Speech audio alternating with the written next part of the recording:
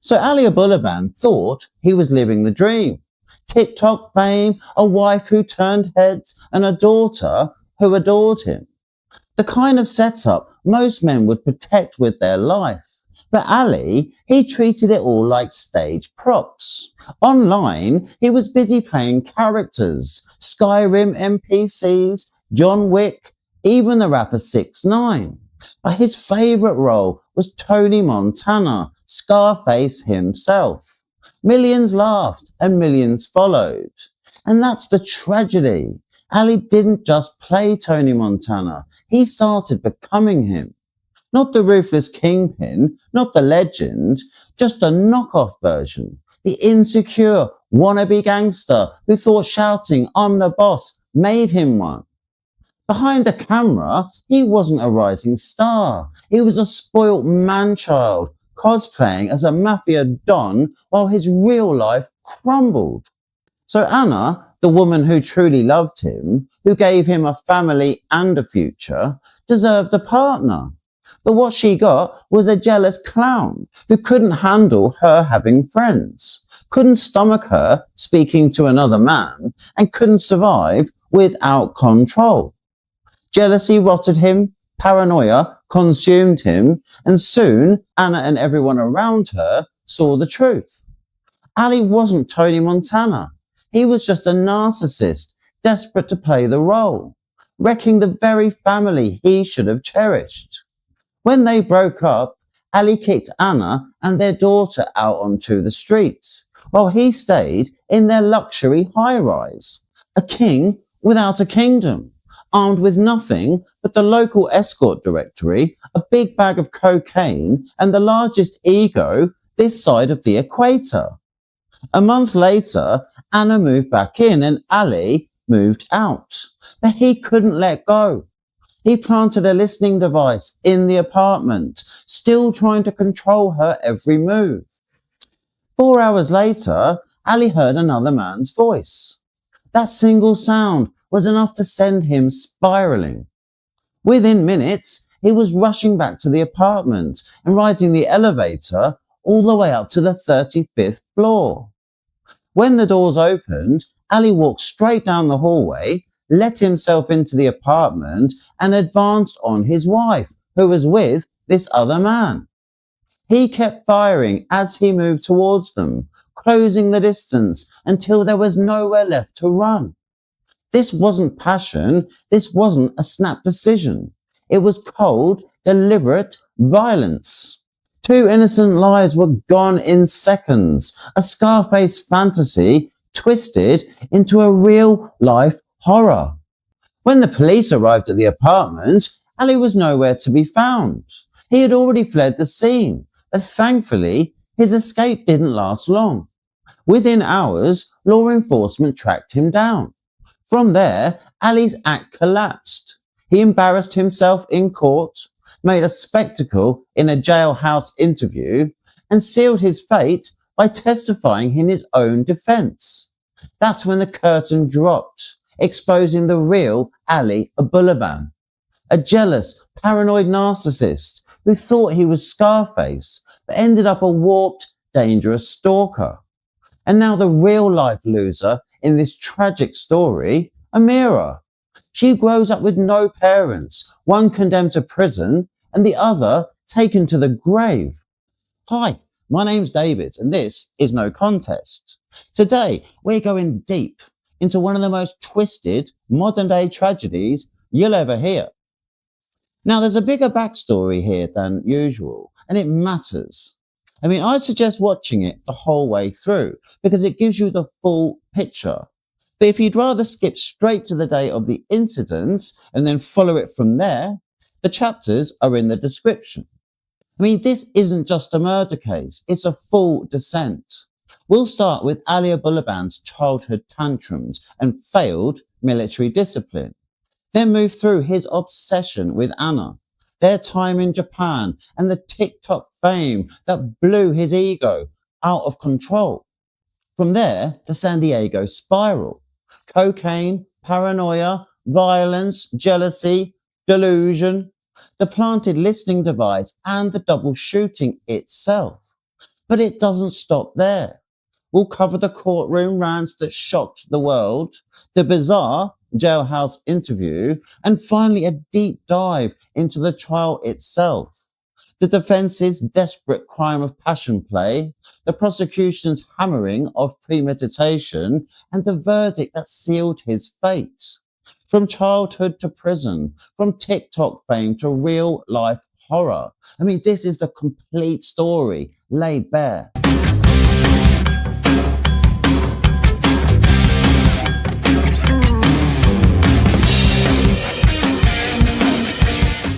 So Ali Abulaban was born on Staten Island, New York in 1992. He grew up under strict Muslim values, with a father who built a house with an iron fist. When Ali was still a toddler, the family relocated to Virginia, hoping for a fresh start, and that's where they would stay for the foreseeable. So Ali was first generation American, desperate to be all American. But the reality, he acted like an entitled brat. Teachers and classmates said he threw tantrums whenever he didn't get his way, constantly alienating people and driving them off. Basically, he was a pint-sized gremlin, so unpredictable nobody wanted to be anywhere near him. As a teenager, nothing changed. He was emotionally immature. He had no friends and he had no partners. He claimed dating wasn't allowed, but the truth was far simpler. Nobody wanted to date him. He wasn't spoiled, but he would act spoiled, and it made him unbearable. By the time he hit young adulthood, Ali had burned every bridge in Virginia. Friends, classmates, even family circles. Nobody could stand him. So he tried to reinvent himself by joining the US Air Force. After basic training, he was stationed in Okinawa, Japan, a major American military hub in the Pacific. For a moment, it looked like he was finally fitting in. But even there, the stories are mixed. Some say he was fine, others say he was just tolerated. In reality, he only had one real friend, and it wasn't for lack of trying, which tells you everything you need to know. So this is when Anna Marie came on the scene. So her dad was in the military, also based at the Kadena Air Base in Okinawa. And Anna had it all. The looks, the brains, the kind of personality that made everyone love her. She wasn't just beautiful, she was smart too. With a science degree from the Technological University of the Philippines and a master's on top. Anna was the full package. She could have had anyone she wanted. So why she ended up with Ali, we'll never know, and certainly never understand. So when Ali, the tantrum-throwing man-baby who spent his teenage years pushing people away, managed to get her attention, he should have been grateful. Instead, he treated her like property. At the time, Anna was married to a popular Air Force guy called Sean Torres. So Torres had a big friendship group, something Ali desperately wanted to be part of, but was continuously rejected from. That didn't last long though. Torres got himself booted out of the army for criminal nonsense off base. And instead of going home with his wife, he abandoned her in Okinawa. And that's when Ali swooped in. And he didn't just fall for Anna. He became obsessed. And not in a romantic way, but in an unhealthy, controlling way. So Anna was working at a local bar. And that's when Ali's true colours first showed.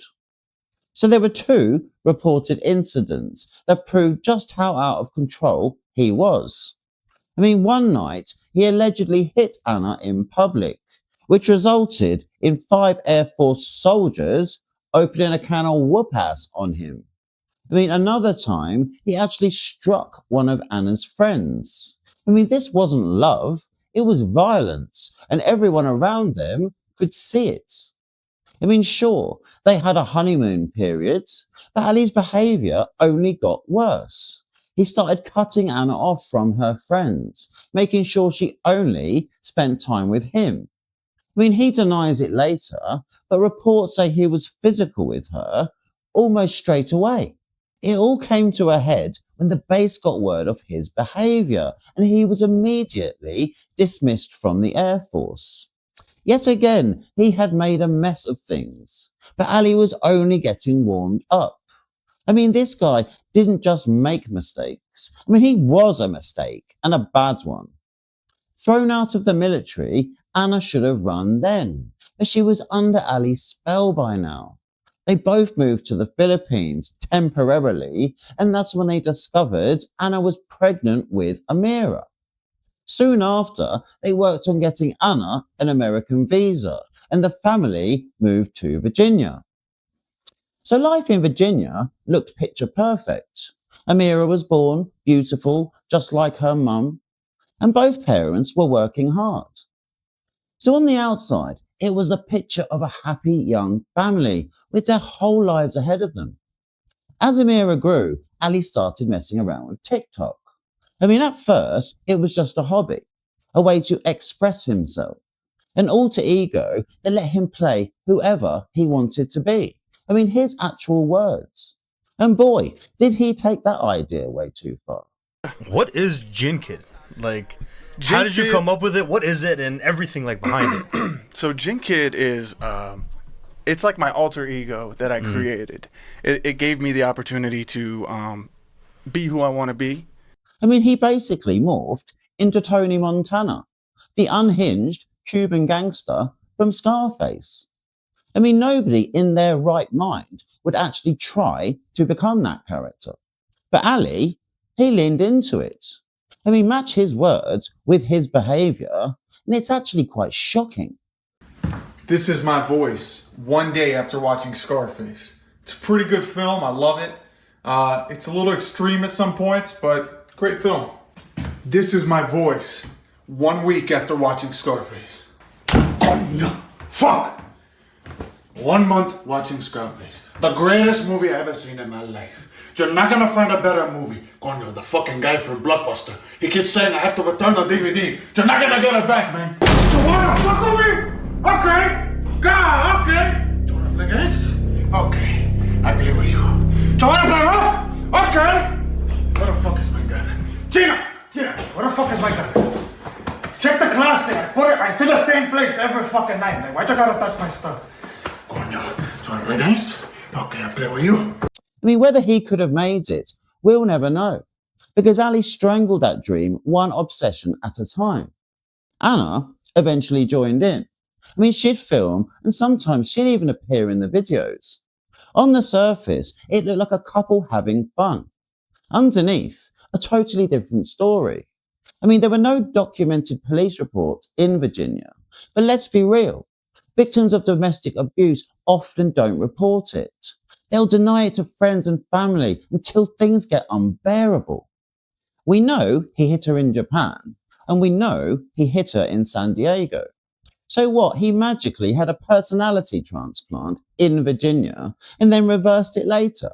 Please, the violence did not stop, and that is the truth. Even worse, he didn't think twice about doing it in front of little Amira. Imagine that.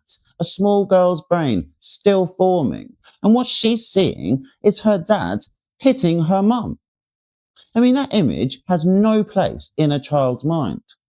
Either he couldn't control himself or he just did not care. Either way, it's disgusting. From the outside, life looked great, but Anna was sick of being isolated, which is exactly how Ali liked it. So she took Amira to visit a friend in San Diego. So no Ali. That must have been the best weekend of her life.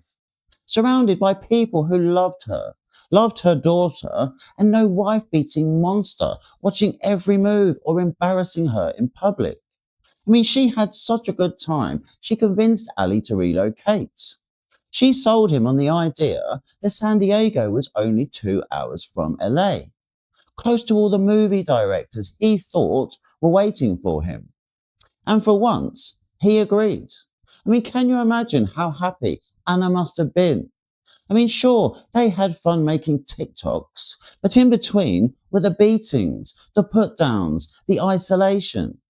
I mean, in Virginia, she didn't know anyone, couldn't go out, couldn't breathe. At least in San Diego, she had friends. I mean, even if she couldn't escape at night, she could during the day when Ali was at work. I mean, it wasn't freedom, but it was something.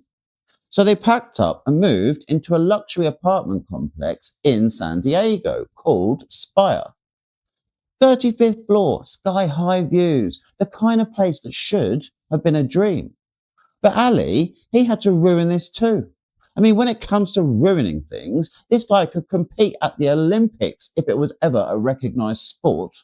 So when they first moved to San Diego, it looked like life was finally lining up. Ali had a decent job at the naval base, Anna was raising Amira, and the Gene Kid brand was starting to blow up. So on paper, the world was theirs. But the more followers Ali got, the bigger his ego grew. I mean, his head wasn't just big, it was balloon size, floating somewhere above reality. And that's when the drugs really took hold. Cocaine and ketamine might be party drugs if you keep them casual. But Ali didn't. He went full throttle, using them every day, line after line. The worst part was that he didn't even try to hide it from his daughter. I mean, Anna kept her use recreational and well away from Amira, but Ali had no boundaries. I mean, imagine being a kid and watching your dad treat cocaine like breakfast cereal. As if the drugs weren't enough, Ali started carrying a gun everywhere. I mean, he claimed it was for protection. But the truth was that the only person anyone needed protecting from was him. He even asked Amira one day if she wanted to hold his gun. I mean, she had more sense than him, thank God. She got scared, upset, and told him no. When they went out partying, his ego was unbearable. He demanded people call him Gin Kid, his handle, his brand. So if they refused, he'd get angry, sometimes even threatening them with his gun, before laughing it off like it was all a joke. A joke? That's not a joke. That is dangerous behaviour. I mean, one night at a fancy restaurant, he pulled out a big bag of cocaine and started doing lines right there on the table. I mean, his friends told him to put it away, but his response, I'm Gin Kid. I can do whatever I want. Idiot. So the coke wasn't just wrecking Ali's body. I mean, it was wrecking his head. He wouldn't let Anna out without him. Constantly insecure, constantly controlling. I mean, at first, they had a decent friendship group. But Ali being Ali, he managed to push everyone away. And that's when Raymond Baron came into the picture. Now, Ray was everything Ali wasn't. A genuinely nice bloke, loved by everyone. I mean, the kind of guy that could walk into a room and people were actually glad to see him. I mean, he gave Ali no reason to hate him. In fact, one day, Ray even paid Ali a compliment, telling him how lucky he was to have Anna. Now, any normal man would smile, nod, maybe even agree. I mean, Ali twisted it into paranoia.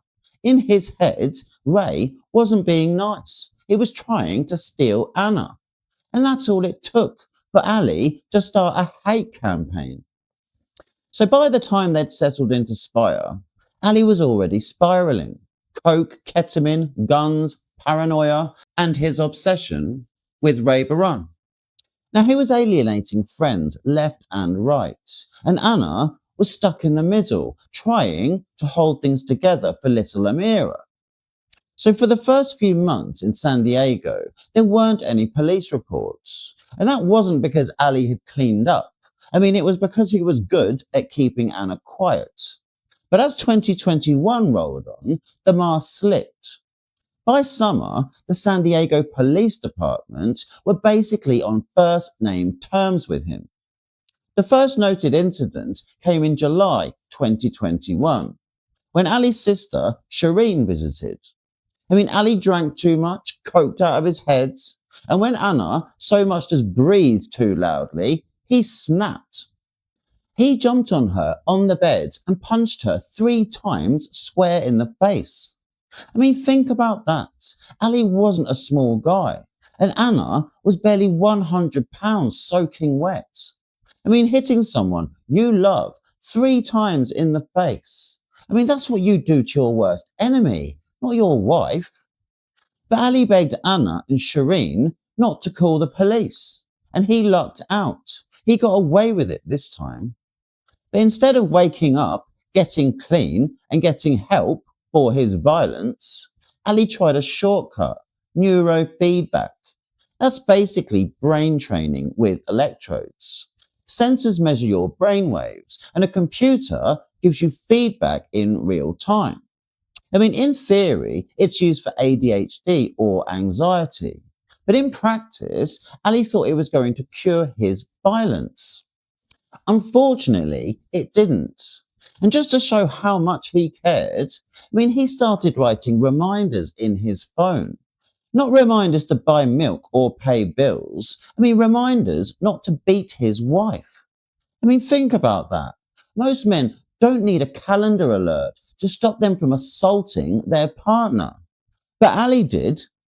But that was only the start. Between July and October, before the final incident, 911 was called 9 separate times. And that doesn't mean the abuse wasn't happening every day, because it was. Constant, escalating, getting worse. At this point, Anna was now well and truly sick of it, and so started talking about divorce. And for anyone who knows domestic violence, knows that that's the most dangerous time. Strange as it sounds, victims are often safer whilst enduring the day-to-day abuse. It's when they start talking about leaving that things can turn fatal. Now, a decent man, especially with a child involved, would move out. Make sure his daughter still had a roof over her head. That should be the priority. But Ali, nope. He refused to move out, hoping to con Anna into staying. So even when her only option was homelessness with a child, she chose that because it was safer to be on the streets than living with this monster. So after his threat didn't work, you think Ali would finally give in, say, okay, you guys stay, I'll move out. But nope. He stayed, and the 2 people he was supposed to love above all others were thrown out onto the streets. Sofa surfing at friends' houses. Unbelievable. Instead of waking up, getting clean, and fixing himself, Ali doubled down. More cocaine, more escorts, more delusion. He even hooked up with a 19-year-old girl. Just above legal age. And even she had had enough after one night. Ali tried to pursue a relationship, but she just blanked him. That rejection would wind him up even more. And so he went back to tormenting Anna. So by now, even the escorts were sick of Ali. After his latest rejection, he decides to step things up. His grand plan, win Anna back. By this point, Ali had tried everything else and failed. So now it was time to get creative. So Anna was well and truly sick of him, permanently blocked and done with the drama. But Ali couldn't let go. He roped in his cousin Anthony, asking him to call Anna and spin stories about Ali's supposed crises. Because he just couldn't live without her. One day it was a broken leg for sympathy. Another day it was threats of suicide just to force a response. None of it worked. Anna saw straight through the manipulation. But Ali was desperate enough to try anything, no matter how pathetic, just to claw back some attention. So meanwhile, Anna was telling him daily that she was done. Finished, over it. But Ali wouldn't leave her alone. Imagine the audacity.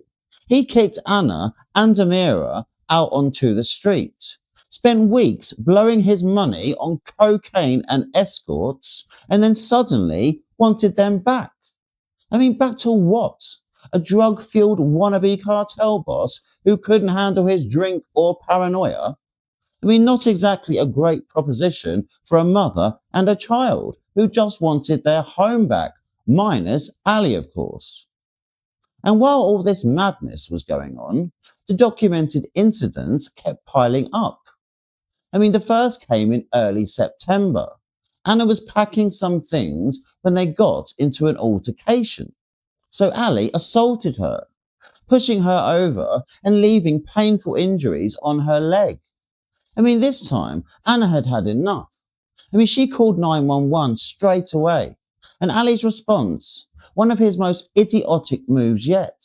He went live on TikTok calling Anna out to his fans. I mean, he berated her, called her a useless wife, said she was nothing without him.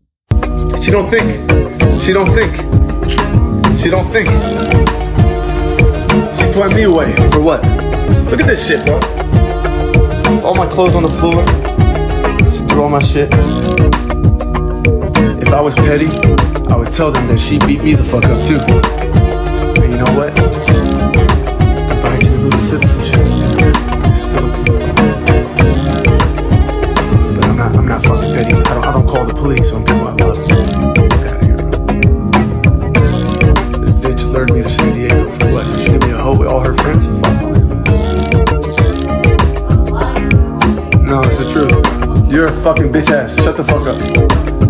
Yeah, you got friends now. Now you can have a husband. Okay. I mean, even claimed she wouldn't be allowed in the country if it wasn't for him. I mean, proper horrible stuff. And he said it all live. I mean, what did he think that was going to achieve?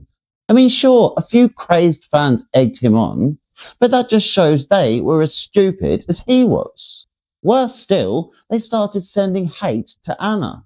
I mean, his wife, the mother of his child. Absolute madness. So Ali did a runner. The police turned up, documented the injuries, and filed the report. But of course, that wasn't the end. 2 days later, Ali was back again, causing another scene. So by mid-September, it was Julia's birthday. I mean, Julia and Claire were Anna's closest friends, the kind of people who had been her lifeline throughout all the chaos. I mean, at first, Ali was technically invited, but by the time the day rolled around, he was uninvited. Everyone had finally realised what a nutjob he really was. So Anna didn't sugarcoat it either. I mean, she told him straight he was not coming. And you could tell she enjoyed saying it. I mean, by then, she'd reached that stage where the fear had worn off. I mean, the beatings didn't scare her anymore. The adrenaline blocked the pain, and she was done tiptoeing around him. I mean, Ali, of course, couldn't handle it. He started manhandling her again, but eventually, she managed to escape, thank God. Marriott Marquis, that's the fucking place you had the birthday. Yeah. Oh, so you're going? I'm not going. Luke's gonna be there. I told you we're going to the hotel, dumbass. Yeah, this It's is not the after there. party, and you're It's going. not there. Yeah? Why do you think I can bring a kid? Yeah? Nobody's there but girls, you stupid fuck. And where's Luke showed up? So dumb. Why would Luke show up? Why would you sneak up this You're on me? so dumb. Oh yeah, you're gonna fucking take a video of me while I'm here. Yeah. You know what? Give me my phone. I'll tell Julia to call security to make sure. No. Security You can can call. Yeah. Because your friends are fucking You sneaky. don't even know her room number, so. Sorry. Enough, Ollie. Enough! Ollie, enough! You know, fuck this shit.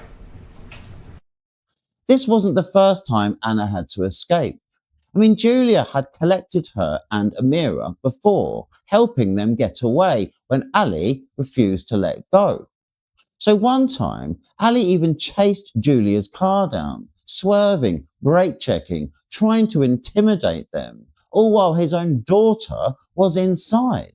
I mean, reckless, selfish, and dangerous.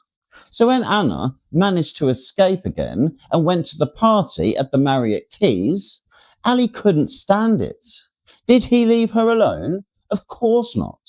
He turned up at the hotel asking for the room number. When staff wouldn't give it, he called the police demanding a welfare check, claiming his daughter was in an adult environment with drugs around. I mean, rich coming from him, the bloke who did cocaine and drank in front of a mirror daily. I mean, it was pathetic hypocrisy. Ali couldn't stand being left out, couldn't stand other people having fun without him. And in his head, the whole reason he wasn't allowed in was because Ray was there. And the party was engineered to give Anna and Ray time together. But no, Ali, it was just another event you were invited to until people realized you ruin everything you touch. And Ali's madness didn't stop at Anna. I mean, he even turned on his own mother. After finding out she had cheated on his dad, Ali decided this was out of order and he hit her. I mean, his own mum. That tells you everything about how far gone he was. I mean, the rules just didn't apply to him. Not with Anna, not with his friends, not even with his family.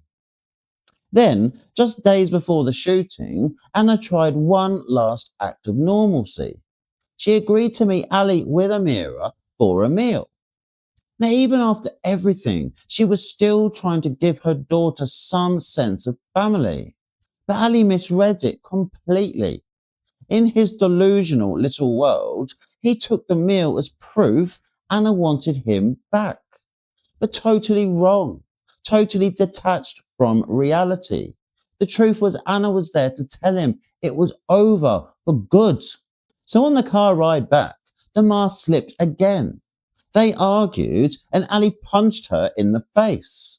I mean, think about how thick this guy is. He wants her back so badly, and when she doesn't reciprocate, his response is to hit her. I mean, that is not love, that's madness. And all it did was confirm to Anna that leaving him was the right choice.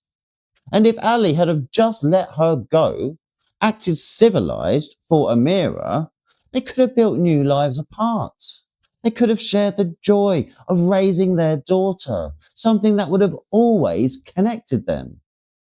Everyone could have lived, but Ali could not accept reality. He ignored Anna's words 1,000,000 times over, because in his head, only his version mattered. And now the cork was about to pop. So by October 21st, Anna had tried everything she possibly could to get rid of this bad-mannered leech who just would not let her move on. I mean, she'd even spoken about getting restraining orders more than once because she did not know what else to do. But every time she got the forms, she was met with nothing but grief from Ali and his family. I mean, they bullied her, pressured her, told her she shouldn't file if she cares about Amira. Why? Because if Ali got a restraining order, it would affect his clearance levels at the base he was working at. And that in turn would stop the income that supported Amira. So they basically blackmailed her out of it. I mean, imagine how she must have been feeling, totally trapped, knowing that every move she made came with consequences. I mean, Ali was threatening her with deportation at every turn. If she tried to leave, she risked losing Amira. And Ali's family, they weren't supporting Anna. They were backing Ali. So she was alone in America. I mean, yes, she had friends, but when it came to citizenship and money, Ali and his family held the cards. I mean, that left her not just trapped, but scared. She couldn't get away from this monster because he had her cornered from so many different angles. I mean, that was a big part of why she kept the relationship with Ray a secret. I mean, the repercussions of Ali finding out could be deadly, and she knew that. And let's be clear, Anna had done nothing wrong here. She told Ali it was over 1,000,000 times. They had separated. Why Ali couldn't accept that, I do not know. But she told him it was over. Just because someone doesn't want to break up doesn't mean they're still together. That's not how it works. If someone ends it with you and you don't like it, tough. Get over it. But Ali wouldn't. So Anna and Ray were forced to hide the relationship they'd started just after she and Ali had separated. Again, Anna did nothing wrong. But the way Ali talked about it, you'd think they were still together. And even if they weren't, Ali was under the impression that he was allowed to see other people, but Anna wasn't. I mean, crazy logic, classic Ali. Because of the paranoia, Anna and Ray were forced to meet in hotels just to see each other.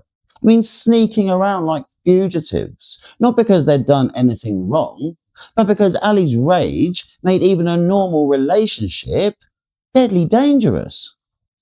So the dreaded day had finally arrived, and Anna and her friend Ray had no idea that within 24 hours their lives would be stolen by Ali, a man so consumed by paranoia and cocaine that he couldn't see straight.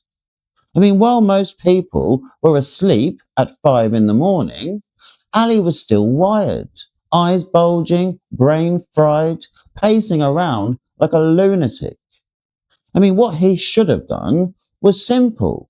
Grab some downers, knock himself out, and sleep it off. But Ali never did the smart thing. His plan was to head to LA that day, which for Anna probably felt like a blessing. I mean, a rare chance to breathe without him hovering over her shoulder. Instead of just leaving, Ali decided to do his usual. That morning, he recorded one of his trademark apology videos. The kind he'd send every time he embarrassed himself or blew up over nothing. This one was about the dinner incident a few days earlier.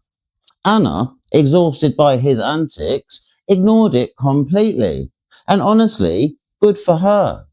She was done with his nonsense. But Ali couldn't handle being ignored.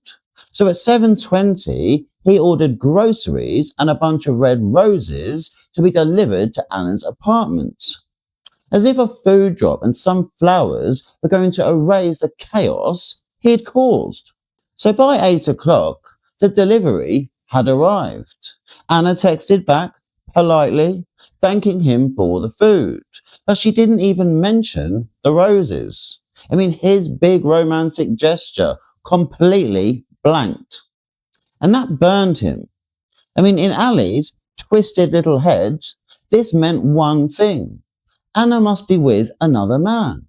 So he storms over to the apartment only to find out Anna isn't there. The food is inside, but still unpacked. And the roses, his grand symbol of love, are crumpled under her makeup bag, like yesterday's rubbish. That's how much she cared about his gesture. So Ali loses it. He calls Anna paranoid to the max, accusing her of being a whore, saying she's got an STD. So Anna does the usual, hangs up and blocks him. Ali, furious, smashes up the apartment like a toddler throwing a tantrum, tossing the roses everywhere, breaking things, making a mess. And this is where he has his next bright idea. Still in the apartment, Ali finds Amira's iPad, his daughter's, and installs Discord. Now, for anyone who doesn't know, Discord is basically a chat app where you can create servers and voice channels. Ali sets up a voice channel, leaves the iPad running in the apartment, and then connects it to his phone. That way, he can eavesdrop remotely. It's like planting a bug, but with an app. Creepy, pathetic, and pure Ali. So once his little spy setup is running, Ali finally leaves the apartment and heads back to his hotel to crash out. Now with Ali gone, Anna calls Ray. She tells him what Ali's just done, the wreckage he's left behind. And Ray, being the solid friend he was, agrees to come over and help her tidy up. It's like she's dealing with a second child, except the sad truth is that Amira, their little girl, was already more mature than her dad. So Ray steps in to support Anna, cleaning up the chaos Ali left behind, because that's what decent people do when someone they care about is being terrorized by a man-child. So later that afternoon, Ali wakes up in his hotel to voices coming through the phone. I mean, two voices, Anna and another man. And that's all it takes. Ali jumps up, throws his clothes on, and races to the apartment like a man possessed. On the way, he's still shoveling cocaine into himself like it's rocket fuel. I mean, he parks, takes the elevator up, 3 long minutes to the 35th floor. When the doors open, he bolts out, sprints to the apartment, and uses his key card to get inside.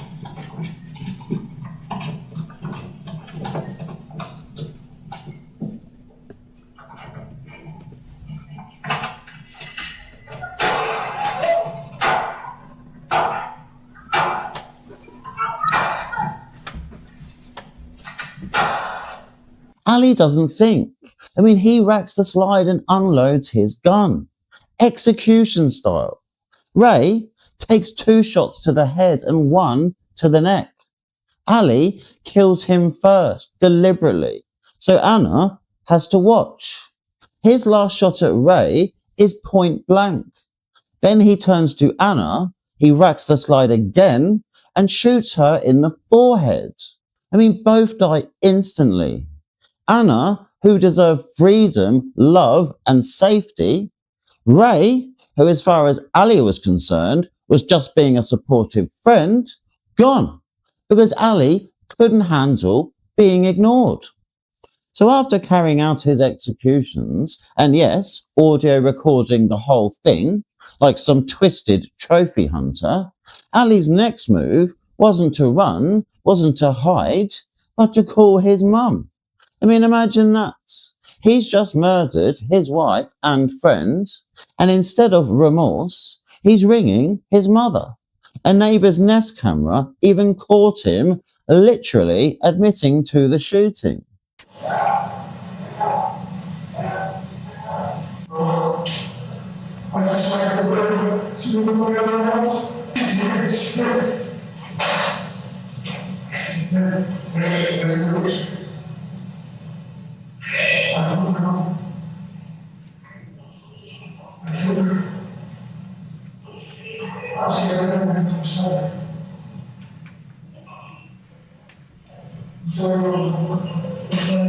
And if that wasn't enough, he took a photo of the scene and sent it to her. I mean, the picture is far too graphic to ever show on YouTube, but you can imagine the level of depravity it takes to do something like that. So then, as if this was just another day in his chaotic little world, Ali makes his way to pick up Amira from school. Think about that. He's just destroyed her family. And now he's dragging his daughter into the aftermath like nothing happens. I mean, once he's got Amira, Ali then decides to call 911. But of course, he does not tell the truth. His story is that he found them already dead, trying to spin himself as the shocked husband stumbling on a tragedy. But the evidence, the recordings, the Nest camera, the forensic trail would later prove otherwise. San Diego Emergency, Dispatcher 8107. Yes, ma'am. My wife and another man were, I found them dead on the couch. Bullet hole to the face. Wait, someone was shot? 2 people, a man and my wife. Okay, what's the location? What's the location? It's 1475 Island Avenue, San Diego. It's going to be apartment 3508. Apartment, okay, hold on, this fire. Apartment 3508? Yes. Okay, stand by. Please help my wife. Please help We're good. Okay, hold on, sir. Sir, stand by. I'm bringing on my supervisor. What is your name? My name is Ali. Ali? Okay. Yes, I'm her husband. I understand. Ali, what's your last name? Abulaban. Abulaban. Okay, hold on. Please help them. Sir, stand by for my supervisor. Do not hang up, okay? Okay, but you need to keep I just, hold on.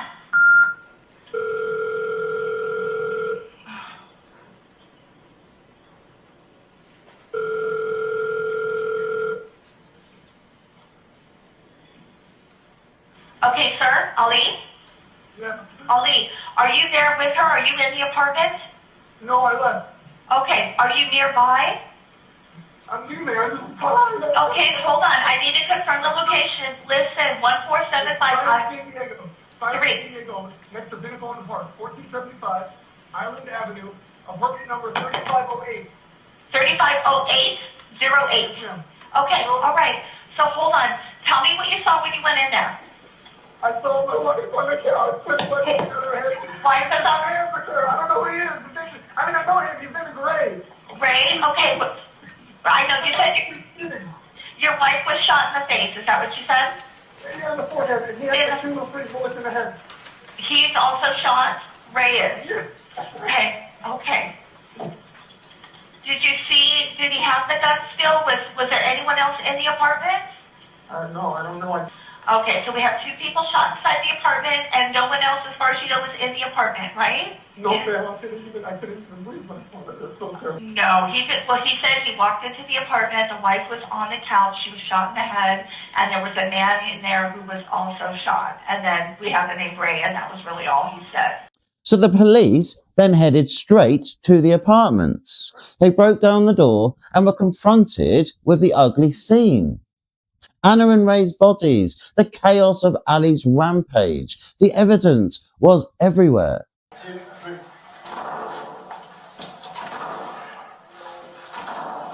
One more.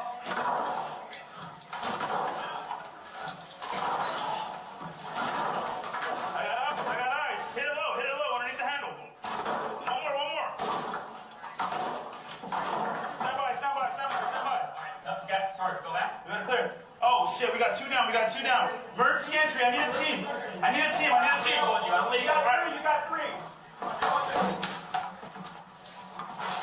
Hey, bathroom's clear.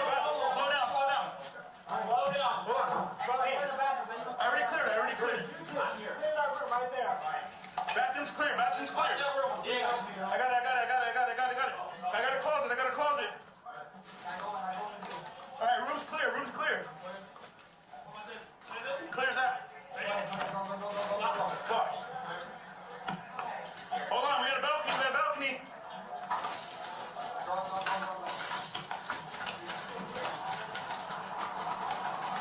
Immediately, the officers get to work, securing the crime scene, documenting everything, and beginning the investigation that would unravel Ali's lies. Meanwhile, Ali is back on the highway, thinking he's still one step ahead. But suddenly, reality catches up with him. Police cars swarm from every direction, lights flashing, sirens blaring. They force him to stop, drag him out, cuff him, and book him. The coke-fueled fantasy is finally over. So following any arrest, the next step is usually the interrogation. So while the crime scene guys are busy bagging evidence and running forensics, detectives are already tightening the nets, building a case so tight the suspect won't be able to wriggle out of it. Now here's the frustrating part. There's no footage of Ali's interrogation, none, which means we can't show you the moment he sat across from the detectives trying to spin his story. But we can make a pretty educated guess. Why? Because his behaviour at those first court appearances tells us everything. The arrogance, the smirks, the tantrums. I mean, it's not hard to imagine him in that interview room, thinking he could outsmart seasoned detectives, when they would have been quietly stacking evidence, piece by piece, until the case was bulletproof. So no footage, no problem, because his own courtroom behaviour gives us the blueprint. So following his arrest, Ali was booked into county jail and a few days later dragged into court for his plea hearing. So before he even opened his mouth, the prosecution dropped the full weight of the law on him. He wasn't just facing a bad day in court, he was staring down 2 counts of first-degree murder with special circumstances, plus firearms enhancements. Translation, the state of California was ready to bury him under charges. So first-degree murder. In California, that means a killing that is both willful and premeditated. So not heat of the moment snap, but a deliberate plan carried out with intent. So prosecutors argued Ali had done exactly that, spying on Anna's phone, loading up a gun, and marching into that apartment ready to kill. So Anna deserves safety, love, and freedom. Instead, Ali stalked her like a coward and chose violence. So special circumstances. California law lets prosecutors add these when aggravating factors are present. So in Ali's case, it was the fact that he killed multiple victims in the same incident. That elevates the crime to capital murder, meaning the death penalty was legally on the table here. So from day one, Ali wasn't just facing life in prison. He was facing the possibility of execution. Anna and Raymond were taken in one brutal act, and the law treated that with the gravity it deserved.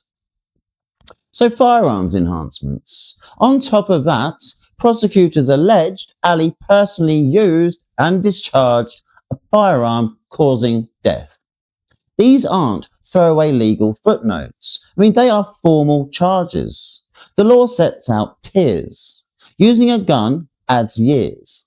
Firing it adds more. Discharging a firearm causing death, that is the maximum penalty. 25 years to life. Ali faced that enhancement on each murder count, meaning an extra 25 to life stacked onto every conviction. He didn't just pull the trigger, he pulled the trigger on his own future. Only after hearing the mountain of charges did Ali finally enter his plea, not guilty. That's when the court handed him a public defender, Jody Green. I really feel sorry for that woman. From day one, she had an uphill battle. But to be fair, she's a very good brief. Ali actually lucked out having her in his corner, though luck was about to be the only thing he had going for him. He enters a not guilty plea denial to all allegations. He's been advised of his constitutional rights, requesting the primary public defender be appointed. We are willing to do a time waiver for the preliminary hearing, requesting a status for this Thursday. Very good. Not guilty pleas to all counts and allegations as alleged in the People's Complaint ending 191 are entered on behalf of the defendant through counsel. The office of the primary public defender is appointed for all purposes in this matter. And here's the kicker.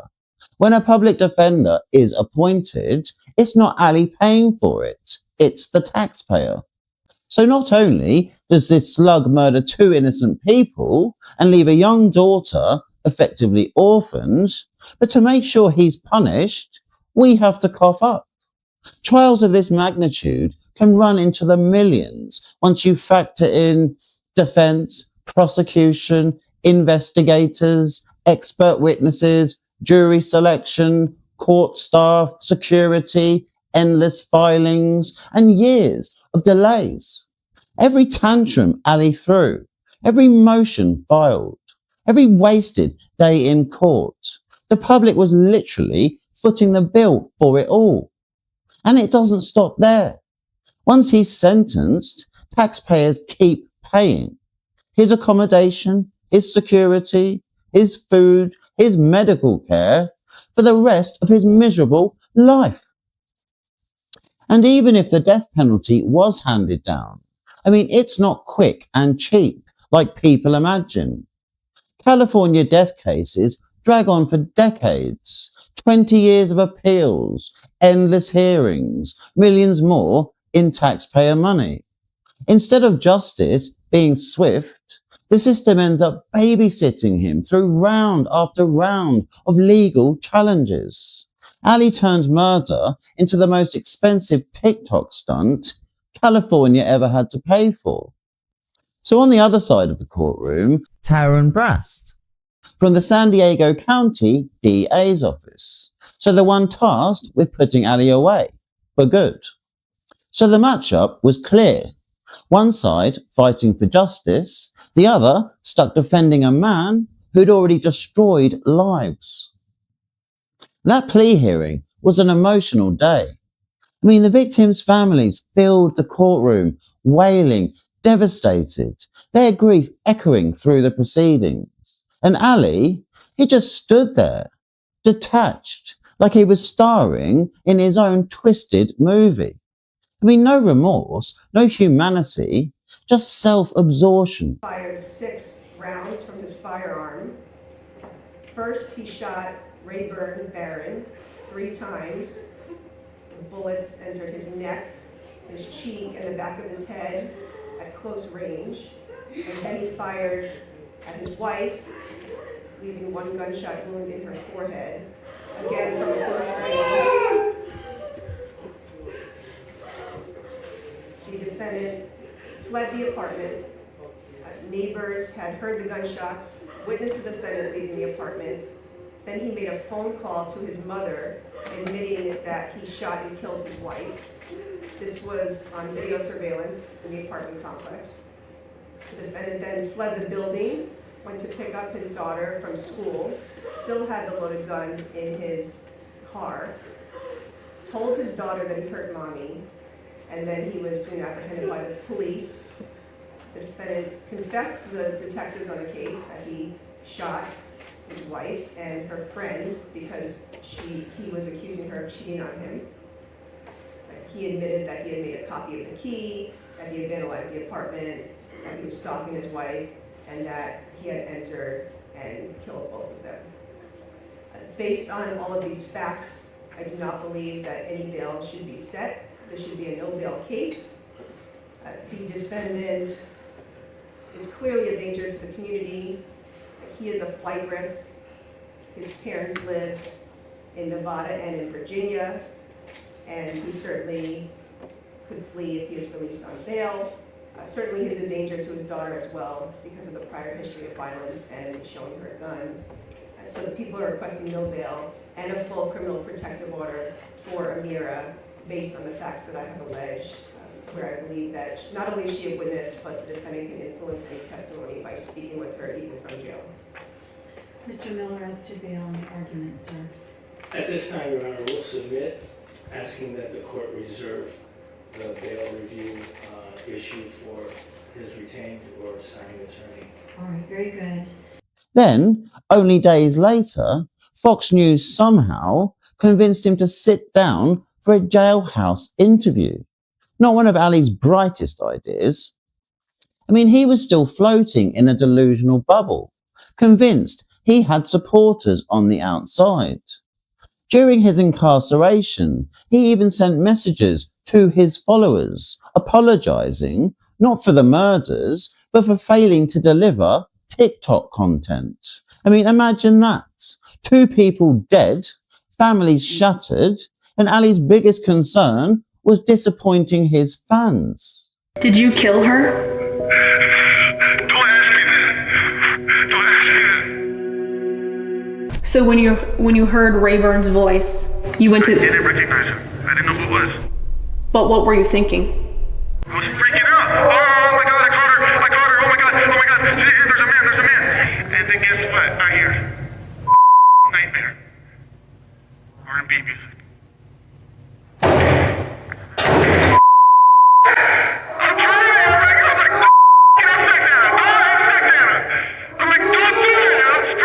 As you're driving to the apartment. I'm screaming. I'm crying. I'm like, don't do it. What happens when you get to the apartment? I go up and I see them. What did you think? What did you think? They were nothing. I didn't see. I don't. It was a blur. And I felt like I was on the passenger seat of my own body. But when I opened the door and saw who it was, broke my heart. And to see her kissing Ray on my couch, with his feet on my table, with my I'm running my apartment, my life, in the house that my daughter sleeps in, on the furniture that I put together. What do you expect a man to feel? Happy? Well, I guess that's the end of my marriage. No! That's my family! Police say they have evidence against me. I don't know what it is. So the prosecution says that you admitted to your mother that you did this, and then you pled not guilty. Can you explain that? No, I can't.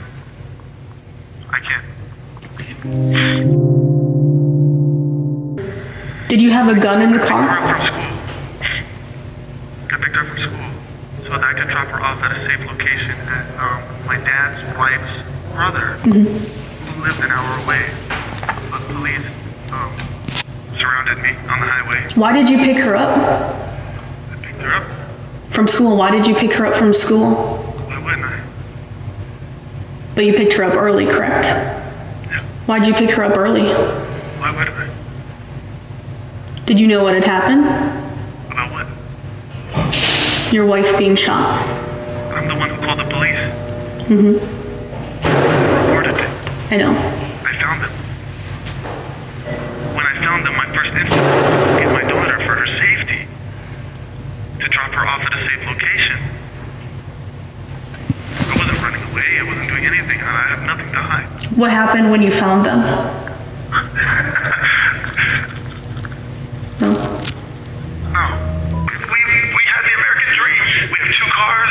Our life is great. I wanted to be an actor. And I was right there.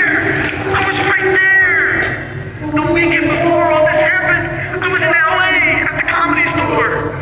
I was talking to producers. I was about to have a talent agent. It was right there. That was part of the downfall because my wife brought us. She wanted me to move her out here with all her friends to a life where there's Taco Tuesday, Women Wednesday, Party Saturday, Bar Sunday. Your family says that your social media fame changed you. They say that you were doing cocaine, didn't really care about the consequences. Nope. Are they right? That's false.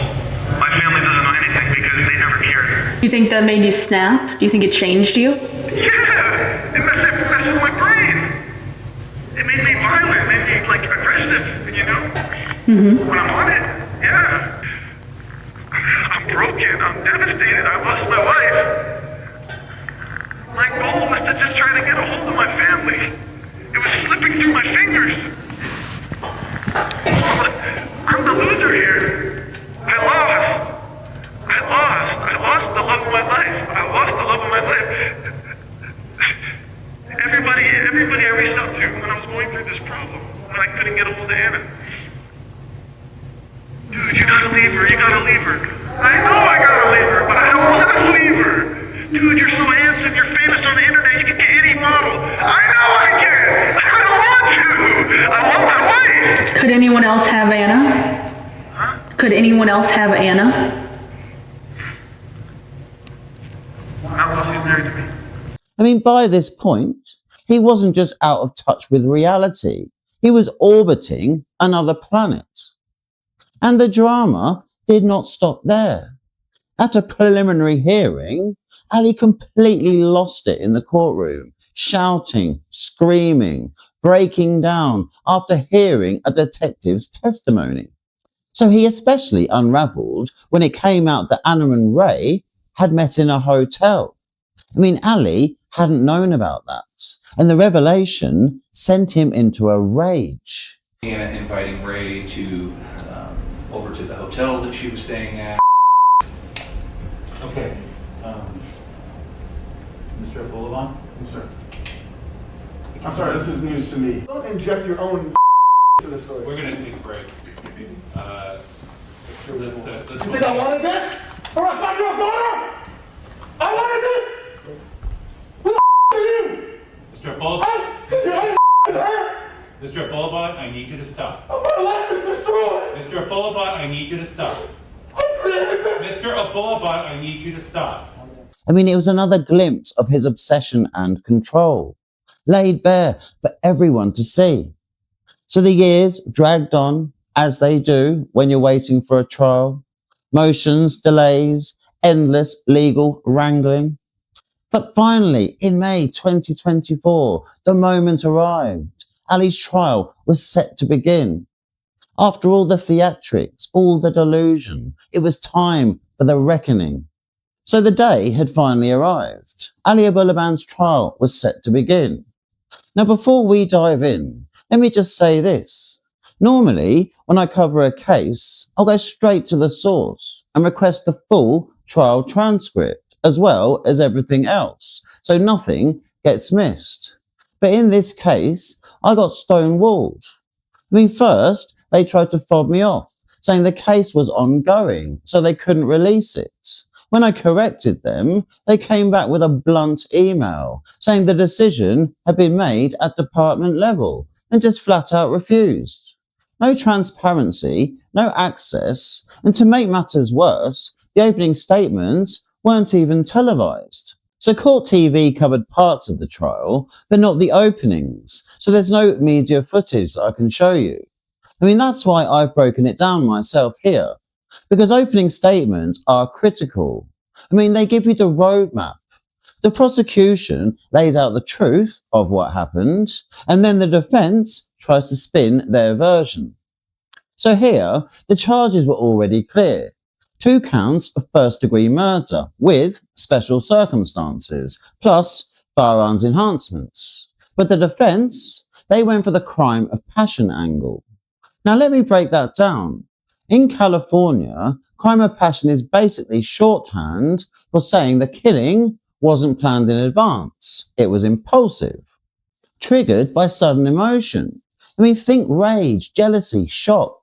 I mean, legally, that can knock the charge down from first-degree murder, willful, deliberate, premeditated, to second-degree murder, or even voluntary manslaughter. I mean, the difference is massive. First-degree murder with premeditation, life in prison without parole, or even the death penalty. I mean, crime of passion, manslaughter, that's a far lighter sentence.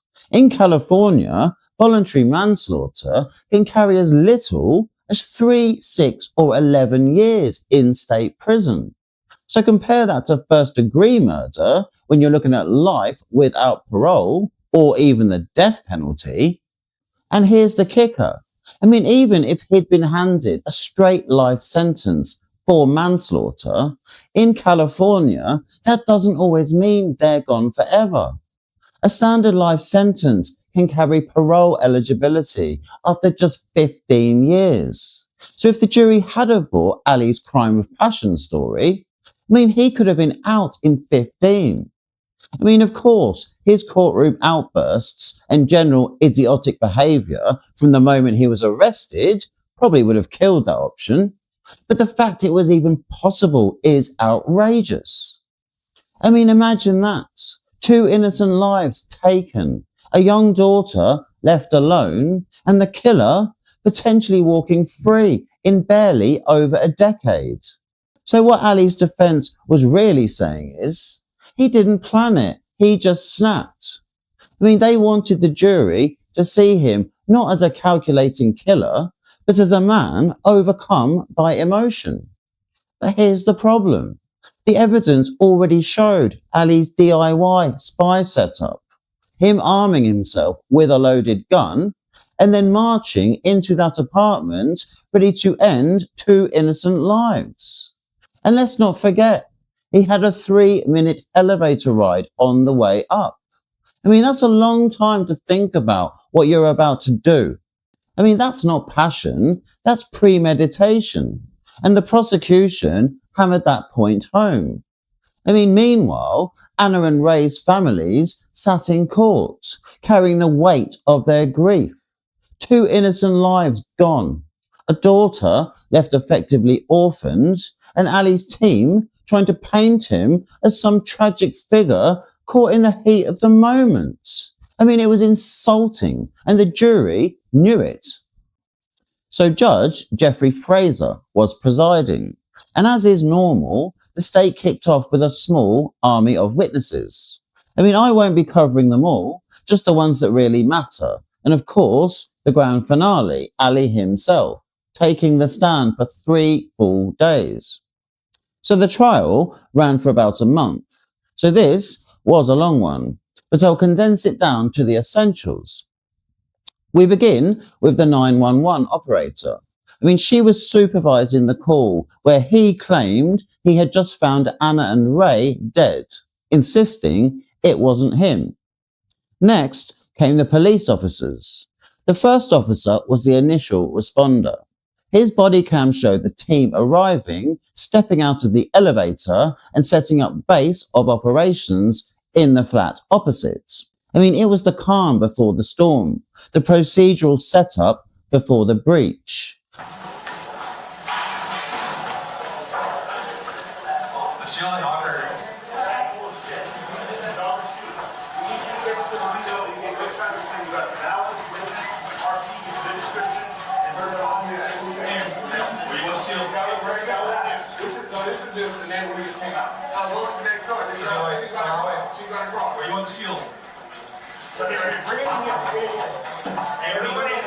Everyone suck in, go right. Throw the shield to the wall. Hey, back up to there. Back up. Go back up to here. We need to hold this door. Okay, was that a clip of your body-worn camera? Yes, it was. The second officer's body cam captured the moment the entry team broke down the door, cleared the apartment and discovered the bodies. His footage gave the jury the raw, unfiltered view of what the responders walked into.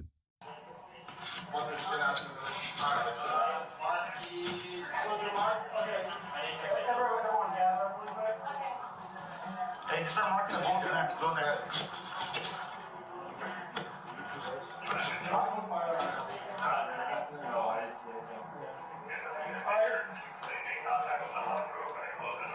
Alright, hey guys, let's gather up. Yeah. Alright. Those are casings. Alright. So I just want to maintain the integrity of the. That's why I wanted to just get out of here and just have fun. Let's so.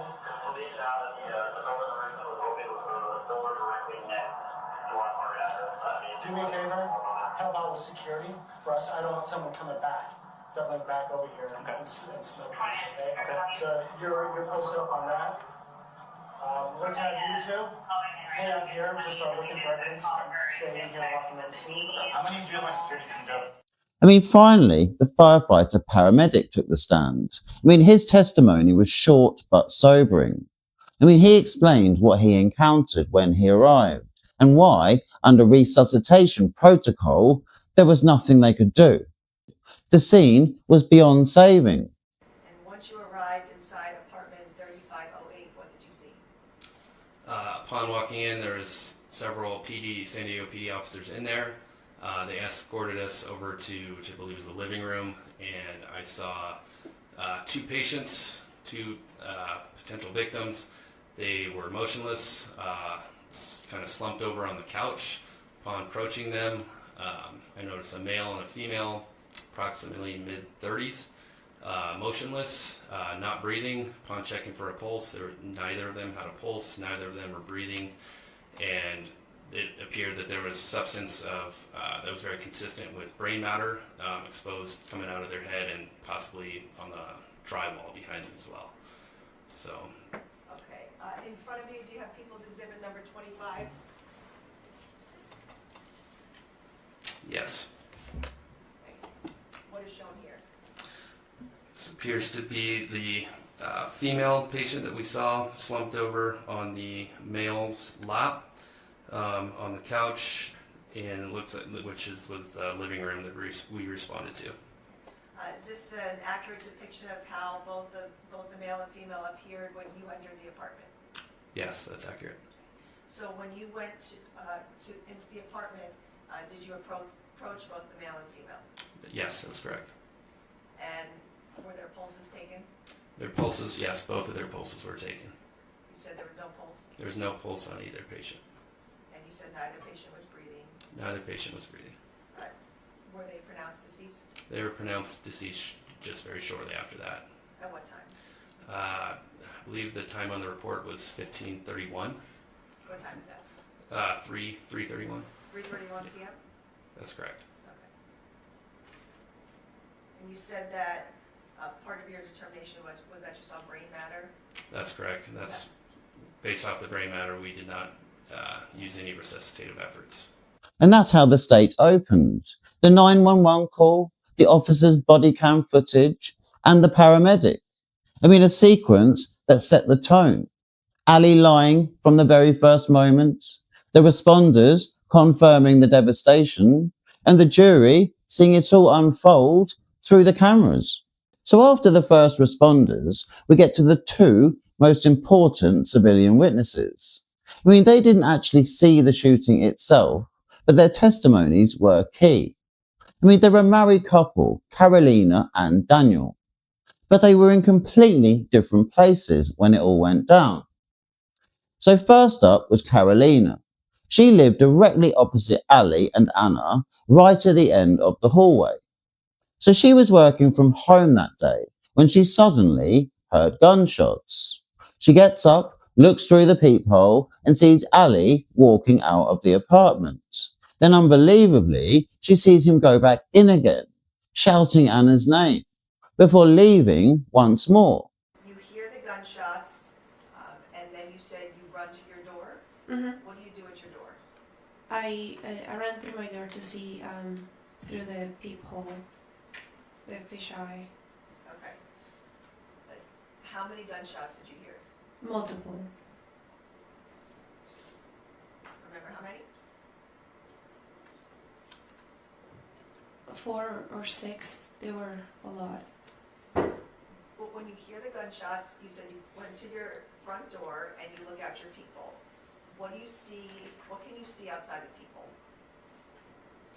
It was quiet for a moment, and then I see Ali coming outside of his apartment.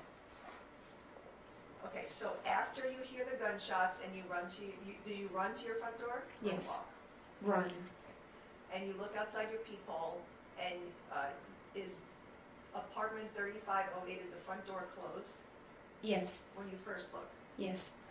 And you said you heard quiet for a moment or two? Mm-hmm. And then you said you saw Ali. You're talking about the defendant here in court? Correct. What do you see? He came out of the apartment. So the defendant opened the door to 3508 and walked out of his apartment? Correct. Where does he go?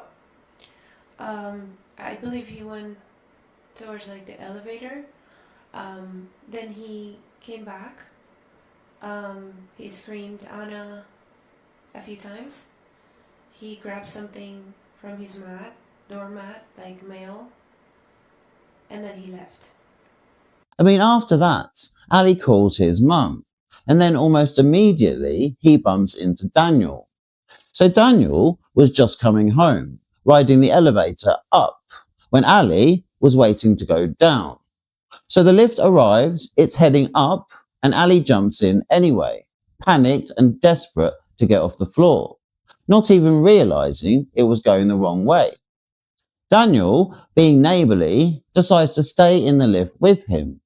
I mean, they'd been meaning to catch up, and Daniel said that he had a spare 5 minutes, so he figured he could ride the lift while they chatted. So in People 62, you're on the elevator, you get on in the parking garage, and then you ride the elevator up to the 35th floor? Mm-hmm. Okay. And then does the defendant get on the elevator? Yeah, the elevator was going up still, and as soon as it opened, he was there in front of me, and then he came on, said hi to each other. Okay. And you can see in this photograph the defendant smiling?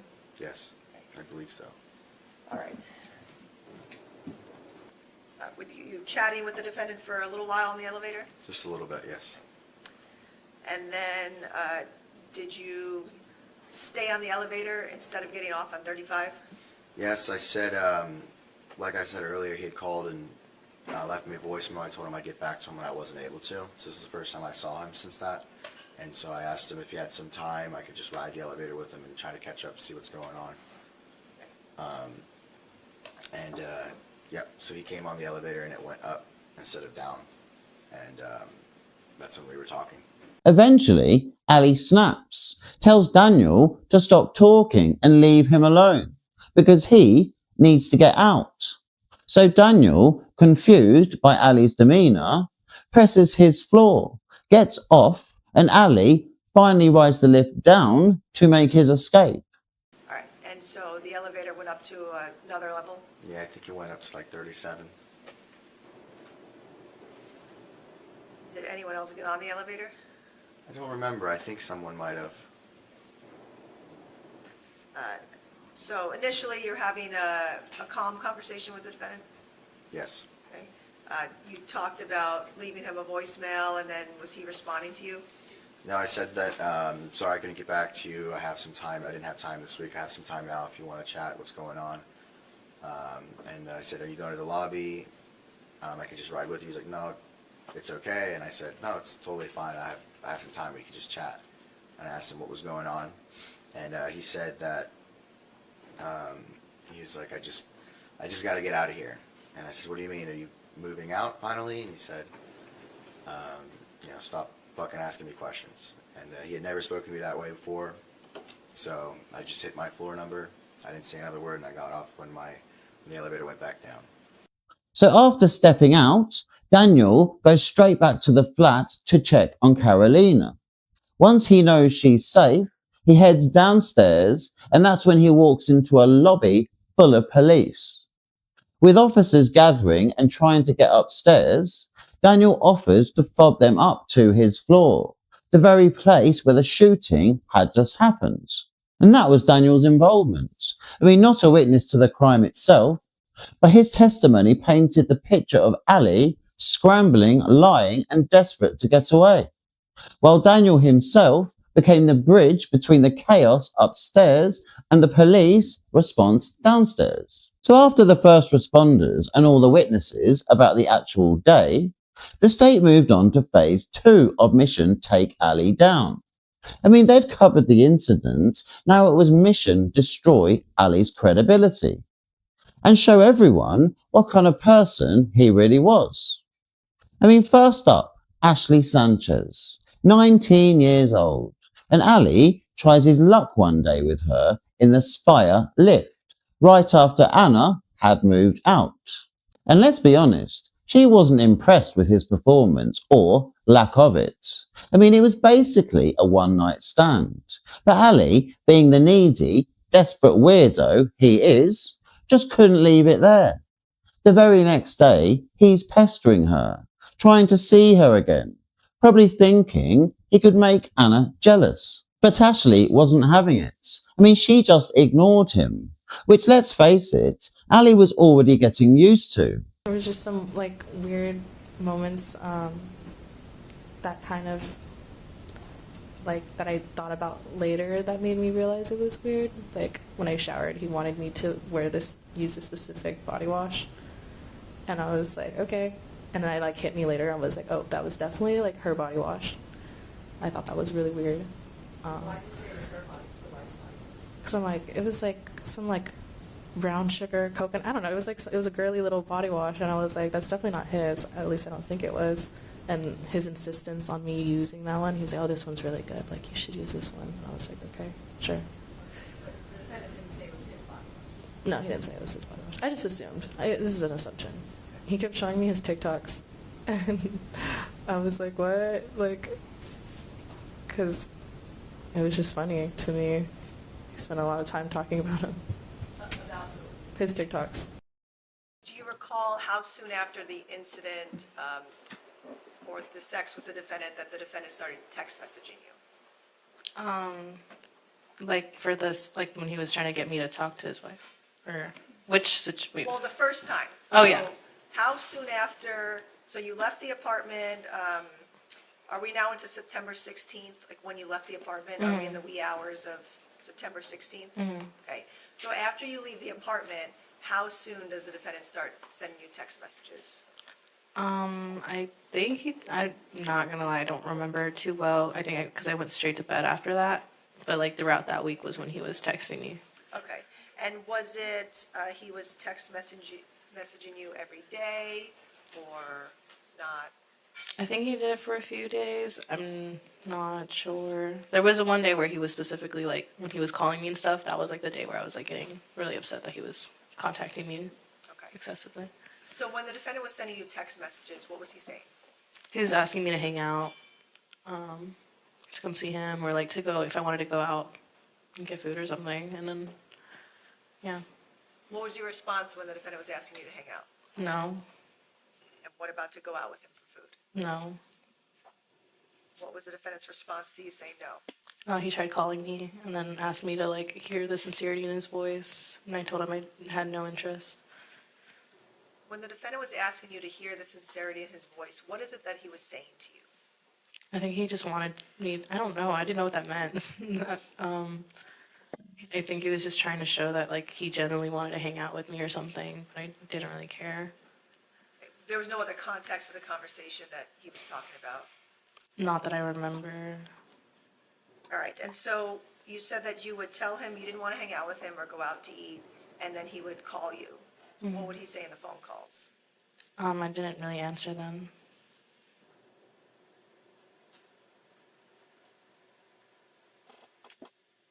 And the rest of the week that he was sending you the text messages, what else would he say in those messages? That's as much as I really remember. And then the time you said he called you about 4 times, did you answer once or more than once? I don't think I answered at all. I'm pretty sure. So what does Ali do? He drags Anna into it. He tells her about Ashley to stir the pot. And somehow Anna gets Ashley's number and starts texting her, asking what happened.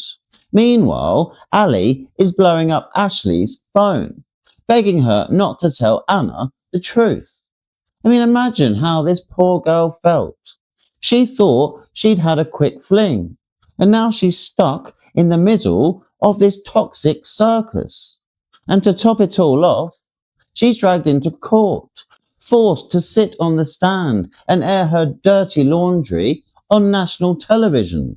I mean, Anna wasn't being cruel. She just wanted answers. But Ashley, she was stuck dealing with Ali's chaos. Did the defendant have any conversation with you about whether or not you should tell his wife about the sex between the two of you? Yeah, that was like later, like I don't know if it was like weeks or like a month later. It was like closer to when everything kind of blew up. When what blew up? Like when what happened. Like it was definitely not that same week that he called me about it, but it was like maybe like 2-3 weeks after it happened, or like the week after that week. Okay, you're just giving us your best guess. Yeah. It's hard to remember specific dates. Mm-hmm. All right, so between the time that the defendant was sending you text messages about hanging out to the time that he called you a couple weeks later, was there any other contact by him to you? I don't think so, no. And besides him asking you about to hang out with him, was that the gist of the messages that he would send and the phone calls? Yeah. Okay. So now a couple weeks later, when he calls you on the phone, you had a conversation with him. Yes. Okay, what did he say to you? He was telling me that his wife found out and was asking, like, if hypothetically, if she were to call me, like, would I lie for him? And telling me not to, like, what am I gonna say? And he was just freaking out, like, he was talking really fast and just being like, she found out, and was just, yeah, pressing me. Did the defendant tell you how his wife found out? No. So, I remember him just telling me that, and then the rest of it happened through phone call. The rest of it was him just basically telling me that, like, she might call me, and if she calls me, like, what am I gonna say? And I was kind of like, well, this is not my problem. Like, I didn't know anything, so who I was talking to in that moment was like very different from who I was talking to when I first met him. Okay, so you said his voice was aggressive? Yeah, or he was just very panicked and was like, "You're gonna lie for me, right? You're gonna lie." And I was like, okay. So when the defendant asked you to lie for him, what was your response? I don't remember if I told him I would or not, but I was definitely like scared too. And then when she called me and I did ask the first time, I did withhold a lot of information. Why were you scared to tell his wife? He just sounded scary, and then like, I mean, from like that first time that I met him and stuff, after I had really like processed everything and remembered like those chunks of the night when like he would talk about his wife and like just kind of the way that he looked, like he just had a look on his face sometimes when he would get upset. It just like kind of all came back to me, and just from the way he was talking, I was like, I don't know what this man is capable of. And he sounds really aggressive, and he knows where I live, so I was really just nervous. Did you end up speaking with his wife, Anna? Yes. How soon after that phone call from the defendant do you recall speaking with Anna? I think it was like maybe like 10 minutes after. Did Anna call you on your cell phone? Yeah. And had you had any contact with Anna prior to talking to her on the phone? No. Did she ever have your number? No. So somehow she was able to get your number and give you a call. Mm-hmm. Okay. And when she called you, what did she say? She was asking me like what happened, and she was like, I need you to tell me what happened between you and Ali. And yeah, I just answered her, but I definitely did not tell her the full thing. Yeah, she called me again, or she asked me to call her again, but I was like, I was driving at the time, so I called her a little bit later, and then we talked again, and that time I told her more of like what went down, that like he touched me and that we got like sexual. I mean, that was her time on the stand, and honestly, that was more than enough. Next up, the state called Anthony Elias, Ali's own cousin, and trust me, he had plenty to say. So Anthony sits down, and straight away, it's chaos. You know that courtroom routine? Do you know Ali Abulaban? Can you point him out by what he's wearing? You know, the formal ID bits they always do before the testimony. Well, Anthony gets asked if the defendant is in the room, and he just says no.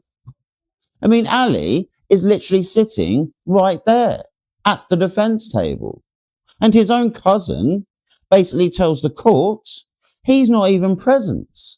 I mean, not exactly the smoothest start, but funny nonetheless. Good afternoon. Good afternoon.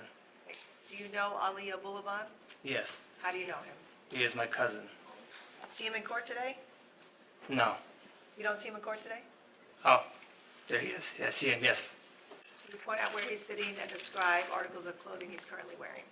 I'm sorry? I didn't Can understand. you point out where he's sitting and describe articles of clothing he's currently wearing? He's sitting right over there. He's wearing like a jacket and a white shirt. He has long hair. May the record reflect identification of the defendant? Yes. Does he look different today than times you've seen him in the past? Once they move past that, Anthony starts laying it all out. He and Ali weren't close, but since Ali had burnt every other bridge, family were the only ones who would still answer his calls. And that meant Anthony kept getting dragged into Ali's ridiculous schemes, all to get Anna's attention. Like the time Anna was out at a restaurant with friends. Ali's desperate to know who she's with. So he asked Anthony to call the restaurant, pretend to be a random customer, and claim he'd found a credit card on the table, but the name was rubbed off. All just to trick the staff into giving up the reservation name. Anthony, of course, didn't do it. He wanted me to call some restaurant over here and ask about her. Okay, so is the defendant sending you a couple of different phone numbers for you Yes. to call? And is the defendant telling you to say that your name is Randy from La Jolla Cove, and you are calling because you found a debit card on her table and can't read the name?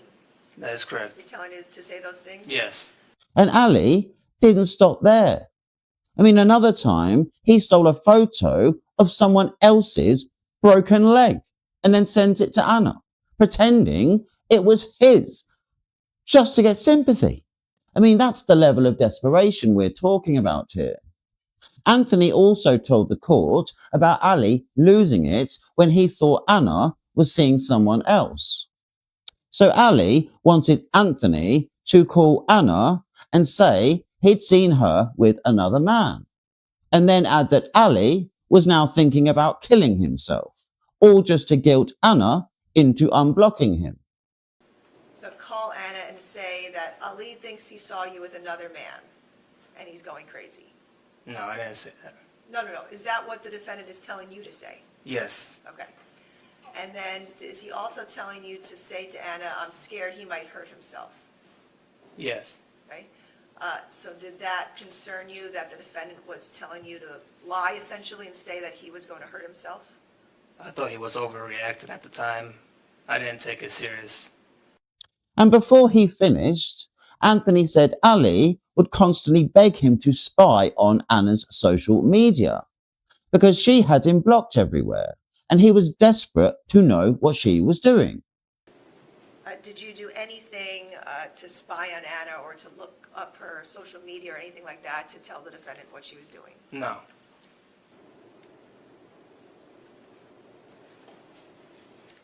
Have you talked to the defendant since this date, October 1st, 2021? No. So Anthony's testimony basically exposed Ali as manipulative, needy, and completely unhinged, dragging his own cousin into schemes that sounded more like bargain basement soap opera plots than real life. And with that circus laid bare, it was time for the state to bring up Anna's friends to give their side of things. So first up was Claire. I mean, she wasn't just another friend. She was one of Anna's best.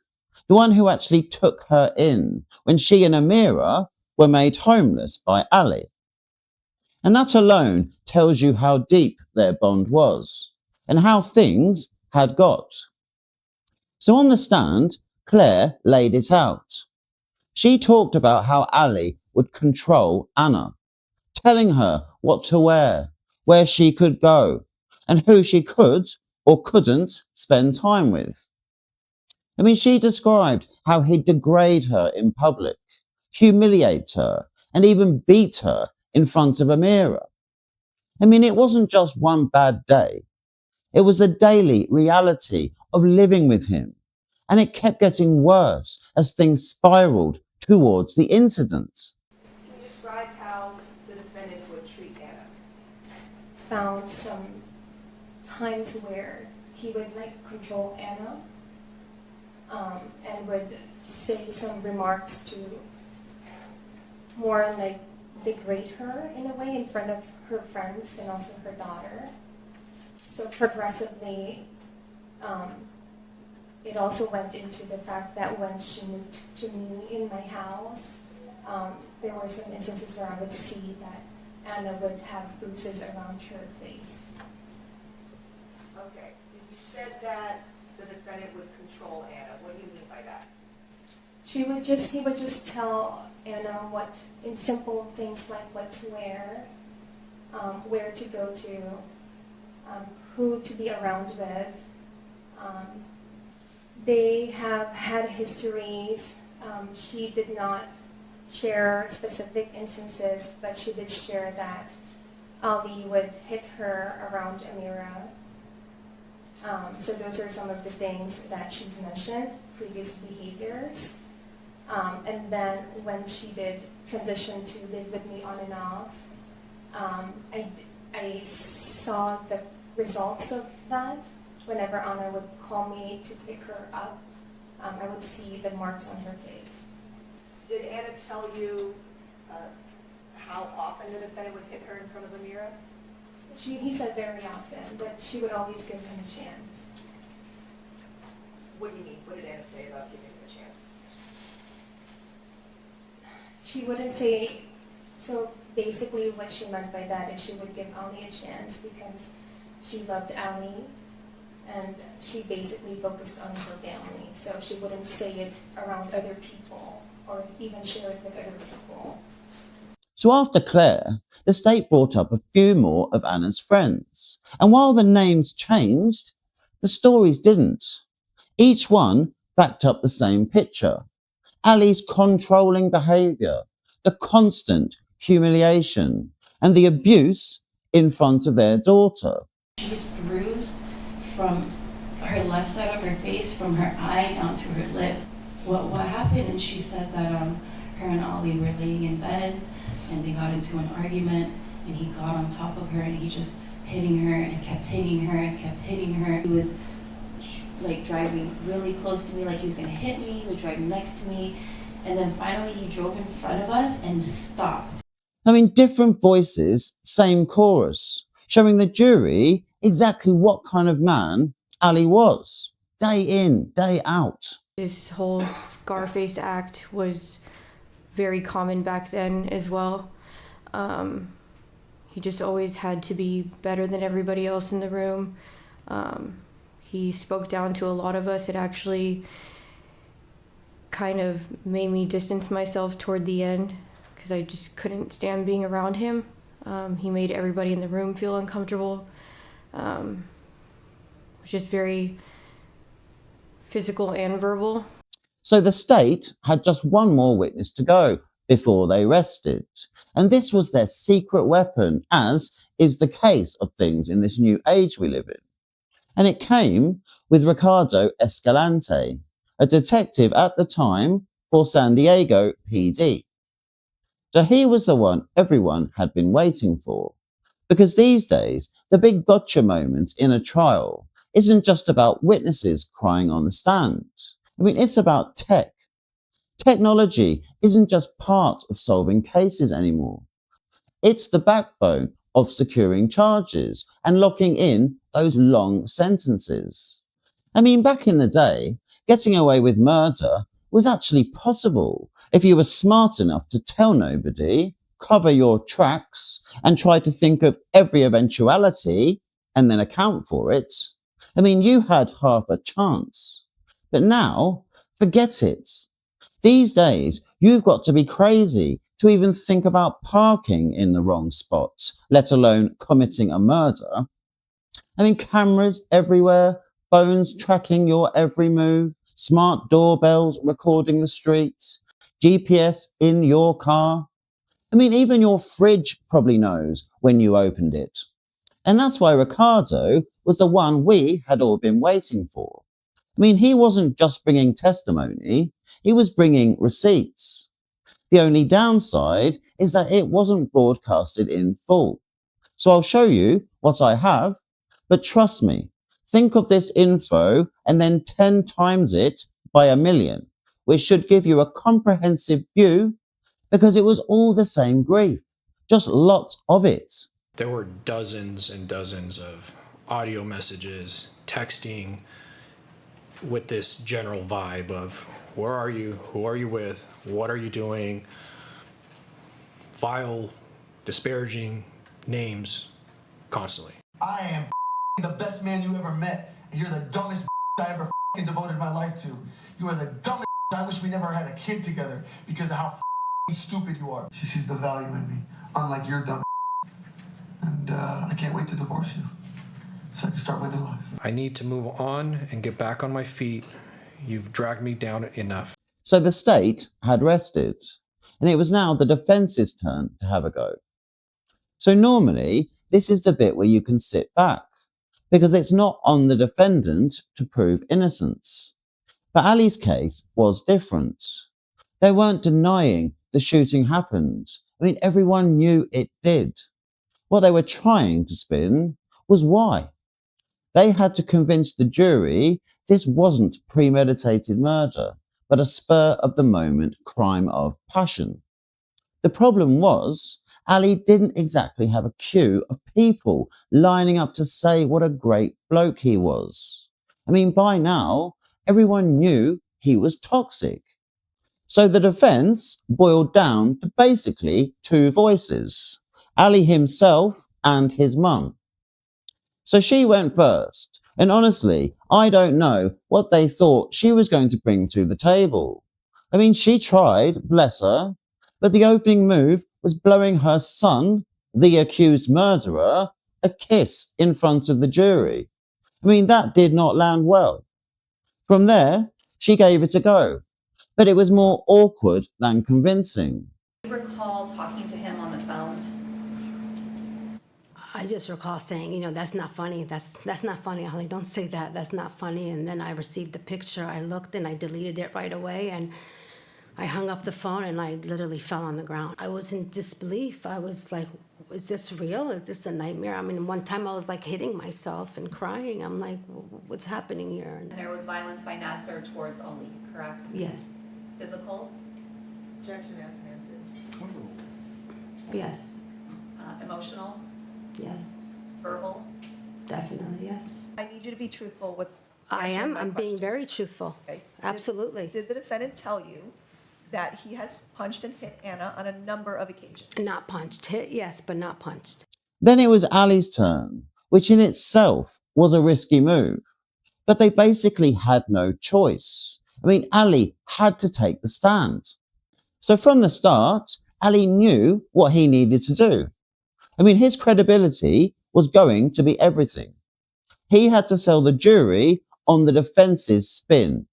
That yes, he was abusive, but only because he loved Anna so much. That if Anna had have just made things clear and ended it properly, instead of giving him mixed signals, then none of this would have happened. And when it did happen, it wasn't some cold, calculated execution. It was a spur of the moment crime of passion. So for Ali to pull that off, he basically needed a personality transplant. Because let's be real, the guy's default setting was needy, controlling, and unhinged. So the defense had to rehearse him like an actor. The direct examination is supposed to be the easy bit. Your own lawyer asking you questions, everything rehearsed, everything scripted to make you look halfway human.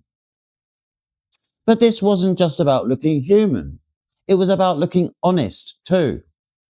By this point, the evidence against him was overwhelming. Witness after witness had painted him as a monster. So Ali had to convince the jury he was something else entirely. I mean, a man with a good heart deep down, selfless and confused, torn apart by Anna's mixed signals, clouded by cocaine, and weighed down by supposed mental health issues that weren't even officially diagnosed until nearly a year after the incident. I mean, every word had to sound like the truth, because without that, the jury would never buy the defense story. But no matter how they tried to spin it, I mean, Ali was always going to struggle. And sure enough, the direct began. And Ali began the performance. Ali Abulaban. Thank you. Good morning, Mr. Abulaban. Good morning. And on October 21st of 2021, were you married? I was. Who were you married to? Anna Marie Abulaban. Did you and Anna have a child together? We do. And what is her name? Amira Aliana Abulaban. My father is Nasser Abulaban. My mother is Dalal Wara. As my mother had mentioned, very early on, we had this fear instilled in us that if we did something wrong, our father would find out. Or, don't tell dad, things of that nature. So, I wasn't sure why, but I was already scared of my father before I fully understood why.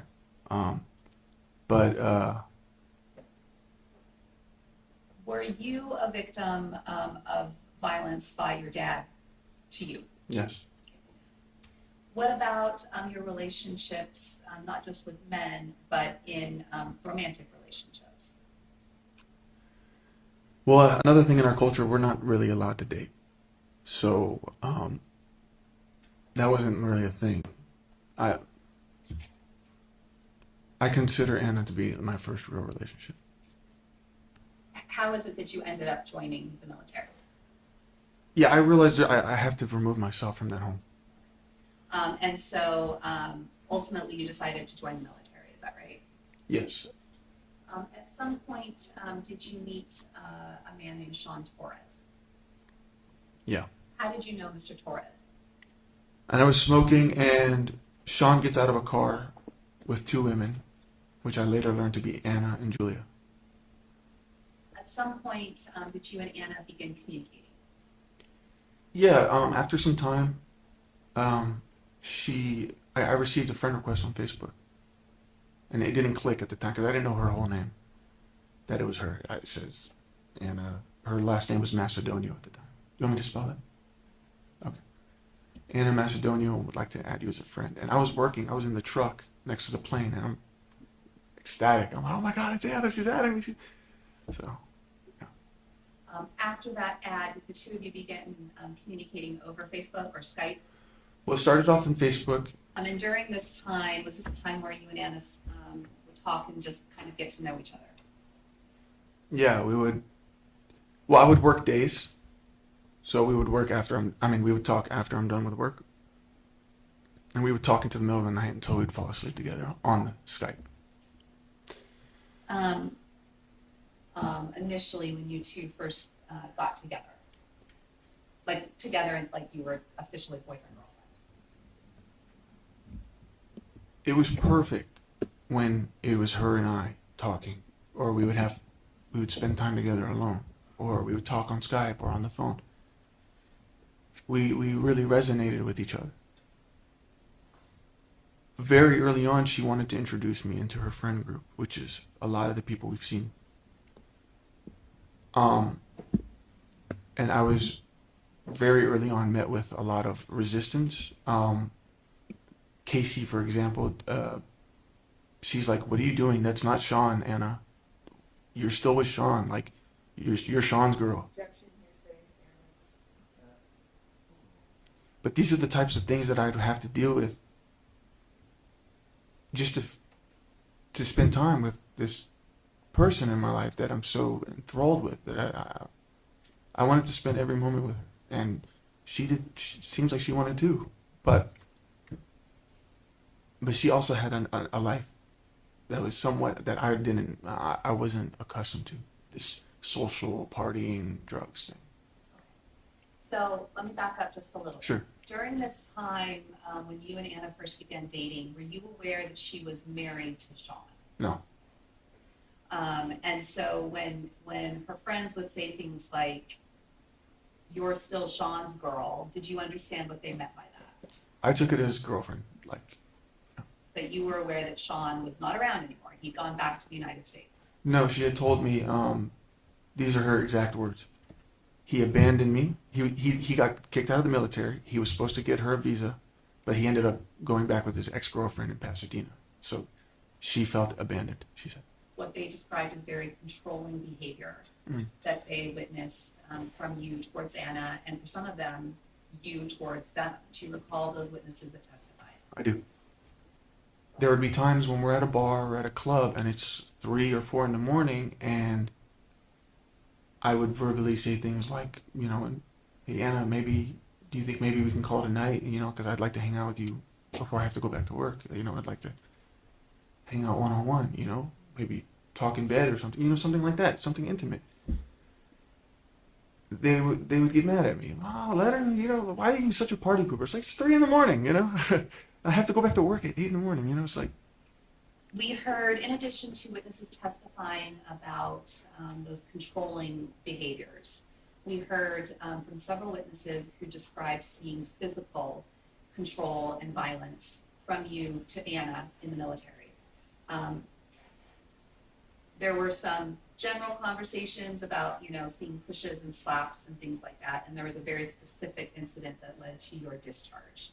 Do you recall hearing testimony about that? So those are two different things, but yes, for the first thing about me pushing her friends. Is everything okay? I'm sorry. Everything okay? Yeah.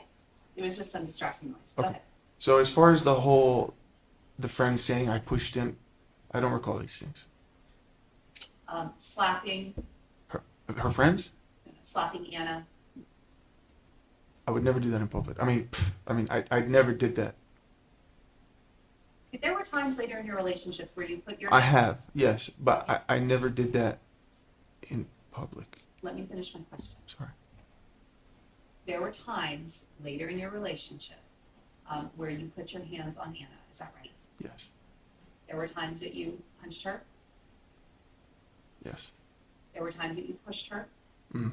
Yes. Is that yes? Yes. There were times that you maybe shoved her, Yes. and that was focused in San Diego. Is that right? Yes. So when you were talking just now about things that you did in distinguish between public and private, those things happened. Is that right? In San Diego? In San Diego. Yes. In your home. Is that right? Yes. Apartment Yes. that you Yes. and Yes. Anna shared. Yes. We are talking right now. We'll get to all of that. Okay. But right now we are talking about in Japan. Yeah. And at that time in Japan, you just told us that's not something you would do in public. What do you mean by that? I didn't mean that it's something I condone. I'm just saying that they did not witness anything like that Because it didn't happen? in public. Did you put your hands on Anna? Oh, no, not in Japan, no. So you denied the things that you heard them say, pushing, slapping, leaving handprints on Anna in Japan. Is that right? Correct. Now, we know that there was an incident that led to, or I guess a couple of different incidents that led to you being discharged from the military. Is that right? Yes. And it stems from a single evening. Is that right? Yes. There were lots of shots of different kinds, tequila. Yeah, I wasn't very drinking savvy to know like what you don't mix. There was also this Japanese beverage called the chuhai, which is like a Alka-Seltzer alcohol beverage. I was drinking that while taking shots, and next thing you know, I am spinning. I can't even see straight without the feeling of wanting to throw up.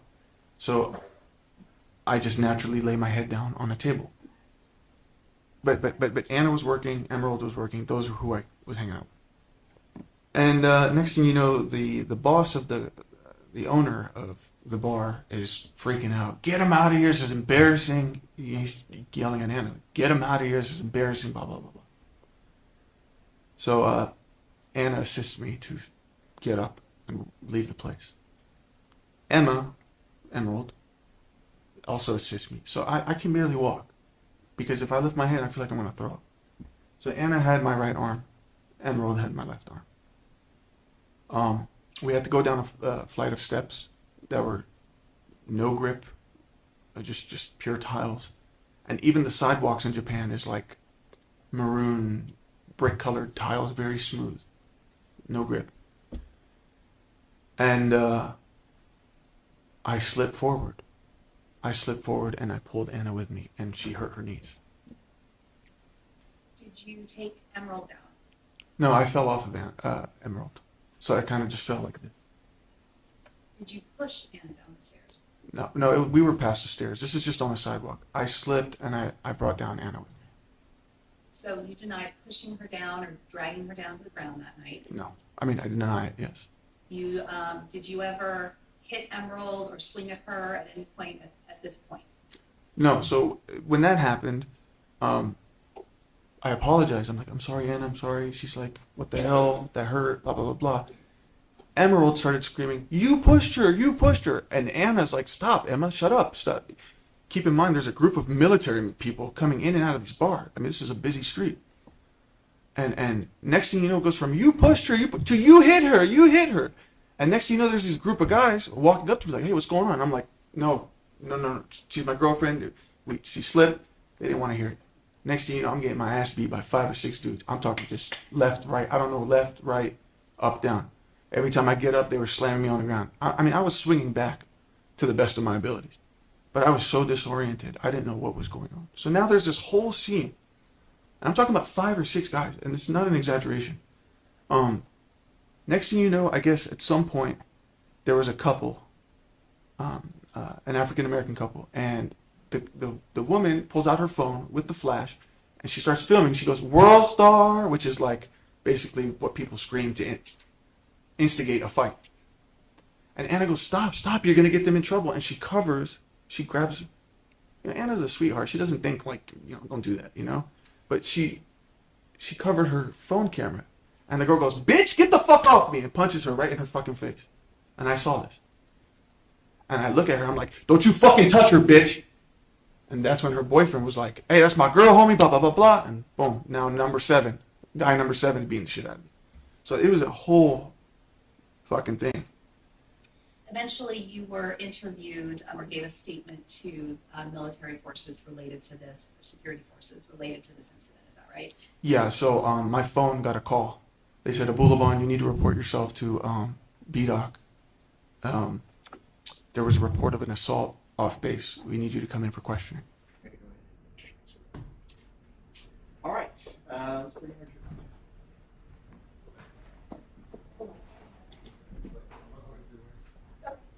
It makes me look like the bad guy that I have to tell your friends how I feel when I can just share it with you and maybe you could just bring it up in a way that you're comfortable with.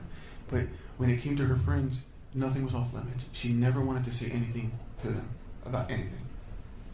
So that was our concern.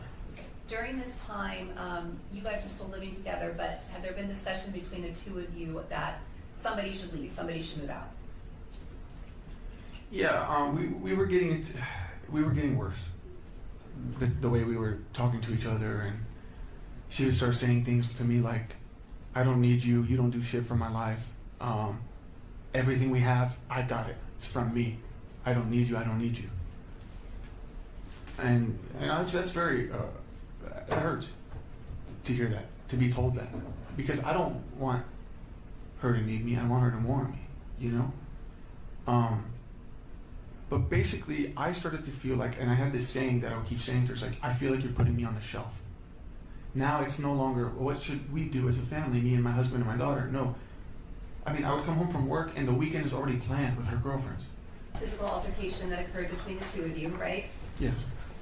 And prior to Anna calling 911. Right. And prior to you reporting the live stream TikTok that we watched, right? My intention, this was the first time Anna actually threatened to call the cops, and she actually said, "I physically hit her." So at that point, I was freaking out, and I was like, okay, well, looks like I'm going to jail. And in my coked out mind, I thought it'd be a good idea to tell my fans that I'm going to jail. We had like a tug of war with the luggage, and then she started whipping things out, and yeah. I'm trying to get my phone back already. You want that, or I can message someone? Just tell me. Which one is it? You're not going to break my laptop either. You're not going to break my laptop? Okay. Oh, man. The irony.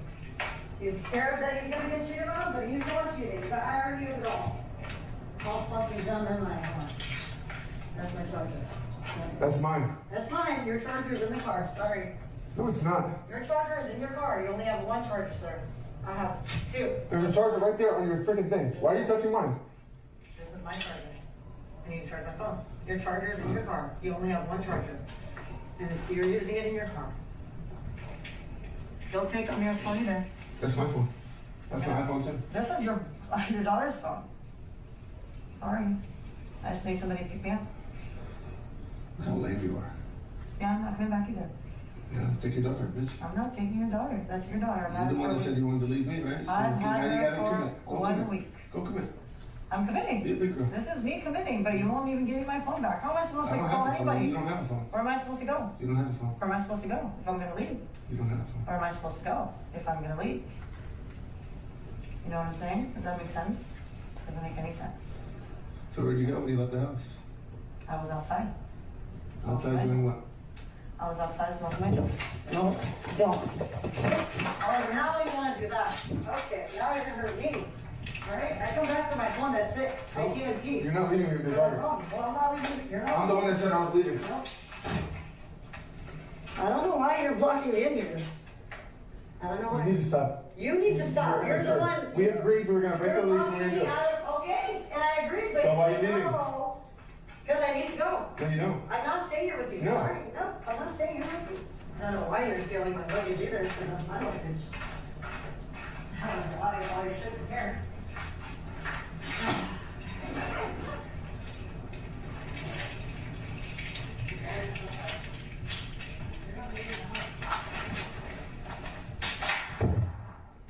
And then what did you do next? I tried to yank it out of her hand. I couldn't do that. And so I pushed her harder than I intended to. And she fell. Well, she was already on like her knees, so she scraped her knees based on the rock tiles. But I pushed her back. I didn't mean to push her that hard, but she hit her head on that end of the bed. And then we know that she called 911 to report that there had been violence in the home, right? That's right. Ali, this was on September 8th. As you described, this was a time where the fighting and things were getting worse. Yeah, so with that, there was a back and forth of, you should leave, no, I should leave, no, this, I'm gonna leave. Just a couple days later, the night of Julia's birthday party, do you remember that? I do. Can you kind of explain to us, had you been, as far as you knew, had you been invited to the birthday party? I was, by Julia herself, in my apartment the day before. Was this part of the time when you did you start to feel ostracized out of this friend group? Yeah. Okay, this was on sometime either September 11th or September 12th, does that sound right? Yeah. And were you and Anna having an argument about this party? Well, everything was going fine. It was about that time where we're gonna call the babysitter, and we were gonna get dressed and get ready to go. I hear Anna on speakerphone with Julia speaking in Tagalog, which is the Filipino language. And she's like rummaging through clothes and she's getting dressed. She goes, oh, by the way, you're not going. Who said that to you? Anna. Like last minute. I'm like, well, what do you mean I'm not going? What are you talking about? They don't want you there. And then mentioning other guys. So I'm thinking she wanted to go hang out with guys without me or something to that extent. Ollie! Stop. Give me the fucking phone! Stop. Give me my fucking phone back! I'll give it to you in 5 seconds. Give me my phone back! Close the door. You're hurting my fucking finger! No, not. You're hurting my finger! Move your finger. Give me my phone back! Then move your finger. No, give me my phone back. Swear to God, if you shut this, my finger is fucking gone. It's already shut. Ollie! Your finger's not in here. Anna, stop. You are out of control. You already broke my phone! You are out of control. Give me my phone! You're the one out of control! I'm trying to leave this house! Yeah, that's not cool. Give me my phone! With a bunch of guys? Give me my phone! A bunch of guys, huh? Give me my phone! There's no guys! Give me my phone! I'm taking your kid with me. All right, fine, go. This is not fucking healthy, man. You're not healthy. Fuck you. Go ahead. Yeah, I'm gonna tell her. I'm gonna call her, tell her. Make sure that I don't let you up. Right after this video was taken, what happened? She started telling me that she wanted to take my daughter to the party, which that was even stranger to me. Because I knew that if there's going to be guys and women there, that there's going to be drugs and alcohol. That's not a place for a child. So I started barricading the front door, basically saying, you're not taking my daughter, you're not taking my daughter. She tried to, get past me. I tried to block it, and eventually I pushed her, and she hit her face on the fridge. Was Amira there? Yeah, in that moment, after I pushed Anna, my daughter ran up to me and started punching my leg. Did you hit Amira? No. I got on my knees and I said, no, Mama, stop. I'm sorry. I'm sorry. And then at that moment, Anna darted out of the front door and banged on the neighbor's door. After this, we heard testimony from Jean and Jen that they went over and took Anna and Amira to Julia's birthday party. Do you remember that? I did not know that they took her to the party until I came back to the apartment. You knew where this birthday party was happening. I knew the hotel, but not the actual room number. Did you leave the apartment to go to the hotel location? I did. What happened when you got there? I saw Jean, Miko, Claire, and Jen walking out of the hotel. And they look really mad. I pull up, I'm like, hey, what's the fucking room number? What's the room number? I'm screaming. And I'm like, Gene, why aren't you answering my calls? What happened with Anna? And he's drunk, he's pissed, his face is red. He's like, you are a fucking asshole, you fucking pushed your wife, and you got me involved in this shit. And Anna didn't even want to fucking call the cops, she just wanted to go to the party. And I just got punched in the face by Luke, we're fucking leaving. So. Did the police show up at the party I called the police at one point. that night? Yes. Why did you call the police? Endangerment for my daughter. I wanted them to do a wellness check. So I talked to the hotel staff. They said I'm not allowed to go. The elevator, you have to have a key or something. They were not going to permit me to go to the actual. They wouldn't tell me what room number it is, and they weren't going to permit me to go. At that point, I mentioned my daughter's safety, and I just wanted a wellness check. So the cops did a wellness check. This level of sort of vitriol and anger happening in this household, was this quite common for this time period of your life with Anna? Yes. It was starting to feel like it's every other day. What was her demeanor like about the state of your relationship with her? She was very nasty, very short. I would say things, Anna, it's been 3 days. How could you do this? Where have you been? Where's Amira? What's going on? Talk to me. Are you coming home? Can we talk about what's happened these last few days? No. Just completely just short. And she would say strange things like, just focus on you. Go see other people. I'm like, what are you talking about? No, I don't want to see other people. I want to see you. And I'm like, wait, does that mean you're going to see other people too? And she would never answer. I mean, Ollie, you had just heard her, Yeah. right? On 2 different dates, close in time to each other. Yeah. And in this time period, I mean, she's blocking you and unblocking you and talking to you. Did you think that this relationship was over? No, I just knew she was hurt. She was angry. I was failing with my responsibilities. I just knew that things were getting bad. I never thought that this would result to any kind of breakup. When she was telling you things like focus on yourself, go be with someone else, what did you interpret that to mean? I took that as she was trying to hurt me. That she was trying to make me think that she's done with me. But there was more to it than that, right? The way you had treated her? A lot of the hurtful things that I said was because I was trying to get a reaction. I wanted some indication that my words or my feelings mattered to her, but she was very good at making me feel like I didn't matter to her.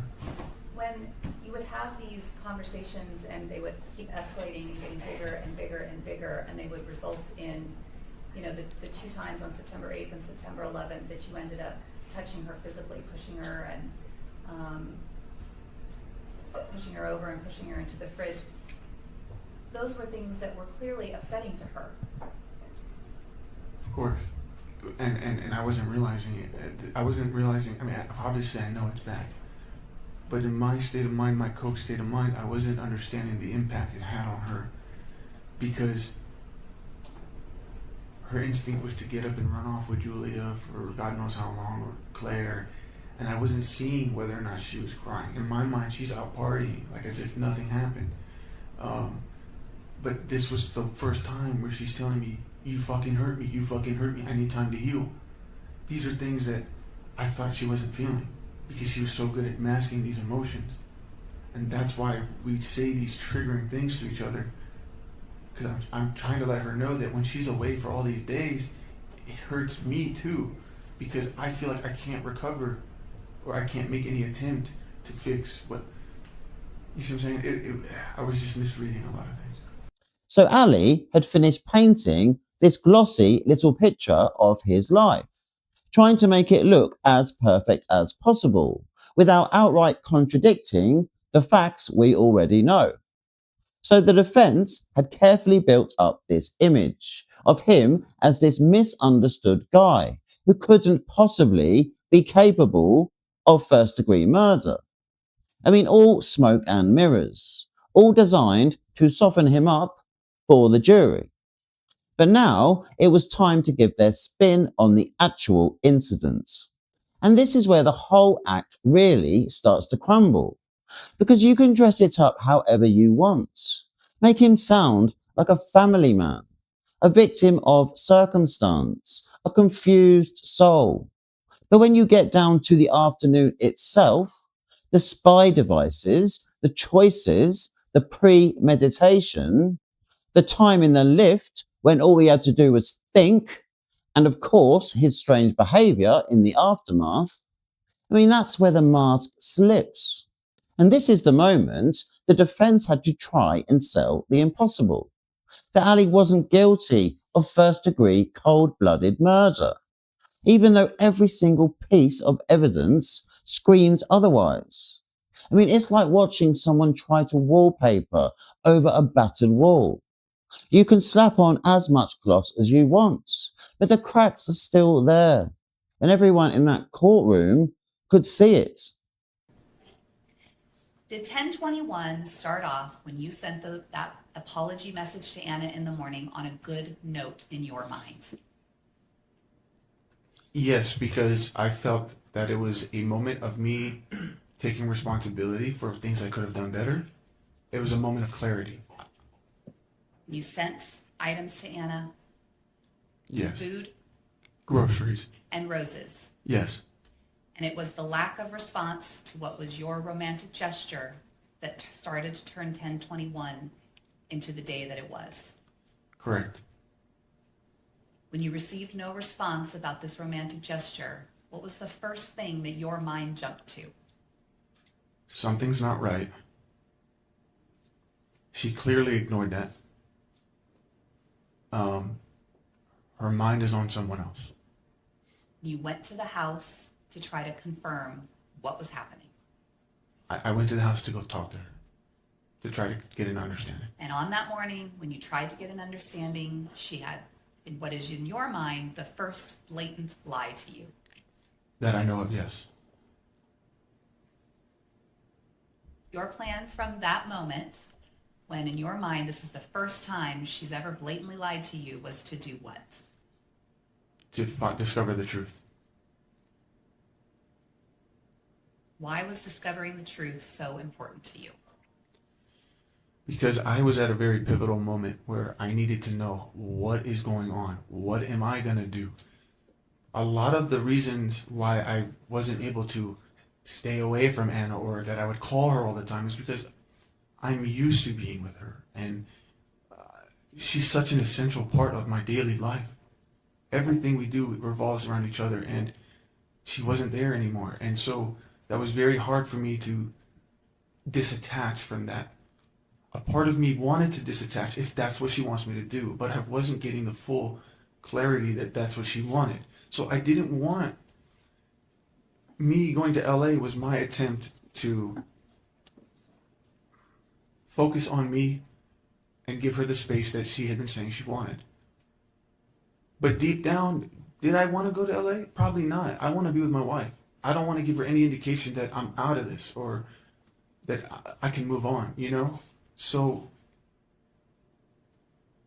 by me receiving the truth, I looked at it as this is the final pain, the final thing I needed in order for me to just disassociate from her and finally take a stand and leave. If you had gone there to the apartment with the intent or had the idea at any moment on your way there or walking into the apartment that you were going to kill them, that this was your plan, would you have recorded this on your phone?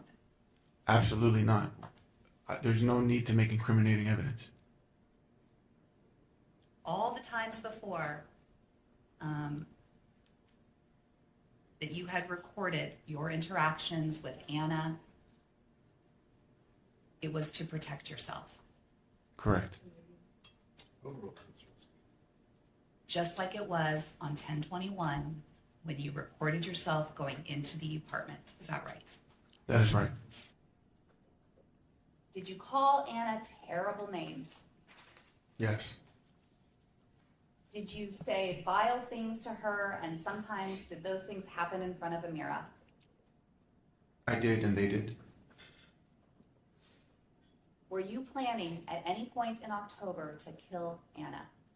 No. Were you planning at any point in October or any other time to kill any man that Anna was with? No. Did you turn on the Discord app before October 21st to listen in on Anna? No. You moved out of the apartment on October 17th or 18th? 18th. Did you turn the Discord app on then? No. When you put the Discord app on the iPad, it was sometime on the morning of October 21st, is that right? Yes.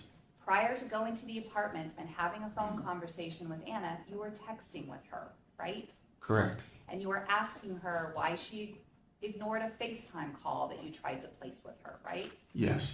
Going to the apartment that morning was not the first time that you had had contact with Anna that day, right? Yes.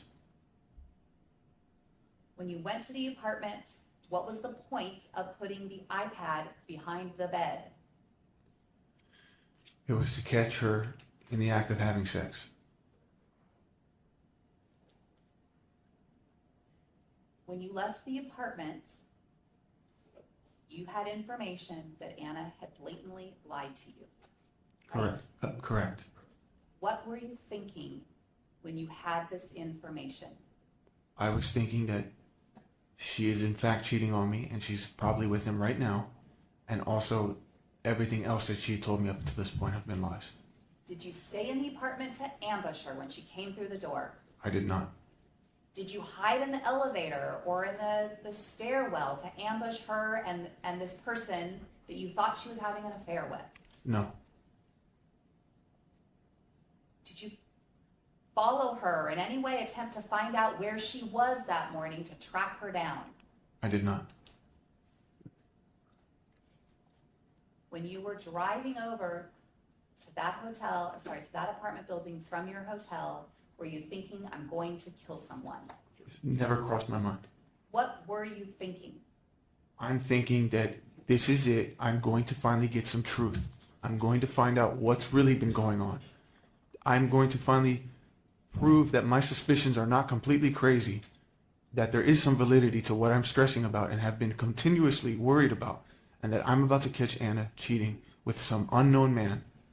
And then at that point, I would know that this relationship is over.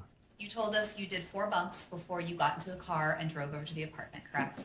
Correct. And that was 4 times more in one sitting than you had ever done before. Is that right? Correct. And that you used on the drive, the 15-minute drive to the apartment building, right? That is correct. When you got into that apartment building and into your apartment, were you under the influence of cocaine? I was. When you left that apartment and got back into your car, you used the remainder of what you had. Correct. 7, almost 8 hours later, when your blood was drawn, you still had cocaine in your system, right? That is correct. And why was it important for you to catch Anna cheating? Because that's the worst thing that could break my heart. That's the thing for me.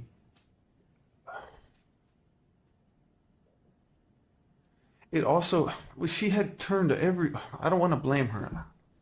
Everyone was calling me a cheater. My dad was calling me a cheater. My sister's calling me a cheater. Everybody's calling me a cheater. Even her girlfriend's saying, you lost us the moment you brought that girl in your apartment. Everybody was shunning me as this terrible person. And I just wanted to prove that she's doing the same thing. And it's not fair. It's not fair because I'm over here being told, oh, I'm the cheater. I could never do what you're doing. But yet she's doing it. And she's been lying to me. And she's been toying with my mental health. Toying with my vision or our vision for the future of our marriage. She's telling me, I'm still thinking she's with me. You know, despite 1 minute she's with me, 1 minute she's not. I don't know what's real. So I was just trying to get some answers. You parked your car. You went upstairs. You opened the door. That door opening makes a sound, right? Correct. prior to even the door opening, there's a sound with that door, right? Correct. It makes a beep, beep, beep, right? And a locking mechanism goes. The moment that door was opened, Anna looked to the door, right? Correct. You saw Anna, she saw you. You immediately saw Ray, and you were inside the apartment. You racked the gun and shot based Objection, on what lady. you saw, right? Tell us, what happened in that apartment? I opened the door. Before I was even fully in the door, I could see the couch. So as I was walking into the door, before it even shut, I had already seen Anna. I go to look at the man. He leans forward. I recognize him as Ray. And next thing you know, I just shut off. I felt like I got kicked into like some strange secondary passenger seat of my body where I'm just seeing these things happen, but I'm not doing it. And I can't stop it. And that's it. I want to show you what is People's Exhibit 91. This was taken and testified to by Detective Escalante, standing really even outside of the door frame. When you're standing even outside of the door frame, you look right into the couch. Is that correct? Correct. Is this the same door you went through? Yes. Is this the same line of sight you had from the moment you walked inside that apartment? Yes, Did you see Anna and Ray cuddled on the couch? I did. When you saw that, were you thinking, I'm going to kill them?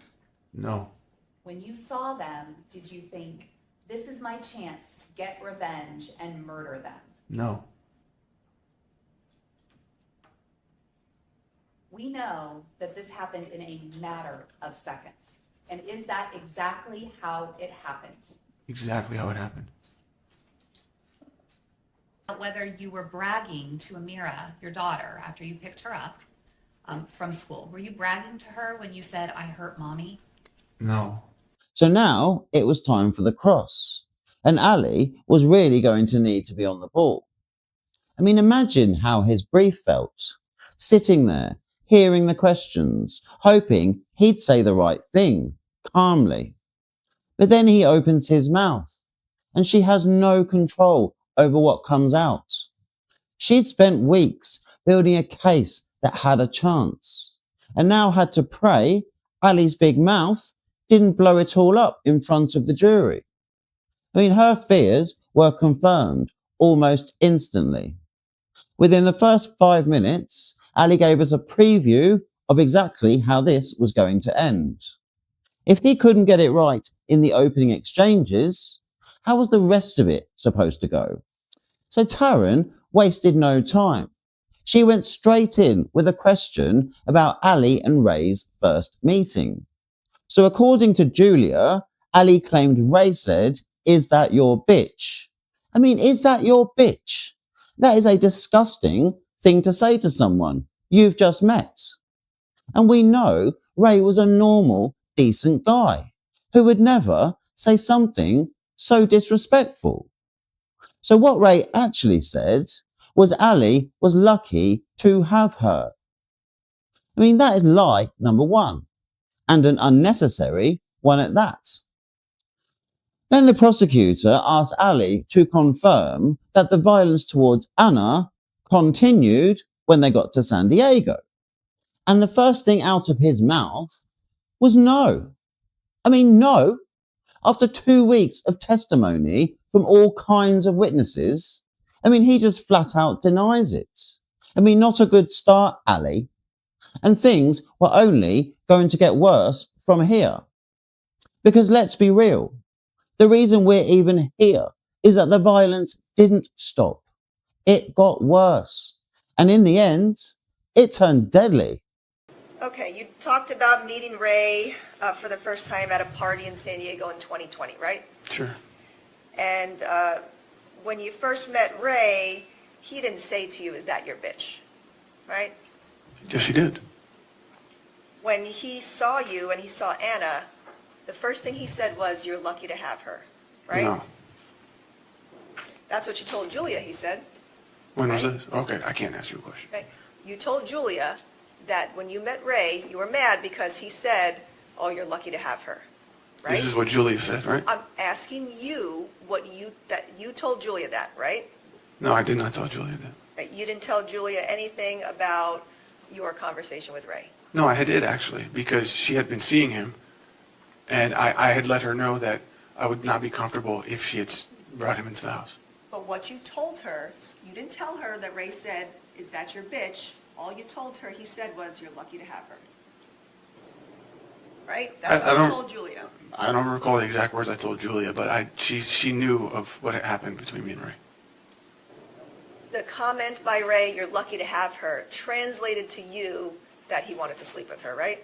Or that he had his eyes on her. Right, but he never actually told you that, right? No, but body language plays a big part too. What, you're not answering the question. Ray never told you he wanted to sleep with Anna, right? No. Right, that's just something that you're now telling us, "Oh, Ray said, is this your bitch?" because you're trying to paint him as a bad guy, right? No. I actually tried to be his friend. And once you moved to San Diego, you continued being violent with Anna, right? No.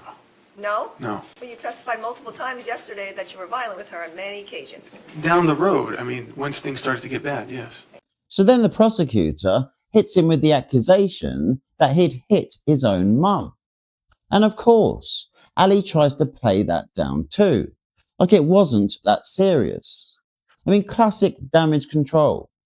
And then she takes the opportunity to move to his dad, who was painted as a monster earlier on direct, basically trying to make it sound like abuse runs in the family. Yet now, under cross, we find out that they were actually quite close. So he wasn't just contradicting himself, he made his dad out to be a lot worse than he actually was. Just another lie stacked on top of the pile, another crack in the story he's desperately trying to sell. And in this clip, they even start talking over each other. I mean, Ali, the prosecutor, everyone trying to get their words in. I mean, what I love is how the judge shuts it down instantly. I mean, he doesn't need to shout or bang a drum. He just reminds everyone that the court reporter can only write the transcript if people take it in turns to talk. I mean, simple, clear, and it works every time. No matter how angry anyone is, they all know that the record has to be accurate. So they pipe down. It's such a great way of keeping order. And it makes perfect sense to everyone in the room. So nobody can argue. And honestly, imagine having one of those court reporters at home when school ends. I mean, everyone's piling through the door. Kids shouting, devices on the go everywhere, partner moaning about work, dogs losing their minds, TV blaring, pure chaos. Then boom, the court reporter pipes up. Sorry, I can only take this down if everyone takes it in turns to speak. Nice and civilized. Then instant silence. Everyone freezes. And suddenly, it's like a queue at the mic. One person talks, then the next, all calm and orderly. I mean, forget smart homes. That's the real upgrade. Stick a court reporter in your living room, and you've got peace on demand. You learned that your mom had been dating a man named Napko Sharma, right? Mm-hmm. A man she met online? Right. And your mom left your dad while she was talking to this man, right? At some point she did. And you had learned that your mom had essentially had an affair with this man or was talking to this man, Mr. Sharma, online, right? Yes. Okay. That made you mad, right? It hurt the family, yes, including me. You slapped your mom when you found that out, right? No, I didn't. Anna saw you slap your mom. No, I didn't. Anna saw you slap your mom, right? She did not see that.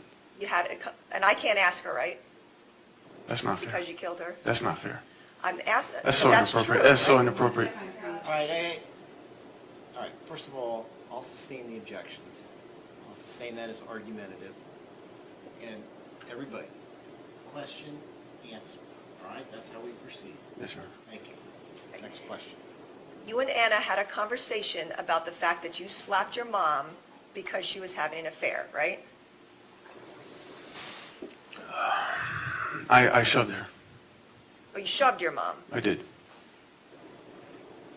So you didn't slap her, you shoved her. No, I shoved her. Because you were mad at her for cheating on your dad, essentially, right? She admitted in a very vulgar way in front of my dad that she, yes, so yes. You were mad at her, right? Because you don't like when someone is cheated on, right? That's correct. That's disrespectful, right? Yes. And you didn't talk to your mom for a while after that, right? Maybe a week or two. She didn't talk to you, right? She would have if Because you were physical with her? No. She didn't even think much of that. You heard your mom testify yesterday. There was a time where she wasn't speaking to you, right? She meant she wasn't in our lives. She wasn't purposely ignoring us. Right. But she wasn't speaking to you because you had hit her, right? No, that's not why. And you sided with your dad in this scenario, right? You were mad at your mom and you sided with your dad about your mom being with another man, right? Not quite. I understood why my mom wanted to leave him, and she confided in me alone. But it was the part about her already having been with another man that upsetted me, and I was tormented. I was torn between the two. I wanted to be there for my dad and wanted to be there for my mom. So it was hard to decide where I stood. And you were, in fact, very close to your dad, Nasser, right? No, not really. No, not really? You talked to him on a regular basis, right? We say hi. When you were living in Virginia, you would leave a mirror with him, and he would watch her, right? With my mother. During your time in San Diego, your father was very supportive of you, right? For the most part, yes. And actually, during your whole relationship with Anna and marriage, he was very supportive of you, right? Correct. He helped you with her visa, right? Mm-hmm. Yes? Yes. He helped you fly her here from the Philippines with Amira, right? Yes. He paid for a lot of things for both of you and Anna. Correct. He was emotionally supportive of you, right? He was more financially supportive, not emotionally. But you would call him and talk to him about Anna, I confided in him, yes. right? So you were close with him, right? It's my father, yes.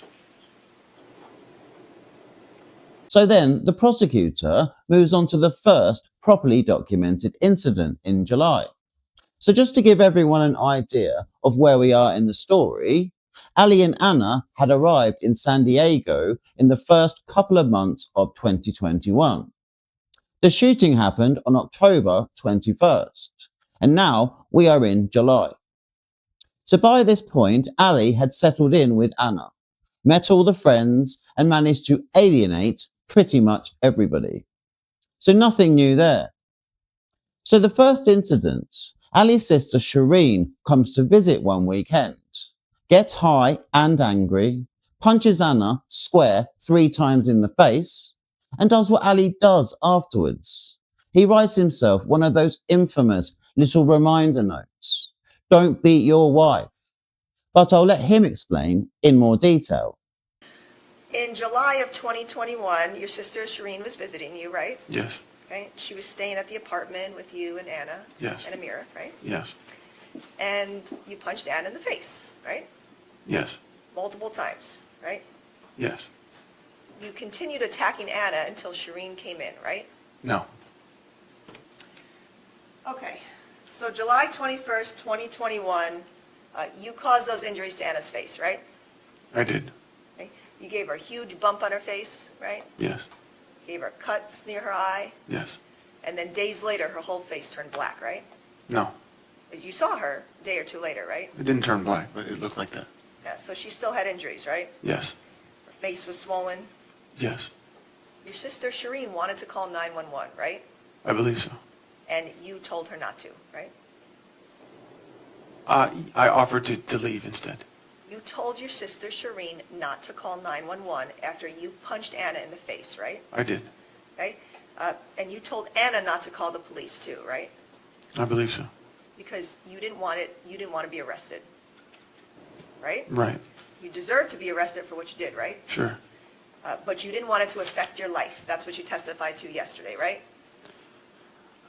It was a sudden thing, and Mr. Abulaban, answer the question, please. You didn't want this conduct to affect your life, right? I didn't want it to have permanent implications, yes. Right. So Anna did not call the police based on your prodding, right? I can't confirm that. Right. She should have called the police.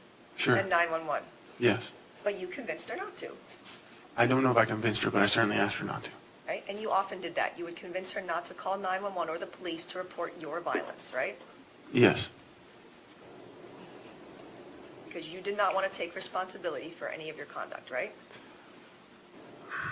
I just didn't think it needed to go there with legal. I took responsibility in the sense that I immediately apologized and I was willing to work away, get past it, but...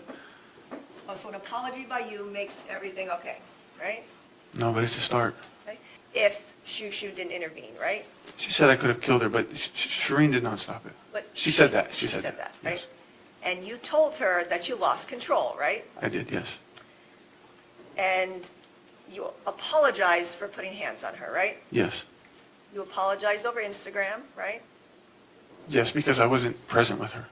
And you apologized over email, right? You saw that email in court? I did. So you were violent with Anna and then you were later apologetic, right? I'd say almost immediately. Because you were hoping that you wouldn't get in trouble with the police for what you did. It was just because I'm sorry. But you didn't want to get in trouble with the police, right? Who would? And you told Anna in that email that you were an abusive piece of shit, right? Yes. Because you were abusive with her, right? Not on just that occasion, but a number of occasions, right? Sure, yes. Now, you wrote a note as well in your phone. Remember that note? It was dated the end of June, but then you made some changes to it July 23rd of 2021. Yes. Okay? That was a 3-page note you wrote in your phone, Yes. right? So what did you do to abuse her starting in June? So the original date of that, if I can give some context. No, I'm asking you a question. Yeah. What did you do in June to abuse Anna? So I did nothing on June. The reason why it has a creation date of June is because it was let's say a grocery list or something that I later used to replace it with the new updated message.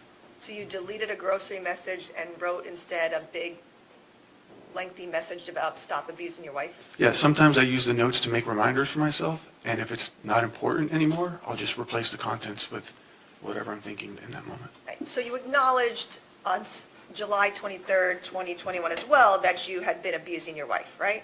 I was referring to this event. You wrote over and over, stop abusing your wife, why do you beat her up, things like that, right? Yes. Okay. You wrote in that message that she was wonderful to you, right? Mm-hmm.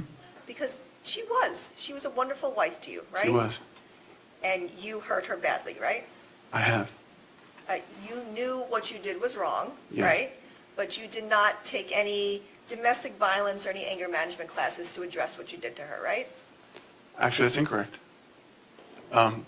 After this incident, that's when I called my father and told him what happened, and he had suggested to take a break and come to Virginia, and then he encouraged me to take the neurofeedback.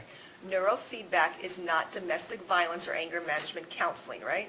No, but it is for chemical balancing and for impulsiveness. It does correct emotional impulsivity, which is something that I was diagnosed with. You were diagnosed with emotional impulsivity? Mm-hmm. In the neurofeedback results, we never showed it, but it says... There are no neurofeedback records for you, right? There are. You had a packet of information on what neurofeedback was, right? I have results. Okay. You had a packet of information about what it was in general, right? Yes. And in fact, the doctor at the neurofeedback center is a chiropractor, right? I don't know what his background is, but he's the head of the neurofeedback. Right. He's a chiropractor, not a psychologist or a counselor, right? I don't know what his background is. I didn't ask him. So you never looked up the website of where you were going? No, it was recommended. My whole family had done it. Okay. But you continued being violent with Anna after that incident, right? Yes. So then we get to the incident where Julia comes to collect Anna. By this point, it was almost routine. Anna slipping out, Julia swooping in to assist the getaway, giving her a few hours of breathing space. I mean, they'd done it so many times, it was like clockwork. But this time, Ali found out.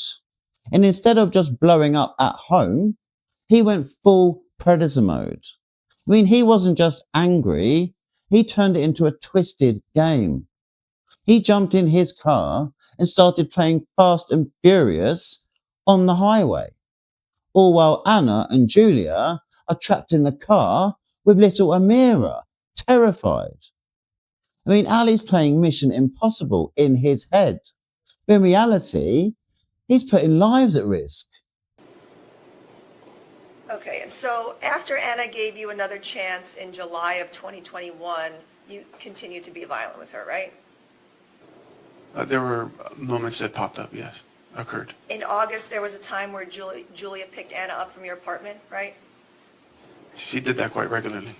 Right. Julia picked her up one night because Anna was scared of you, right? So she says. Okay, but Anna was scared of you and she left with Julia, right? That's what she says. That was unacceptable to you, right? Anna leaving the apartment. It frustrated me because Julia became her to-go, like on call. Hey, we're arguing, come pick me up. So things were not getting resolved. It wasn't physical violence. It was just me trying to address something or trying to fix something, and Anna would be like, nope, I'm calling Julia. Julia, come get me. And she's just there. And then you followed Julia and Anna in your Jeep that night, I did. right? I was very upset that this was happening. Okay. And did you follow them immediately after, or were you tracking Anna's phone to see where she was? I can't track Anna's phone, but I followed them visually. Okay. And you swerved near Julia's car to scare them, right? No, I pulled up to the adjacent lane, and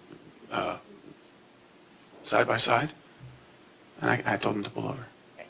You're moving your hands indicating you're in the lane next to Julia's car? Yeah, we were just, I was behind her the whole time, and then at some point I moved to the left lane to be window to window. Okay. But you were swerving near them, right? Trying to make them scared? I swerved in front of them just to try to stop them, yes. And then you brake checked them, right? I did.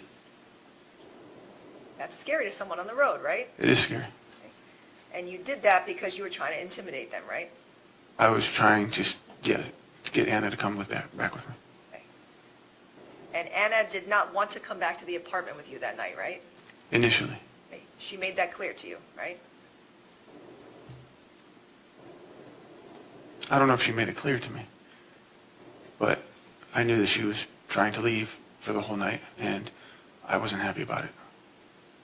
So moving on, and just so everybody's clear, we are now into September. So only a month away from the dreaded day.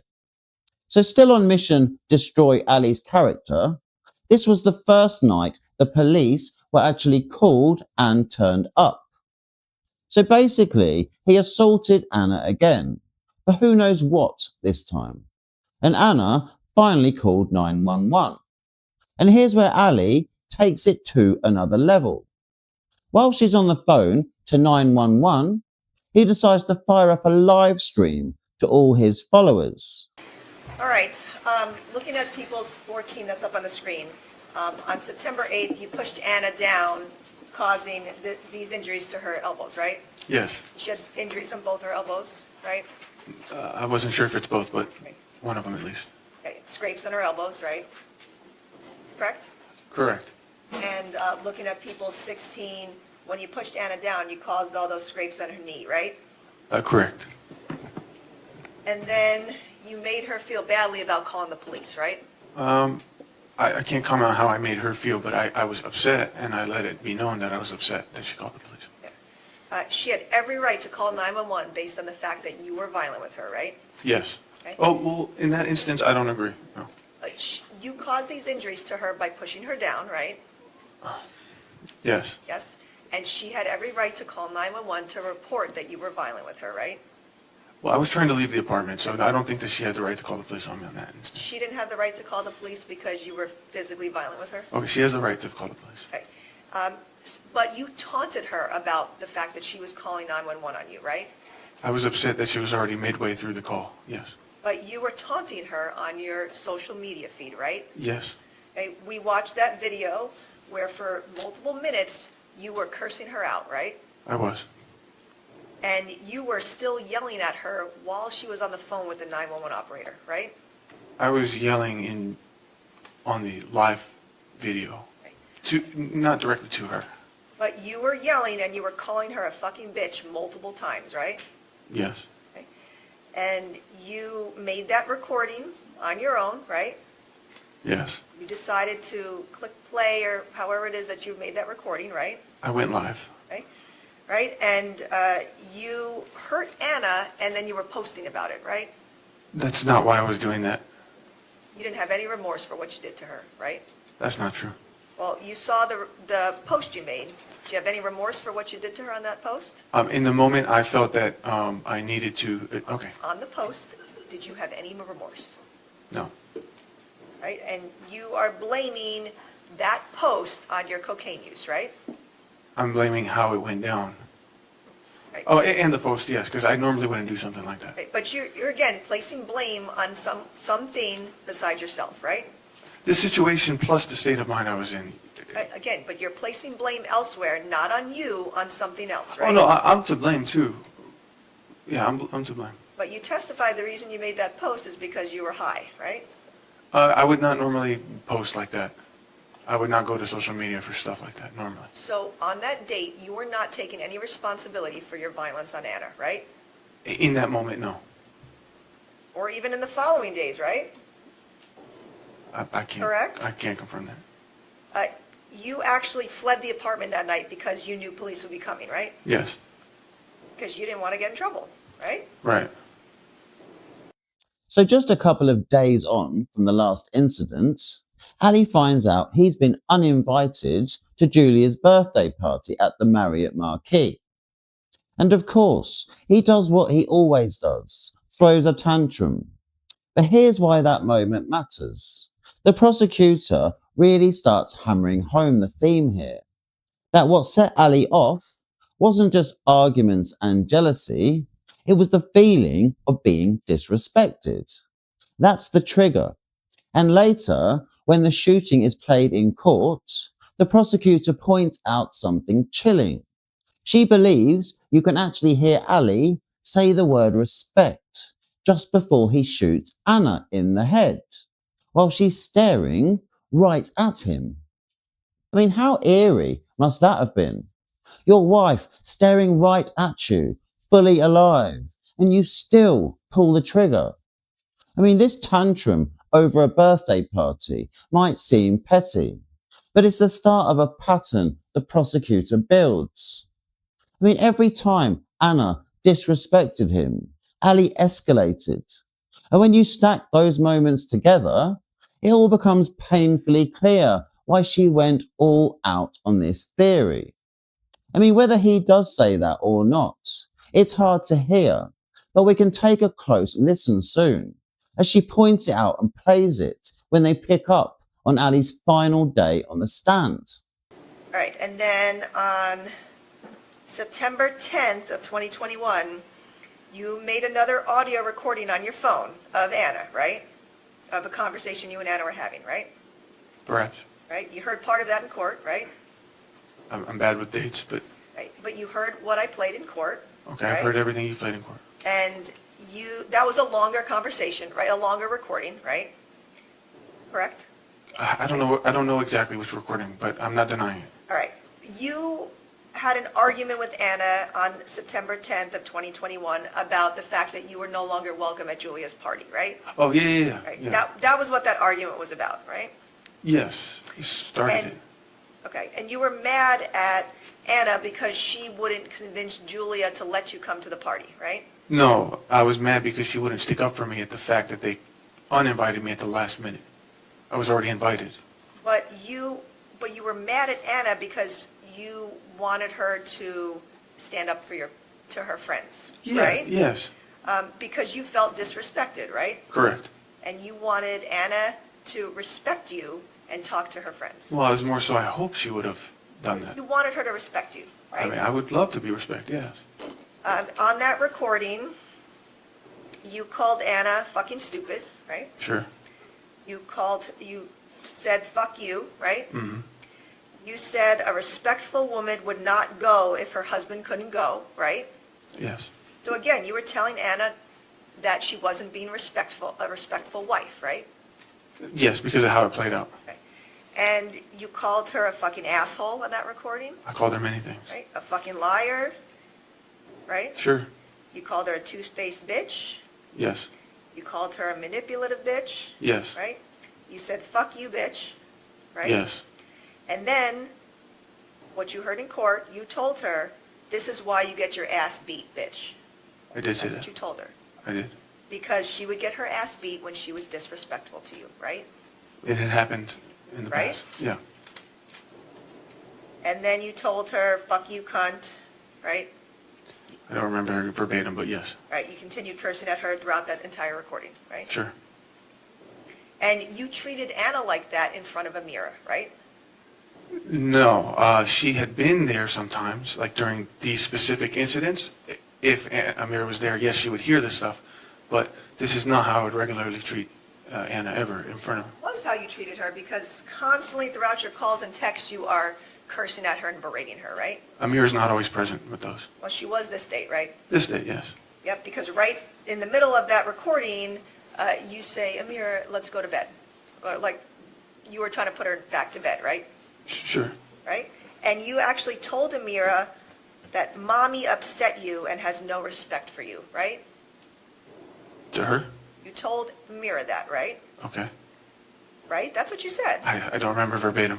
Because, again, you were telling a child that her mom wasn't respecting you. Sure. So now we're on to the actual night of Julia's birthday, which was always going to be a problem because nothing had changed.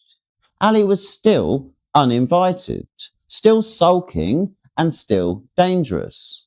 I mean, sure enough, he assaults Anna again and literally tries to barricade her in the apartment. And don't forget, Amira's there too, stuck in the background, listening to all this madness unfold. I mean, she barely gets mentioned in this trial, but she was always there, hearing every bit of it. I mean, that poor girl, God knows how she sleeps at night. I mean, not well, I bet. So Anna manages to escape, and it's chaos. I mean, she runs straight to Daniel and Carolina's door, topless, desperate, asking for a phone. On September 12th, you were violent with Anna again, right? No, I don't recall this. But that was the night of Julia's party, right?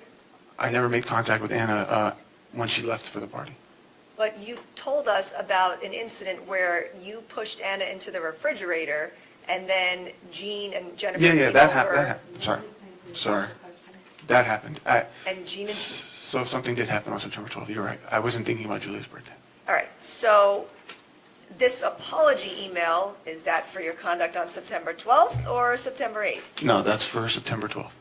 So I'm sorry. I couldn't remember it. So you didn't apologize to Anna about September 8th then? I'm sure I have in a phone call, but this email specifically is in regards to Julia's birthday party. You were violent with Anna and then you fled the apartment, right? When she ran to, September 12th. when she ran to the neighbor's door topless, yeah. Okay. But she had to go get help because you were violent with her, right? She wanted to go to the party. She had to go get help because you were violent, right? No, because I didn't want her to go to the party. No. Oh, so she got help because you didn't want her to go to the party? Because I was trying to barricade the door, and then it got physical, and she left. Got physical because you caused it, right? Sure. And you actually caused her to be bruised from that incident, right? Sure. Yeah. That's true, right? Yes. Because you told your neighbor, Daniel Lacerda, that you pushed Anna into the refrigerator, right? Yes. Yes. And you told Daniel that that caused Anna to bruise, right? Yes. You pushed her so hard she was physically bruised, right? Yes. Black and blue? Yeah. Well, not black and blue. On her face? She went to a party immediately after. It wasn't that bad of damage. It wasn't that bad, but... Of damage. But you bruised her, right? I didn't see the damage. So you, again, were violent and fled because you didn't want to get in trouble, right? Sure. Correct? Yes. And you didn't want 911 to be called and you to be there and get arrested, right? Correct.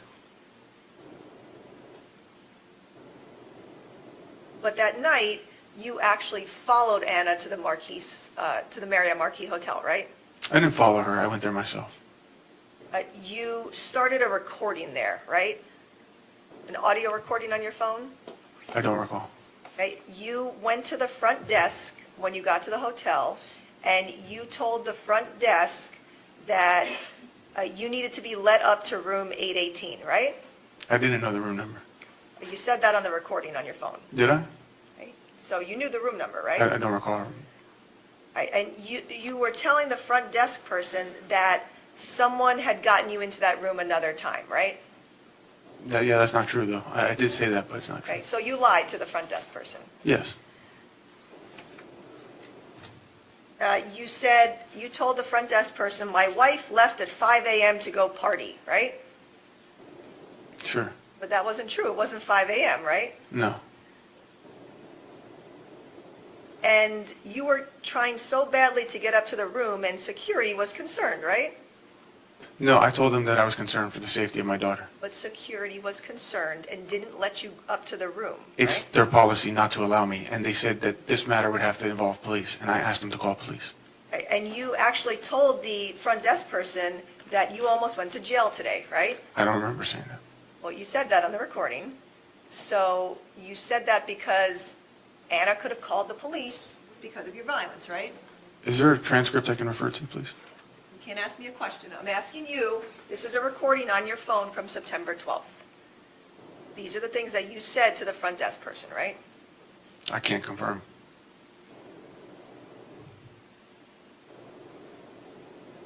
And again, you had been violent with your wife, and then you're trying to follow her, even though she doesn't want to be with you, right? That's not how it went down. But that's what you were doing, right? No, I was going, because I did not want her to take my daughter at that point. I was trying to retrieve my daughter. All right. At some point in September, Anna left you because of all the violence, right? No. She would often leave the house in September after you're violent and stay with Claire, right? She would go to friends' houses for periods of time. And she would take Amira with her, right? Yes. Because she didn't want to leave Amira with you, right? That's not true. Speculation as to why. Overruled based on his interaction with her. He can answer. Go ahead. That's not true. Right. Anna would tell you that she doesn't want to leave Amira with you, right? Sure. And Anna told you various times in September that she didn't want to be with you anymore, right? She did. Right? And she was living with Claire, and you were still living at the Spire apartment, right? Yes. Because you wouldn't leave your apartment and give it to Anna and Amira, right?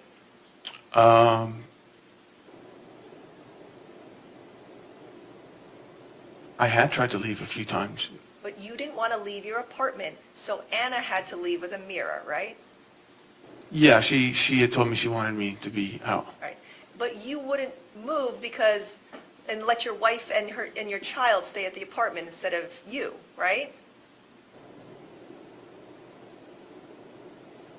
That's not what I wanted to happen, sure. Right. So, but instead of giving your wife and daughter the apartment and you staying somewhere else, you let Anna take Amira and stay with friends while you stayed in the apartment by yourself, right? I asked her to come back many times, and I eventually did remove myself from the apartment. That was over a month later, right? Sure. Now, you testify that you were frustrated that Anna blocked you for periods of time, right? Yes. She had every right to block you because you were violent with her, right? She can do whatever she wants. Right? But that made you mad, right?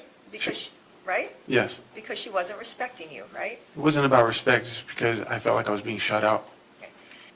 So now we move on to the Ashley Sanchez moment. The young woman who had the sheer misfortune of crossing paths with Ali one night. And it just shows how far Ali's chaos spread. I mean, it wasn't just Anna or Amira or Julia. I mean, even people who barely knew him got pulled into the madness. I mean, that's the kind of ripple effect he had. Toxic, unavoidable, and now immortalized in-court transcripts. I mean, this is where the prosecutor uses Ashley's testimony to underline the points. Ali wasn't just abusive in private. I mean, he was a walking disaster in public too. I mean, every person who came near him ended up scarred, embarrassed, or dragged into his mess. And Ashley, I mean, she's proof of that. Collateral damage in Ali's never-ending circus. And you, in fact, in September, had a sexual encounter with another woman, right? It was an attempt. You met Ashley Sanchez on the elevator September 15th, right? Mm-hmm. Yes? Yes. Yep, she was crying, Mhm. right? She was 19, right? Sure. Yep. I didn't know her age at the time. But she told you she was 19. She did not. You heard her testify to that, right? Yeah, I did. She did not. We did not ever talk about age. All right, and you brought, as a 28-year-old at the time, right? You brought a 19-year-old to your apartment and gave her wine and cocaine, right? I offered, and she willingly and consentingly did it herself. I didn't bring her anywhere. I'm not saying you forced her, I'm saying you gave her wine and cocaine, right? Hey, hold on. Did you get the lawyers? No, I need the answer. All right. Guys, again, one at a time, so what, next question? You gave Ashley Sanchez wine and cocaine, right? I offered it, and she took it herself. And you told her that you wanted to have sex, right? No, I did not. You kissed her in your apartment, right? After she had asked me if we wanted to have sex. You kissed her, though, right? At some point, yes. Yes. Okay, you touched her body, right? We became intimate. You touched her body, right? Sure. Yes. Okay, you took off her pants and her underwear, No, right? I did not. And you had sex with her, meaning for some period of time you put your penis in her vagina, right? No. You heard her testify to that, right? I heard a lot of things. Right? You saw how uncomfortable she was testifying, right? Objection, Your Honor, false or speculation? Sustained it based on these observations. You also used a vibrator on her vagina, right? I did. Okay. So you did multiple types of sexual acts with her that night, right? But I didn't have penetration sex. I'm asking you, you did multiple types of sexual acts with her, right? One. Okay. You were kissing her, touching her, using a vibrator, right? Sure. You're only claiming you didn't have intercourse with her, right? That's correct. And you told her at some point to take a shower, right? In the beginning, before any of that happened. You told her to I didn't tell her. I offered it. Okay. You told her to use Anna's body wash, right? I gave her the only female body wash we had. So, Not exclusively. But you told her, oh, use that one, right? No, I just gave her body wash because she's taking a shower. And you lied to Miss Sanchez about your wife running out on you months prior, right? That's what you told her? No, I told her that she had left the house. Right, but you told Miss Sanchez that it was months prior, right? I don't remember Made it exactly. seem like it was a while ago, right? No, I'm pretty sure I made her clear that it was going on now. You started contacting her multiple times after that night, right? The only time I contacted her is to alert her that I had given her number to Anna. You heard her testify to multiple times where you reached out to her and called her to try to hang out and get dinner, right? I don't recall ever doing that. Okay.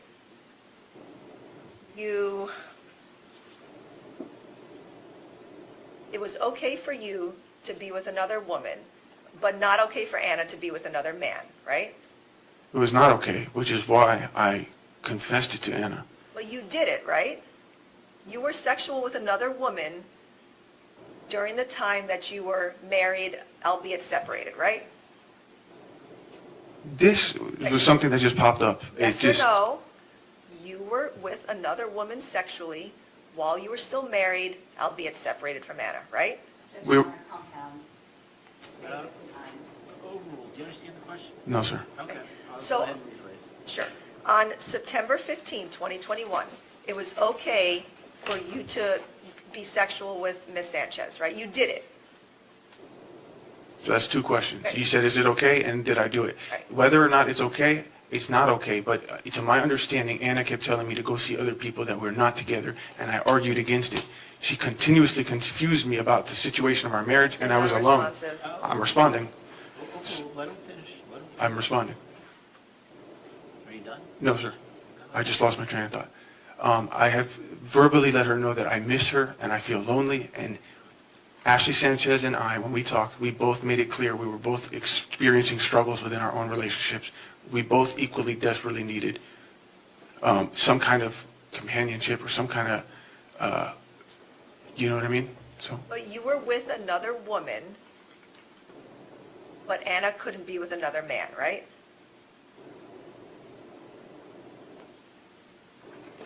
Neither of us were supposed to be doing that. Okay. You were with another woman, but it was not okay for Anna to be with another man, right? It's not okay. And Ms. Sanchez actually wanted nothing to do with you, right? Do you understand the question? I understand the question, but it just doesn't. Well, go ahead and answer if you understand. I can't speak for someone else, and obviously her actions showed she did want to be with me. So. I'm not talking about that night. After September 15th, Ms. Sanchez made it clear to you that she wanted nothing to do with you, right? Yeah, based on how the night went, it was obvious that it didn't go well. So. But again, she told you on multiple occasions that she wanted nothing to do with you and not to contact her, right? No, that's not true. I never contacted her more than once. You told Ms. Sanchez to lie for you if Anna called her, right? This was the same time I informed her that I gave Anna her number. But you did, yes or no? Yes, you did lie, right? You told her to lie. Yeah, I was trying to prevent damage. Okay, so yes, you told her to lie. Mm-hmm. Yes, and you told Ms. Sanchez to lie to Anna because you didn't want to be caught, right? Or get in trouble? I had already fessed it up to Anna. What I was trying to say is,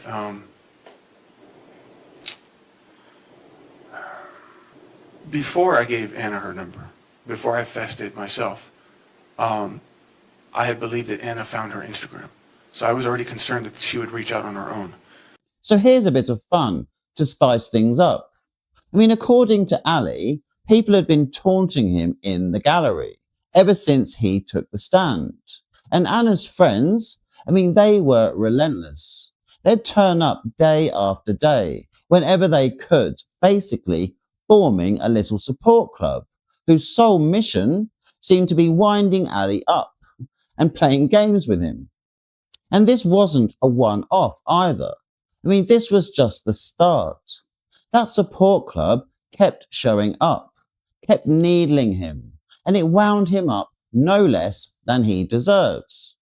I mean, every glare, every giggle, every presence in that gallery chipped away at his fragile ego. I mean, it's poetic, really. The guy who lived off controlling others couldn't even control the courtroom he was in.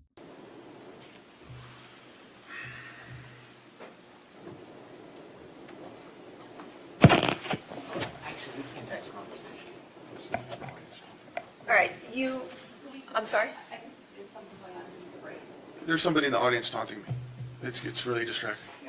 Your Honor, there have been several times throughout testimony that there have been people talking in the audience. I think All right, well, let me address that right now. All right, if there's any instances of anybody in the audience that is distracting to anybody participating in this trial, I will have you removed. And if it becomes a bigger problem, you will be arrested. So let's just understand that right now, all right? Next question. Thank you. Okay, thank you. So next, the prosecutor really homed in on all the crazy stunts Ali pulled just to get Anna's attention. I mean, by this point, she was literally running away from him.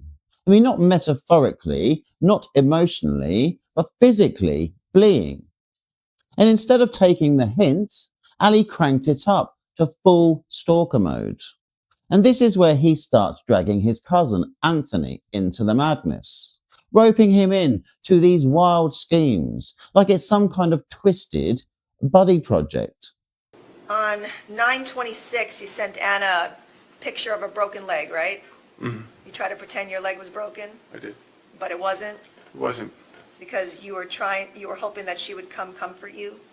No, actually, I was trying to get her to unblock me so that I could communicate with her while I was in Miami. So you're lying and sending a fake photo to try to get in touch with her, right? I've had to do many extremely weird things to just try to get Anna's attention, yes. Yeah, And you would often say that you wanted to hurt or kill yourself to get her attention, right? That actually was something I considered. But you would do that to get her attention, right? I would do that because I'm not getting a response, and I felt like I wasn't being heard. And you asked your cousin, Anthony Elias, to say that, right? That you wanted to hurt yourself, and you wanted him to reach out to Anna and say that to her, right? Yes. Okay. So you would often lie and have ask your friends to lie, right? Well, that's just my cousin, one guy. Okay, your cousin. You asked your cousin to lie, right? In that moment, sure. Yes. So now Anna's friends seem to be turning things up a notch. They'd already been winding Ali up just by showing up. But by this point, it was getting louder, cheekier, harder to ignore. Unfortunately, the cameras didn't catch it, so we can't see exactly what went down. But you can feel it in the way the courtroom shifted. And here's the kicker. Even the judge was starting to get annoyed. I mean, that's when you know it wasn't just Ali feeling the heat. The gallery antics were spilling over into the atmosphere of the trial itself. And the judge doesn't have patience for sideshows. In October, right? Your Honor, can I have her removed in the audience, please? I don't know who you are. Her name is Alicia Juco. She's from the friend group. She's been taunting me every single time. All right, first of all, I'm not going to, I have not seen anything. But again, I'm going to reiterate this. If anybody does anything to interfere with this trial, I will have you put in jail. I'm being very serious about this. All right, next question. Okay, thank you. So now we finally get the answer. The bit that had me wondering myself. Why on earth do you need to put notes in your phone to remind you not to hit your wife? I mean, think about how insane that is. Normal people use reminders for things like paying bills, picking up milk, or calling their mum. Ali, he's setting alarms to remind himself not to commit domestic violence. I mean, that's not just toxic, that is next level deranged. I mean, unbelievable. You can't spin that, and you cannot dress it up. If you need reminders not to hit your wife, you're already guilty in spirit. The phone just makes it official. You mentioned that you made a couple of notes in your phone about not hitting Anna, right? Like about not wanting to hit her and to respect her and love her, things like that, right? Yes. Why would you need to make notes to remind yourself not to hit your wife? Because I was very impulsive in that time frame. I was very not like myself, and I was unpredictable. And my thinking patterns would change on a daily basis, maybe even in an hour basis. So you didn't know just to not hit your wife, you had to make a note about it? It's more so me admonishing myself. It's not that I didn't know. It's more like in that moment, it's like, you did that. You should feel ashamed. I'm berating myself. You treated her horribly in October of 2021, right? Because I felt horrible. Okay. You were demeaning and nasty to her on all those texts and voicemails, right? Yes. That's why she didn't want to be with you, right? I mean, there's a million reasons she says she doesn't want to be with me. 1 minute it's for the cheating. 1 minute it's for the physical violence. 1 minute it's for because I'm a cokehead. So it wasn't extremely clear to me what it was really happening with our relationship. But it was clear to you in October of 2021, based on all of her text messages, that she did not want to be with you, right? No, the only thing that was clear to me is that I'm confused about my relationship with her. So now we're in late October, just days away from the dreaded day. So the prosecutor shifts focus to the meal they went on. The one Ali had built up in his head as some big reunion dinner. I mean, in his mind, this was the moment everything was going to magically reset. Like Anna was suddenly going to forgive him, and they'd be back to playing happy families. On October 17th, you were the one that asked Anna to meet you for dinner, right? Yes. Okay. You wanted to see Amira and you asked them to go meet you at that sushi place, right? I wanted to see Anna and Amira. Again, Anna did not initiate that dinner, right? It was you, Which is normal. okay? And she told you multiple times that night that she did not want to be married to you, right?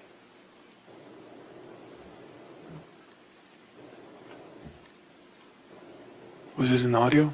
Yes, it was. Yeah, I think I remember, yes. So she told you on October 17th, multiple times, I don't want to be married to you, Yes. right? Mhm. She was making it crystal clear to you that she did not want to be with you, right? She was saying those things. She was telling you that, right? Yes? She was saying those things. Okay. And she told you multiple times to get out of her car that night, right? Right, You wouldn't get out of the car, right? right, because I wanted to talk. Again, you were trying to control the situation, right? I was trying to, the whole point of the dinner was so that we can try to communicate some of these things that have been lingering, so we can move forward, but I wasn't getting that. So yes, sometimes I had to be a little more assertive in trying to get her attention. So yes, I wouldn't leave the car. You realized that she wanted to essentially divorce you, right? She didn't want to be married, Essentially, right? She didn't want to be married. she did not want to divorce me because I gave her many opportunities to work with me on that, and she refused it. That night, that's what she was telling you. She also said she's been saying a divorce since July. Mr. Abulaban, I just need you to answer the question. She told you that night that she did not want to be married to you, Yes. okay?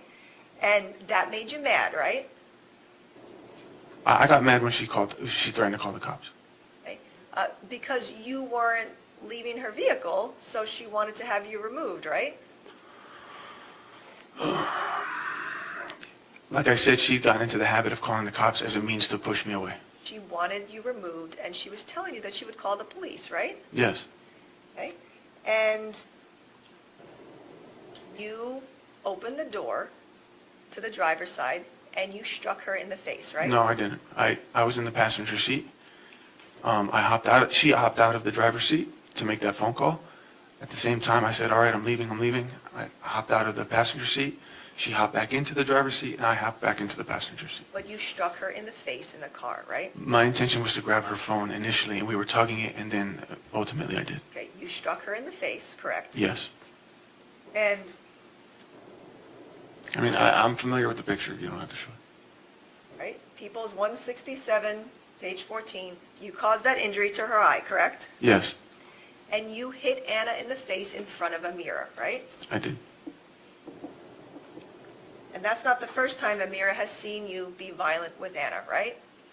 No. She has seen you hurt Anna many times, right? A few times. And just before Taryn went in for the kill, ready to lock Ali away forever, she slips in a little cheap shot. So she's running through his browsing history, dodgy websites, escorts, all the usual nonsense. Then bang, she drops in that he'd been looking at teen porn. So Ali nearly jumps out of his chair, not because he was embarrassed, but because he thought the inmates back at the jail would hear about it, as stuff like this is recognised as unacceptable even in jail. In his head, he thought they may even throw him a little party, but not the nice kind. I mean, he wouldn't just be at the party, I mean, he would be the party. So that alone was enough to send him into panic mode. And on October 18th, you were also researching teen porn videos, correct? What? What did you just say? That's what you were researching, correct? Say it again? Teen porn videos. You're out your mind. On October 19th, you were researching Sean Torres, correct? Show me the teen shit you just said. You want to paint me as some kind of fucking child molester? Show me show me.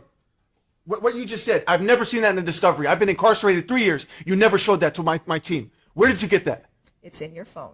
Show it. You researched Sean Torres on October 19th. Show me what you just said. You were not going to breeze over that. Mr. You're not going to Abulaban, paint me as something I'm not. You researched Sean Torres on October 19th, 2021, correct? I don't recall doing that. I mean, dirty move, sure. Effective? Absolutely. And it wasn't random. I mean, Tara knew exactly what she was doing.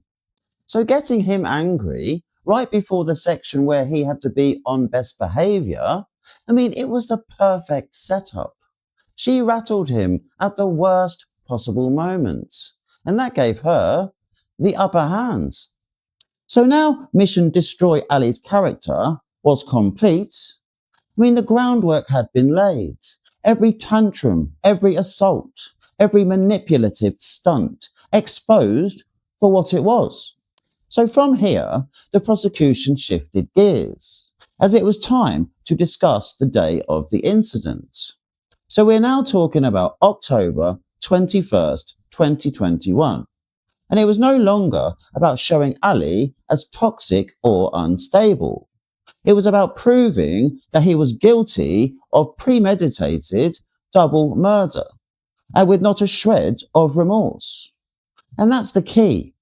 I mean, every bit of pain Ali ever claimed to feel wasn't for Anna, Amira, Ray, or anyone else. I mean, it was all about him. Selfish to the core, incapable of empathy, and obsessed with his own wounded pride. I mean, the prosecution had to make the jury see that the murders weren't crimes of passion. I mean, they were deliberate acts by a man who couldn't stand being disrespected and couldn't handle losing control. Told us that Anna thanked you for the groceries, but not the flowers, right? Correct. And you felt disrespected by that, right? I was hurt, not disrespected. I was just hurt because I was really banking that she would say something. I was trying to make an impression on her. Okay. Just to summarize from yesterday, your testimony regarding when you went to the apartment. You said you went up to the apartment in the morning and you entered, and then you saw the flowers crushed by the makeup bag, right? Yes. And then that's when you started rummaging through the office and the apartment, right? Yeah, I was looking at some of her stuff, yes. And then you said you made that phone call to Anna, right? Where you were mad that she wasn't home? Okay, so I don't remember the exact order of events. That day is very hazy to me, okay? So I don't know if you're trying to catch me on something I said incorrectly, but what I'm saying is I know what happened, but it may have been out of order.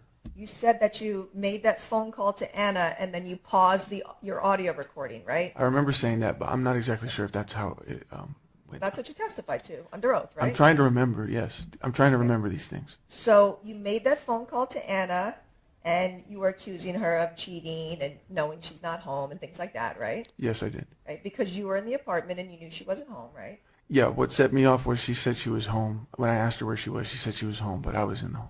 And then you said that you went back and that's when you threw away her clothes, right? When she had lied to me like that, I had accused her of cheating. She said, "You're so stupid, I'm going to block you." Right. But after that when phone she blocked me, the conversation was over. I went in a fit. I was going crazy. I was screaming. I was throwing the groceries around.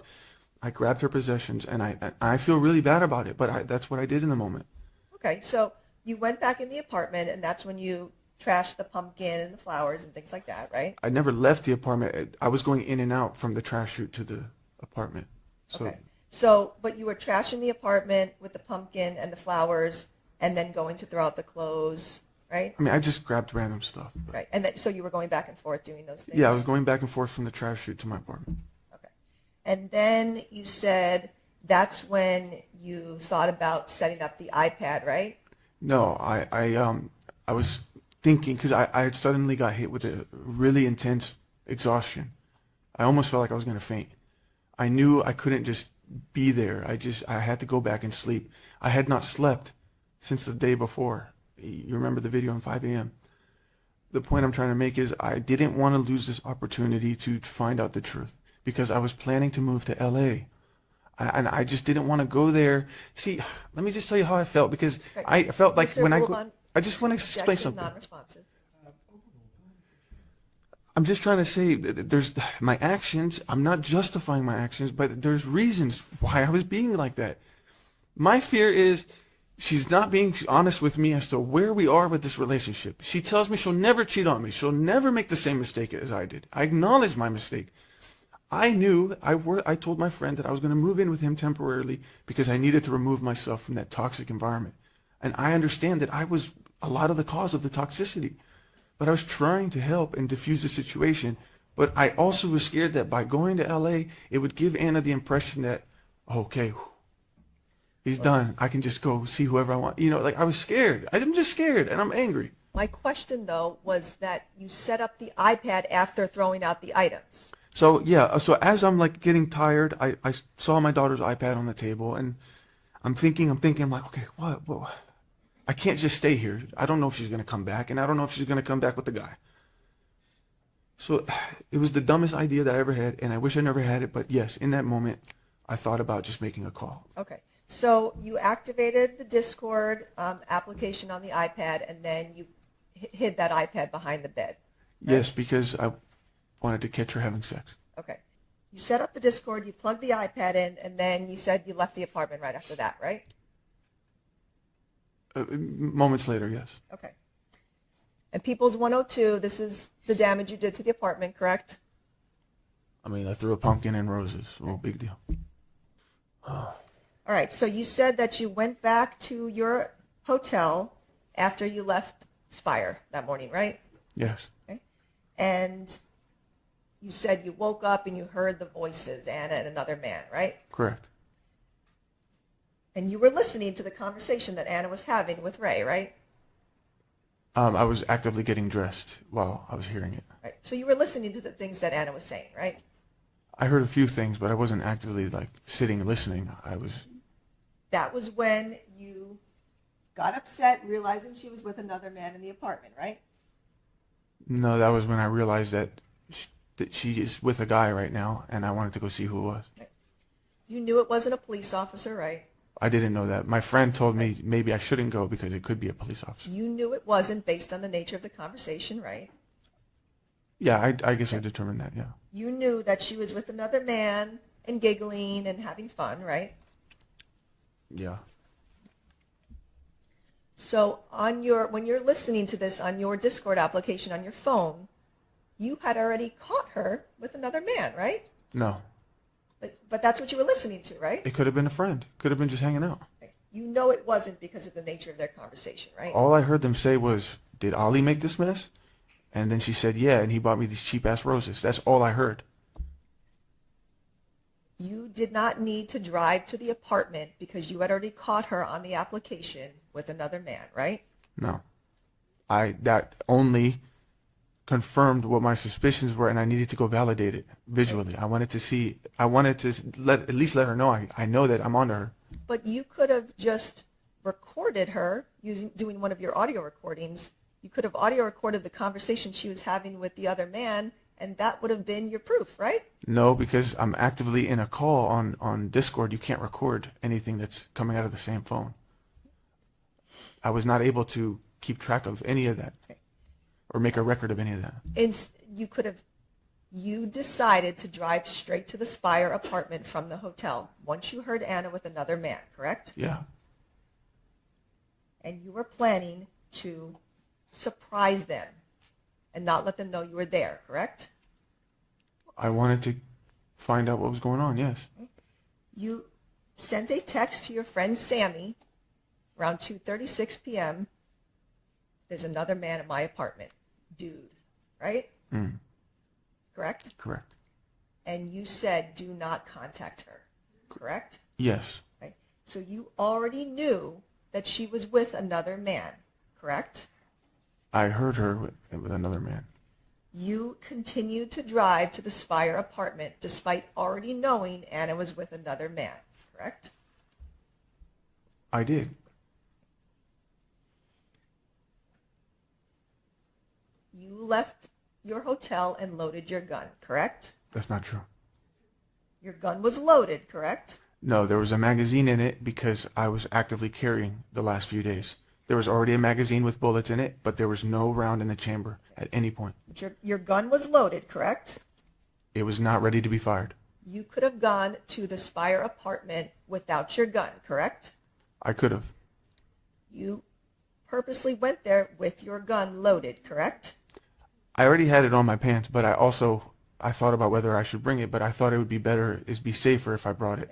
You actually did not have the gun on your pants because you had been sleeping, correct? My pants were on the floor with my gun attached to the belt. Like I said, as soon as I heard this audio, I wasn't sitting there listening. I was like a fireman, just ready, just jumping into my pants. The gun was already on my. I was out the door. You made the decision to put your pants on that had a loaded gun and drive to the Spire apartment, correct? That was the pants that was readily available. That was what I was wearing. And you made sure you had extra magazines and over 100 rounds of ammunition, correct? That's what I had in my safe ever since Virginia. First of all, that wasn't even near me. That was in the back of my Jeep in a safe. You had all that ammunition and 3 magazines when you drove to the Spire apartment, correct? It was in my safe, but I didn't bring it with me to the apartment. Well, you brought your gun with a loaded magazine, correct? That's how you conceal carry. It was already there. It was already on there. Do you have a concealed carry permit in California? No, I don't, but I was actually in the process of. Oh, so you were actually illegally carrying the gun, correct? In those few days, yes. You were driving in your car and listening to Anna and the other man talking the whole time, correct?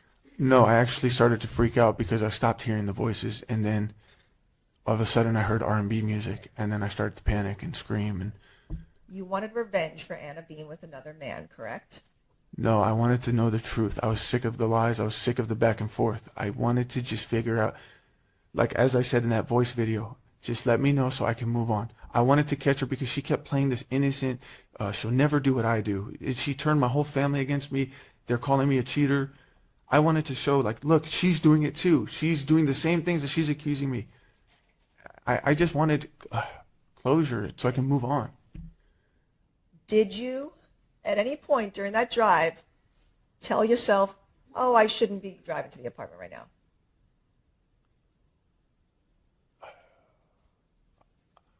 I didn't want to be in this situation. I knew that.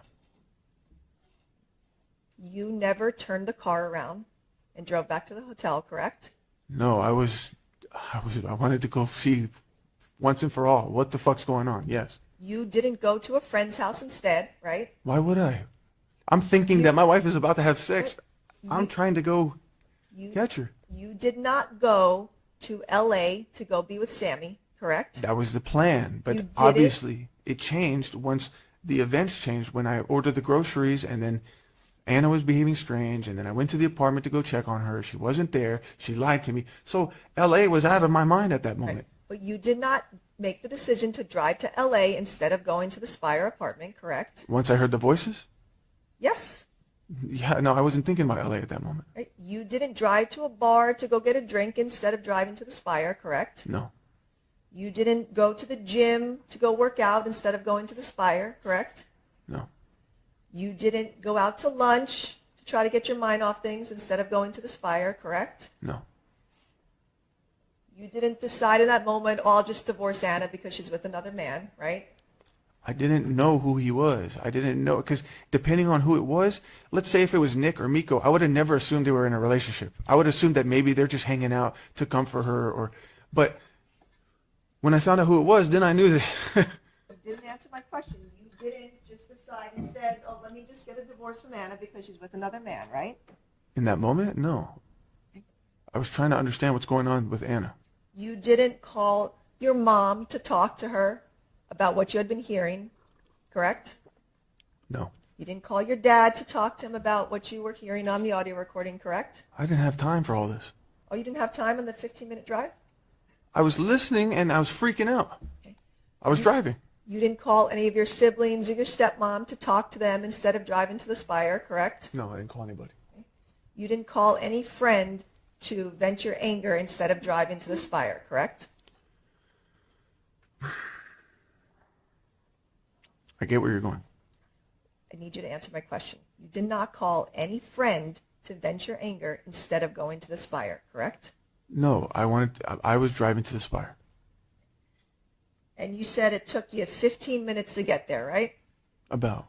Yeah, you were driving just fine, right? No, I was driving over like 90 miles an hour. You were driving fast, but you weren't crashing into anything, right? I wish I did. You weren't though, right? I was focused. I did coke, and I was in the zone, and it's like the only thing on my mind is there's a man in my house. There's a man in my house. Anna's with a man. Let me go find out who this is. I wasn't thinking about mom or friend or LA. I'm thinking, holy fuck, everything that I've been suspicious about is happening. This is my chance to go find out. You're That's not what's happening. answering my question. That is the answer to your question. My question was, you were driving just fine on the road. I was driving erratically. If I would have been pulled over, I would have been arrested for reckless driving and possession of a firearm. So I was even in danger to myself. While you were listening to Anna and Ray on the recording on your phone, you were mad, right? I was amplified. They were disrespecting you, right? I didn't even understand the situation yet. I didn't understand. Nobody was disrespecting me. I'm absorbing this as I'm going. I'm just trying to learn. Well, you said that they were making fun of you, and that made you upset, right? It was just part of what I heard, and it amplified me. I was worked up. So you felt disrespected by them, right? No, I was freaking out. You had plenty of time in that car ride thinking about killing them, right? Never crossed my mind. So you parked on the street outside the parking garage on J Street, right? Just right outside, yes. You didn't park in the building, right? No. You didn't. I didn't have the pass. Okay. And you didn't walk through the Pinnacle lobby like you had done every other time, including that morning, right? Actually, the normal way for me to go to my apartment is to go down to the garage, park my car, take the elevator up. I never go through lobbies in the first place. But that morning you went through the Pinnacle lobby. No. At 9 in the morning, correct? To enter the Spire, you walked through the Pinnacle lobby, correct? It's easier to reach from J Street, yes. That's where my GPS takes me. You did not do the same before you went to go shoot Anna and Ray, correct? I parked in the garage. I don't know why I parked there. That's just where the GPS took me. You ran through the parking garage so no one would see you, correct? The parking garages constantly have vehicles. There was vehicles passing left and right. You didn't want to walk through the lobby as you were about to go shoot Anna and Ray, correct? My weapon wasn't seen by anybody. No, it doesn't matter where I would have walked. Nobody would have known I had a gun on me. At no point do you see a weapon in my hand. You parked on the street so you could get away more quickly after you shot and killed them, correct? No, I parked there because it was just the closest place to the entrance, the garage. You put your holster on your jeans on the left side, correct? It was already there. That's where I wear it. I'm left-handed. And when you ran into the parking garage, your gun was already in your holster attached to your jeans, correct? Yes. Okay. And in People's 52, this is you adjusting your belt around your holster and your gun, correct? Yeah, I was tightening it. Your gun was already loaded, correct? It was. I don't know what you mean by loaded. There was a magazine with bullets, but it was not ready to be fired. You were in the parking garage for 5 minutes before you got in the elevator, right? I had forgotten the key, so I ran all the way to the elevators. I tried to get into the black gate. I realized I didn't have the key on me, and I ran back. Okay. But that whole process took 5 minutes. From 2:50 to 2:55, you were running in the parking lot, correct? I was frantically running from my car to try to get to the elevator. I realized I didn't have the key, so now I'm freaking out about that because the events are still going on. Nothing's changed. So I ran back to my car to go grab the key, ran back to go take the elevator up. Still freaking out about what's going on because the more time that passes, the more I'm thinking, okay, it's going to get closer and closer to actually happening. In the parking garage, you didn't then change your mind and leave, correct? Because nothing had changed. I'm still trying to go catch them. You didn't say to yourself, oh, what am I doing, and leave the garage, correct? I knew what I was doing. I wanted to go catch my wife. Okay. You got on the elevator and you took it to the 35th floor, right? Yes. And before you did that, 2 minutes before you got on the elevator, you activated your audio recording, right? Maybe I did. Because you activated your audio recording at 2:53 p.m., and it went 5 minutes through the shooting, correct? Yeah, I think so. Again, to record what could have taken place. I mean, because that was your doing, going into the apartment correct? Yes, I wanted to have an audio recording, a accurate and true representation of what took place, or what would have taken place. You rode the elevator up, which took you about 3 minutes, right? It took a while, yeah. From 2:55 to 2:58 p.m., correct? Mhm. And while you were taking that 3-minute ride up the elevator, you didn't decide, let me just get off the elevator and go back to the hotel, right? No, I would. Why would I think that? Because I had not completed what was I there for? Exactly. You were there to kill your wife and Ray, correct? No, I was not. I was there to catch my wife cheating. In People 68, was this the direction you ran to go take the elevator? Yeah, right behind. You see where that pillar with the white and blue? If you follow that down to the left, there's a black gate, and it lets you go into the. So that's the route you took in the parking garage with your gun to go get the elevator, correct? Correct. And then in People 60, this is you getting off the elevator before the door even opened, correct? Correct. And then you ran down the hallway, you made a right, and then you made another right to get to the apartment, correct? That's how you get to my apartment. Yes. And when after you turned the corner and ran to apartment 3508, you took out your gun, right? No. No, I only had my key card in my right hand. All right, so let me go over what you testified to yesterday. You told us that you used your key card to open the door, correct? Correct. All right, and then once you open and that door's pretty heavy, right? It is a little bit, yeah. Okay, so you had to, you use some finesse to open the door, right? You have to push it. Yeah. So you push the door open, and that's when you looked over and you noticed that Anna was not in the bedroom; she was on the couch, correct? So when I went into the house, I was startled by the fact that yes, they were on the couch. Okay, and so you said that you first saw Anna, but you couldn't see the man, right? Yeah, because he was leaned back. Okay, because Anna was leaning forward and blocking your view of the man, correct? She had turned like this to look at me. Okay. Go ahead and make record that he turned to his left side. Thank you. Okay, so you said Anna turned to her left, and then she noticed you, correct? Yes. All right, so once Anna turned to the left and noticed you, that's when Ray leaned his head forward, right? He removed his arm and then leaned forward to see who was at the door. Okay, so Ray leaned forward, and then that's when you first noticed that it was Ray, right? Immediately, yes. All right.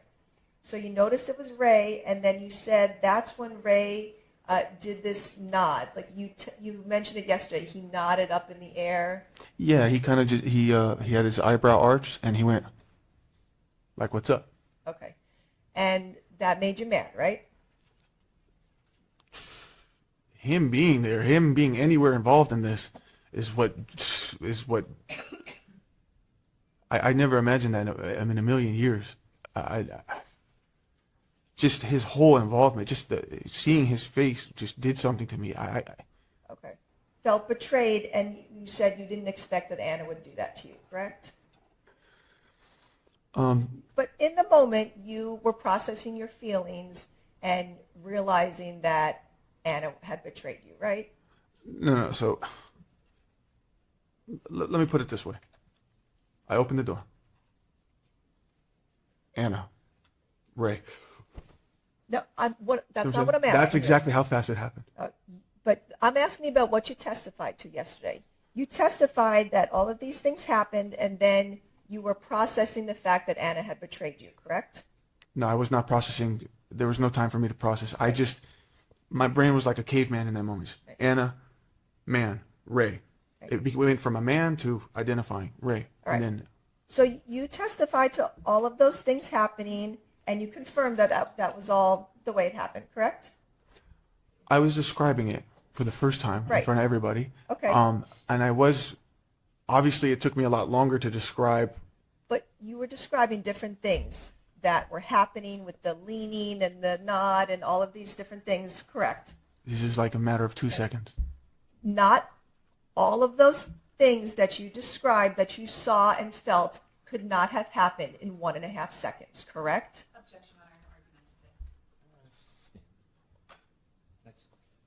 Your Honor, I'm going to play just like about a 20-second clip from one of the exhibits. There's only 1 or 2 words on it. I wasn't planning to pass out the transcript, but it's People's 179.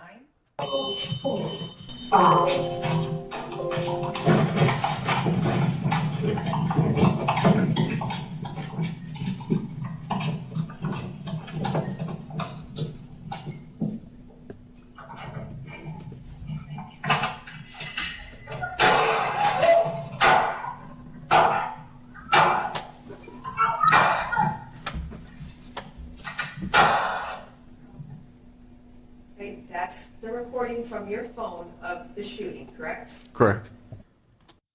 Apologies for interrupting at such an important bit, but this next part is vital to understand because it shows exactly how the shooting went down. So in total, there were 6 shots. Ali opens the door, racks the gun, and then fires immediately. That's shot 1. And straight after that, he racks it again. Why? Who knows? Maybe he thought it would intimidate them. Although, let's be honest, the fact he was storming toward them, firing a gun, would probably have done the job. And then he keeps going. Bang, shot 2. Bang, shot 3. Bang, shot 4. 4 shots in quick succession. No hesitation. Then there's a very short pause. He fires again. Bang, shot 5. And after that, a longer pause. You hear him rack the gun again. And then comes the final shot. Bang, shot 6. Now to picture his movements, shot 1 through 4 are all fired as he's coming in from the doorway, making a beeline straight toward the couch. By the time he's let off that 4th shot, he's right in front of them. So Ray has already been hit twice. 2 shots landing, 2 clean misses. But Anna hasn't been touched yet. Then standing directly in front of them, Ali fires the 5th shot, point blank into Ray's cheek. Muzzle pressed on or millimeters away from his skin. So Ray is now gone, and Ali turns to Anna. He racks the gun again, looks her dead in the eyes, and fires the 6th shot straight into her forehead. So when you break it down, Ray was hit 3 times in total, twice in the head, once in the neck. Anna was shot once in the forehead. That's the sequence. And that's how you can picture Ali's movements from the moment he entered until the final shot.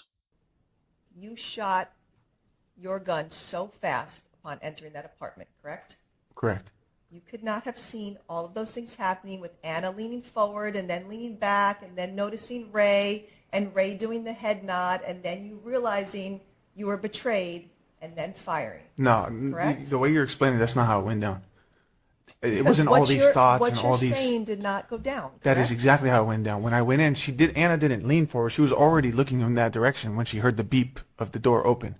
So Anna was already looking at me to see who's coming in. When I walked in, I immediately saw Anna. And then Ray popped up immediately, did the head nod, and that's when I pulled the gun out. That can certainly happen in that time frame.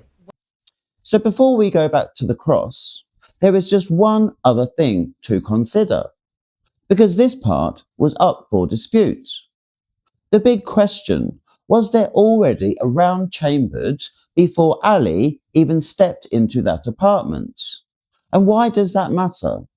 Because if the gun was already ready to fire, that's premeditation, gift wrapped. It means he racked it before he entered, so walked in with intent. Ali, of course, argues no. He says that's why he racked the gun immediately after opening the door. The thing it's important to consider here, however, is that with a semi-automatic pistol, if there's already a round chambered, you can still rack it. All that happens is the live round gets ejected and the next one just slides into place. And that's why the prosecutor hammered this point. I mean, she said you can actually hear a clinking sound right after that first rack. The sound of a live round hitting the floor. I mean, if that's true, it means the gun was already loaded and ready to fire before he even walked in. But here's the problem. It's hard to hear. Was there a clink or wasn't there? Some people say yes, others say no. It's one of those details that can swing the whole argument, but it's not crystal clear. So I'll leave you with that thought. But for now, keep that question in your head while we listen to the rest of this cross. When you enter the apartment, about a second and a half later, you racked your gun, right? That's what it says, yeah. That's that sound at the beginning, you racking your gun, correct? Correct. And then you hear a clink on that recording, and that is the bullet falling out of your gun because you racked it, correct? No. There was already a bullet in the chamber when you fired your gun, correct? I had to rack it in order for when I first walked in, the first rack was what put the first bullet in the chamber. There was no clink. Okay, looking at People's 89, page 9. The circled area marked 1, that is an unfired bullet in your apartment. That bullet fell out of your gun when you racked it when you entered the apartment, correct? That's incorrect. My door, look how far my door is. I was standing in front of the door. You said none of this could have happened in the time frame, so how could I have walked from my door to that door to cock it and rack it? I was standing at the door, I racked it, no clink, no bullet. There's no bullet by the door. It's because my firearm was empty. That live round is right in the dining room, correct? And that must have been the second or the second rack. Because from the first time I fired, it was one direct motion, like I was propelled forward in one fluid motion towards the couch. So that one bullet right there, that is the second rack. You missed the first shot you took, right? I cannot confirm which bullets hit or which not. There was a lot of gunpowder smoke. You heard on the audio recording that Anna said something like, what the fuck, or something like that. Yeah, correct? I heard Anna. All right. And so the first shot that you took, you missed both of them, correct? Both of them? The first? Or did you hit Ray on the first shot? It was either the first or the second that hit him because I noticed in between shots that he was laying back now. After you fired the first shot, you didn't decide to stop, correct? I couldn't.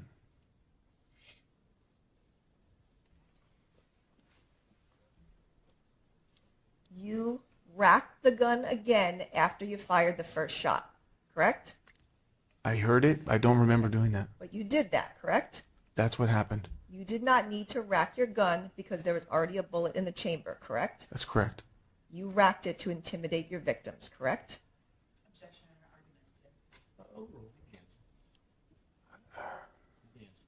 I mean, I'm planning to answer. I'm trying to.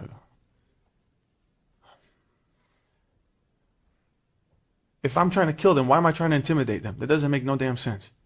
What do you want to go? What do you want to say is happening here? That I'm processing these thoughts and feelings. How did she betray me? Or did I just fucking happen? It just happened. There is no intimidation. There is no. I didn't even know that they were seeing each other. I didn't know that that was going to happen. It just. I saw it. My gun's in my hand. I racked it because there was no bullet in the chamber. And then I racked it again after the first shot. That doesn't make sense why I would do that. The gun was not jammed at any point.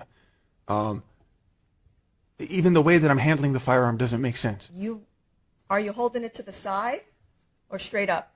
I held it one-handed. I don't know. Am I allowed to point? I'm asking you, did you hold your gun straight up or were you holding it to the side when you were shooting Ann and Ray? No, I'm not a gang member. I don't shoot that way. I had it like this.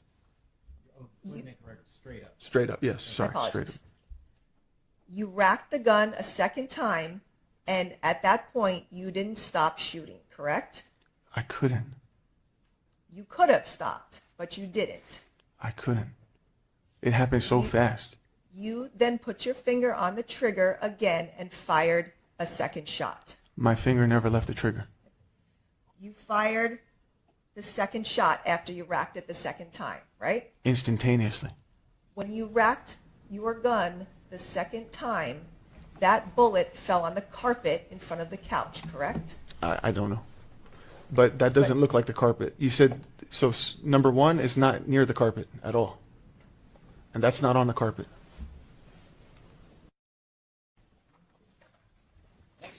Thank you. And just for the record, People's 176 is now 60 pages. All right, you worked it out, Charlie? Yes. Okay. All right.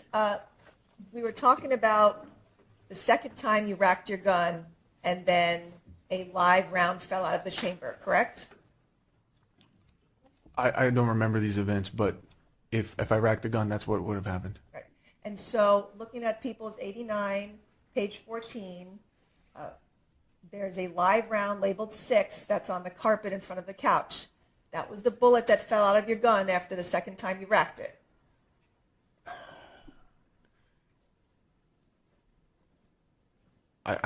That doesn't make sense. Starting at the door, how could the second rack be all the way in the living room? That doesn't make sense unless you think I jumped from the door to. Well, you got to the couch pretty quickly, correct?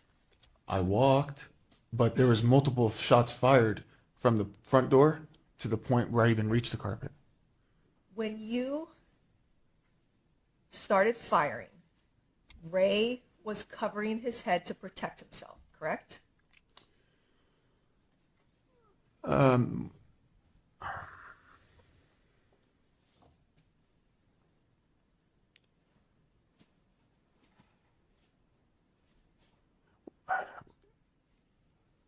When I pulled the gun out, yeah, he went like this. Right? And the record reflect that the witness turned all the way towards his right. No, my left. I'm sorry, your left. So that's the. And put his head down. And put your head down. Is that what you did? I believe he was kind of just hiding behind Anna's head, but it all happened in that moment. Okay. So Ray turned towards Anna to protect both himself and her from your gun, correct? I'm not sure. It just happened. I think, if I remember correctly, that's how it happened. And you shot Ray in the back of his head, correct? I was not aiming. I don't remember exactly how it happened. You weren't aiming? You only shot them in the head and neck, correct? I'm sure. I think he got shot 3 times, but. Yeah, and it was all in the head and neck, correct? What I meant by aiming is the proper aiming. Like you would have to hold a firearm with 2 hands and then line up the rear sights with the front sights and then kind of close one of your eyes. I didn't do any of that. My question was, you only shot Ray in the head and the neck, correct? That's where the bullets went. I mean, I was just pointing in the direction. You knew how to aim to kill, correct? Incorrect. You didn't know that shooting someone in the head could kill them? So that's not what you just asked me. You said that I was trained to kill. I was not trained to kill. You were trained on where to fire to kill, correct? It's incorrect. Law enforcement training, we aim for center mass, which is the body, which is the biggest point of a person's body. And it doesn't always result in a fatality. You know that shooting someone in the head will kill them, correct? Not necessarily. There's people who have survived shots in the head, but like I said, there was no thought of I'm going to shoot him in the head. There was nothing like that. I did not plan to shoot anybody in the head. I don't know where the bullets were going. I don't know which bullet went this way. I don't know when I racked it. This is something that happened in a blur. You did not shoot anywhere else in the apartment other than at Anna and Ray, correct? In their direction. Yep. You didn't shoot at the window to scare them, correct? No. You didn't shoot into the kitchen or the bedroom, correct? No. You shot only towards their heads, correct? No, I just in their general direction. I was too far away to. Okay, so I have had training with firearms, but the pistol is actually the worst thing that I'm at. My accuracy is terrible with the firearm. My question was, you only shot Anna and Ray in their head and in that direction, correct? That is false. There's a shot. There was one of them that entered his trap, his neck area. I did not aim for these things. This is just where the bullets ended up, and there's a few bullets that hit the wall. So unless you're assuming I intended to hit the wall too. Those bullets, those holes in the wall were behind Anna and Ray's heads, correct? I don't know exactly where the placement was, but they were either near. There's no way it could have been behind, or it would have gone through. But again, this is just me speculating. I don't have an exact memory of or knowledge of which bullets went here. The first bullet hit there. I don't have that. You're not speculating. You know that you only fired towards their heads, and bullets went into their heads, neck, and in the wall behind their heads, correct? When I was near the door, when I first, I believe I first fired the first shot, I was not aiming.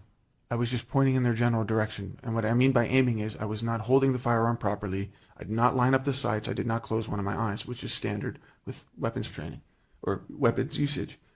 I just fired in their direction. I do not know. I did not intend to hit Ray in the head, but it just so happened that either the first or the second bullet must have hit him in the head because I noticed that he was out. You did intend to hit him in the head, and that's where you fired, correct? No, I never meant to hit anybody. Ray, you shot Ray in the back of the head, and then he was unconscious, correct? That one of the first two, either the first or the second shot, I'm guessing must have went to the back of his head because at that point he fell back like this. And then you shot him in the cheek or the neck? I don't remember the exact order that the bullets hit him. Well, you're testifying now that you remember that he got the shot in the back of the head first, and then he fell right back, right? No, I'm saying if that was the first one that hit him, it would have made sense if it happened that way. I do remember him going this way, and then after maybe a shot or two, I remember through the fog of the smoke, I got a glimpse of he was fully back. Then if he's fully, I'm sorry. He turned to his left side first, and then he indicated he'd put his head back. Okay. Then how did Ray get a shot in his right cheek with the exit on the other cheek if he was all the way back on the couch? That close to Ray's cheek to give him that wound. I was standing between, I believe I was standing in between his legs, right directly over him So at that you were point. in front of the coffee table when you shot him in the cheek. I think that it would make sense. Yes, I think at that point I was in between the coffee table and the couch. Let's go back to you rack the gun for the second time. A bullet falls out. Then you fire 4 more shots, correct? Okay. That's what you did, right? Yes. After you fired the second shot, you did not stop, correct? After the first shot, I could not stop. You did not stop after the second shot, correct? Correct. You did not turn to leave the apartment instead of continuing to fire, correct? No, I did not. And you fired a third shot, correct? Correct. You fired a fourth shot, correct? Correct. You fired a fifth shot, correct? Correct. After you shot Ray in the head and he was unconscious and dead, you did not stop firing, correct?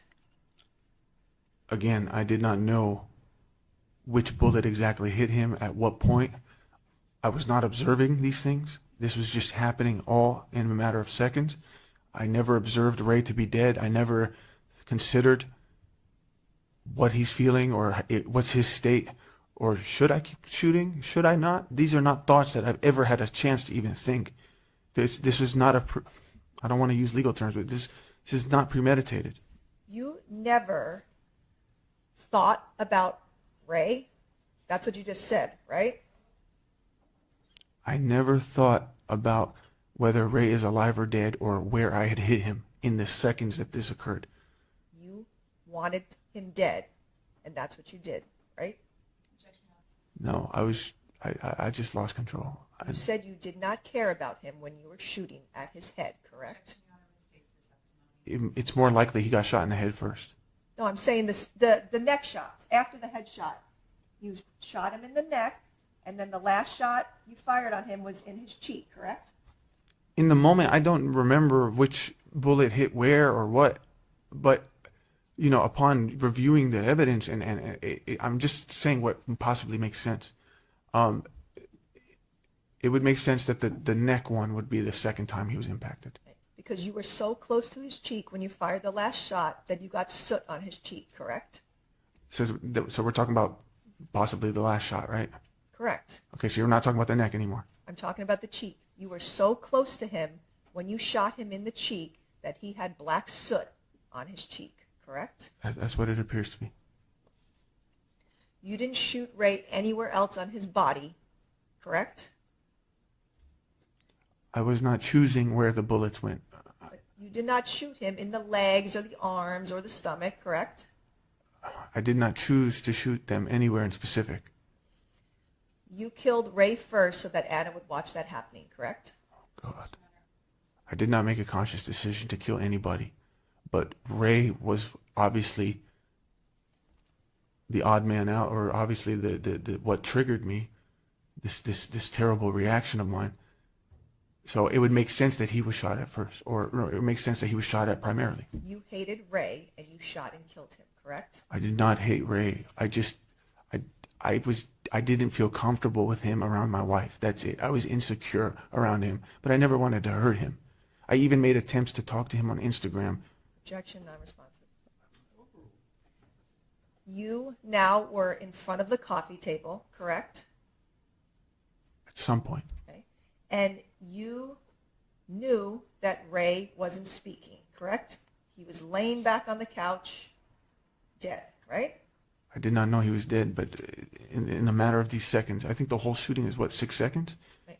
He wasn't speaking, though, correct? Nobody was speaking. I mean, Anna was just screaming. And you stood right in front of Anna, correct? In front of the coffee table. See, now you're asking me about things I don't remember. But that's what you did. You stood in front of her with your gun, correct? She was right there, yes, so I would assume so. And then you racked your gun for a third time right in front of Anna, correct? That's what it sounds like. Right? That's what you heard on your own recording, correct? Right, that's what it sounds like. You racked a gun for the third time, and then a bullet fell out and landed on the carpet, correct? I don't know where the bullet landed. So you see in People's 89, page 15, there was another live bullet in front of the couch. When you racked your gun for the second and third time, both of those bullets came out of your gun, correct? I don't know the order of these bullets. You know that when you rack your gun and it's loaded, a bullet comes out of the top, correct? That's correct. So that's what happened here, correct? I'm not sure what positions they landed. I didn't observe this stuff. But you racked your gun 3 times, and all 3 times a live bullet came out of the top, correct? That's not correct. The first rack would not have expelled an unspent bullet. But you see that there are 3 live bullets on the ground from your racking, correct? That makes sense, and but I'm not exactly sure how that happened. That's something I'm very confused about. You were standing in front of Anna, and she screamed, right? She was screaming since the shooting. Right? Before I even stood in front of her. And you stood in front of her, and you did not just leave before you killed her, correct? Just leave? Like I didn't leave? Yeah, you didn't just decide, let me leave the apartment before I kill Anna, correct? There was no thoughts in my head. Anna put her hands up in the air and screamed, right? For mercy? She was screaming because she was scared. And you made the choice to fire another shot, correct? No. Correct? That's what you did. That's what happened, but I didn't. Why the fuck would I want to shoot Anna?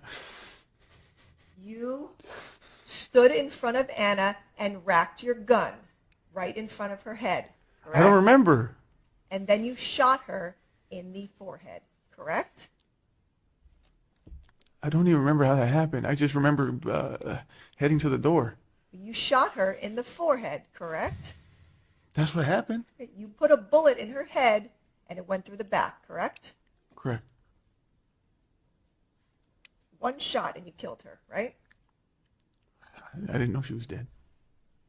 You knew that shooting Anna in the head would kill her, correct? No. You didn't know that? I mean, I know that anybody getting shot in the head, that could be fatal, of course.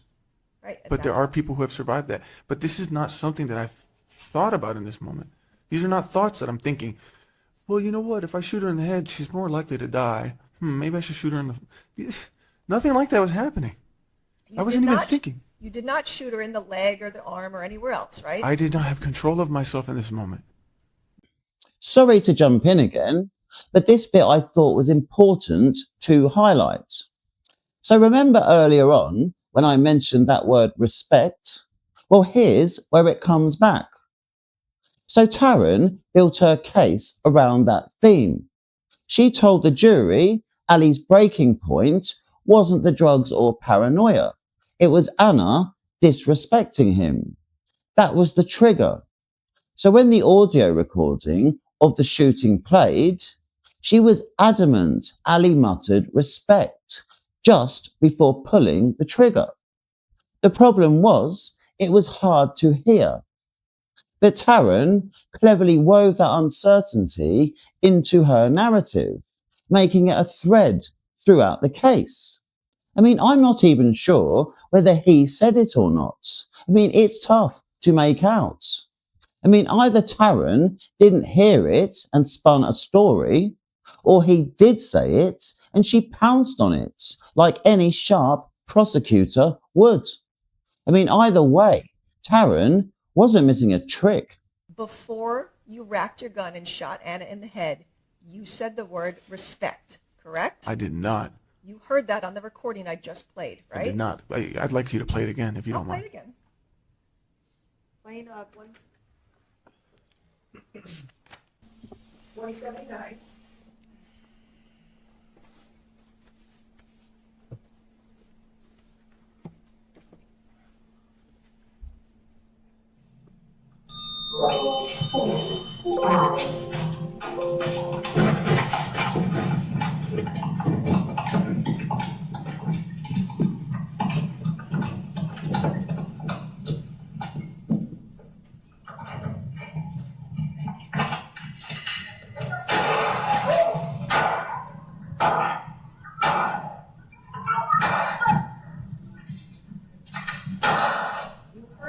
Respect, correct? I didn't hear anything.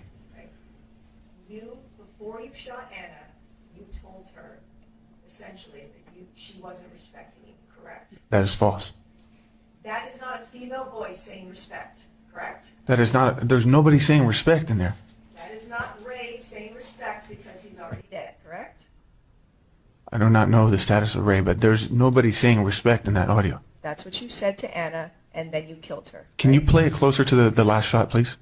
I'm not going to keep playing it, but that's what you heard on the recording, correct? I mean, it's distracting when I have to sit there and listen to me, go out of the elevator. Can we just play it right before the shooting, please? I'm asking you a question. Because all I heard was, You cannot ask me anything. I'm asking you. Before you shot Anna in the head, you said respect to her. I did not say that shit. And you shot her because she had disrespected you and was with Ray, correct? No. So just another quick interruption here, because this bit shows you exactly the kind of cheap shots Taryn had become known for. So she makes me laugh because she looks so proper, but she has no off switch. I mean, her tone is monotonous, her persistence relentless, and she comes across like a little Jack Russell snapping at your ankles, unwilling to ever let go. On the other side, you have Jodie, her opposite number. I mean, she doesn't take any prisoners either. And the best part is, these two hate each other. Watching them clash is half the entertainment. I mean, Taryn's latest stunt was to drop a line in court claiming that an inmate had said Ali told him he killed his bitch and the man she was with. I mean, that was the quote she put forward. Ali jumped out of his chair, insisting he had never heard of it. I mean, he even said it was not in the discovery. The funny part was that his own brief had seen it, so it was in the discovery. His brief had just chosen not to tell Ali, and so now Ali was like a mushroom, the only one left in the dark that nobody wants to talk to anymore. I mean, there was no transcript, nothing solid. And honestly, I did not think Taryn would even bother using it because it was barely relevant. But she threw it in anyway, just to cause chaos. After October 21st of 2021, you bragged about killing Ann and Ray, correct? Don't look at your attorney. Answer my question. I was just seeing if she was going to object. I'm sorry. You bragged about killing Anna and Ray, correct? Did I? You told inmate Brian Edwards that you killed your bitch and the man she was with, correct? Who is Brian Edwards? You said that to Brian Edwards, correct? I'm going to have to... Can we talk? Because I don't know what this is about. We're talking about inmates now? Like an informant? What's going on? We've never had this Mr. conversation. Abulaban, answer my question. You told an inmate, Brian Edwards, that you killed your bitch and the man he was with. No, I did not. With, I did not. Do you have audio recording of this? I'm asking you. I did not say that. You would have brought this up if it was real. This would have been an exhibit. And here's why that matters. By denying it so aggressively, Ali opened himself up to a bigger problem: credibility. If the jury believed Taryn's version, then Ali had lied on the stand. And once a defendant is caught being dishonest, their whole testimony collapses. His defense depended entirely on the jury trusting his word. But if they thought he was lying, then nothing he said could be taken seriously. So that then leaves them with only the prosecution's evidence and testimony to rely on. And if that's all they've got, then Ali's defense is basically erased. In effect, he's guilty and is going down for life. The thing with these cheeky moves is that even if an objection is made and the statement is stricken from the record, the jury has already heard it. The judge can tell them to disregard it, but once it's out there, it's out there. Taryn knows that, and she's done this twice now. I mean, it is wrong, but it works every time. Jodie was furious and demanded a mistrial because of it. I mean, I totally get the fact she had to try, but everyone knew that after all the money and resources that had gone into this case, that was never likely to happen. I mean, the motion was dismissed almost as quickly as it was raised. And with that, the trial moved on to the next issue. And counsel, what's up?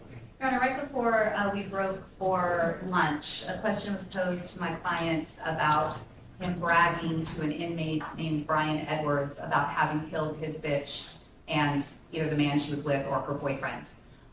This information was turned over to the defense on disc number 22 of discovery.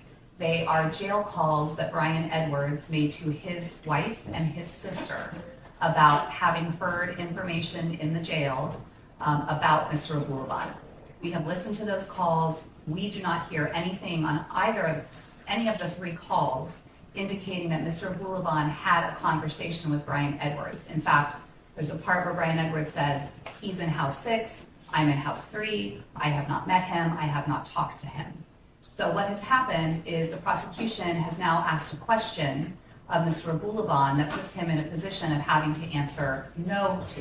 The problem with that is that this entire case rests on Mr. Abulaban's credibility in front of the jury about what happened when he walked into that apartment and what his state of mind is. And I believe the prosecution is asking a question of him, putting him in a position where he has to deny, where the question is assuming or putting out to the jury that that information exists and that he is lying about it. Those calls have not been transcribed by the prosecution. They were not transcribed by me, but I have extensive notes about what was discussed between Brian Edwards and his wife and his sister. I do not believe that that information exists. My client took a look at Brian Edwards, denies that he's even seen this person, let alone ever had a conversation with him. But what is now out in front of the jury is an example of Mr. Abulaban lying to the prosecution. And so I am at a point where I need to break for the afternoon to have those transcribed. I need to find the person who pulled those things before I can begin the rest of my case. I also am moving for a mistrial based on this. This is a huge problem, and unless the prosecution can show me in those calls where Brian Edwards says that he had a conversation with my client, the way that she has thrown it out to the jury, this has caused a huge prejudice to my client. Your Honor, these jail calls have been out for somewhere in the nature of 2 years. I had a separate conversation with Ms. Green at the time. I told her these are jail calls that are not your clients, they are Mr. Edwards. They were given to me because they were listened to in an El Cajon case that Mr. Edwards had. I obviously had no intention to interview Mr. Edwards. I turned over the calls, I let her know about it. I am simply entitled to ask a question about whether he made a statement to this person or not, and that's how he has that information. And he can say no, and that was all. That's how I left it. But do you have actually know where it is in the transcript? I don't have Oh, transcripts. sorry, not Right. transcript. Do you know where in the call it is? I have it on disc 22. That's how I have it labeled in my notes. How long is this 22? It's 3 calls. Well, okay, are they 1 minute calls or are they? I don't recall. I didn't transcribe them. I wasn't planning to interview anyone. I literally was only and I asked him one question about it. Did you say that? And he can say yes or no, and that was it. I'm certainly entitled to ask him if he ever made a statement to anyone about killing them. But not if she has information that that evidence doesn't exist. That's the problem here, is that she's throwing it out there as though he had a conversation with Brian Edwards and bragged to Brian Edwards about killing his wife. I believe on those jail calls, Brian Edwards indicates people find out shit here, saying, I have never talked to Ali because he's in the hole in 6 house. Ali is 2 units away from me. Inmates were talking about Ali being housed at the jail. That's how Brian found out Ali was there. I do not believe that these jail calls indicate in any way that Brian had a conversation with my client. In fact, it appears that they state the opposite, that Brian didn't have a call. And so what has happened now, we all know in cases, juries are more inclined to believe things that prosecutors say than they're inclined to believe what defendants say. That is known. So when a prosecutor asks a question presupposing that that information exists, and Mr. Abulaban is forced to deny it, it looks like he's lying. His credibility is central to this case. Well, and this, it could have been answered with a yes or no. And instead, I can't say his exact words, but he reacted in a way that was, he reacted in a way that he wanted to confront the situation or challenge the situation, but it'd be nice if we could actually pull that out, because I think this is what's happened, is yes, you do have the right to ask that question, but I don't want to leave the jurors with the impression that that this is from defendant to Brian, because apparently the tape is between this Brian guy and his wife, right? And I would assume on the tape, somewhere along, assuming it's there, that Brian to his wife says, I know Ali, and Ali's saying he killed his bitch and whatever, the boyfriend or whatever it was. I assume that that's there somewhere. Right, and so the insinuation is that the defendant told somebody about this for them to have this information. So that's all I was getting at. I wasn't trying to make it seem like the defendant, I had a recorded conversation of the defendant telling this to Mr. Edwards. I never asked that question, that doesn't exist. I don't have that. All I have is information. Again, honestly, all the evidence that we are going through here, this is a side note. It really is not that important.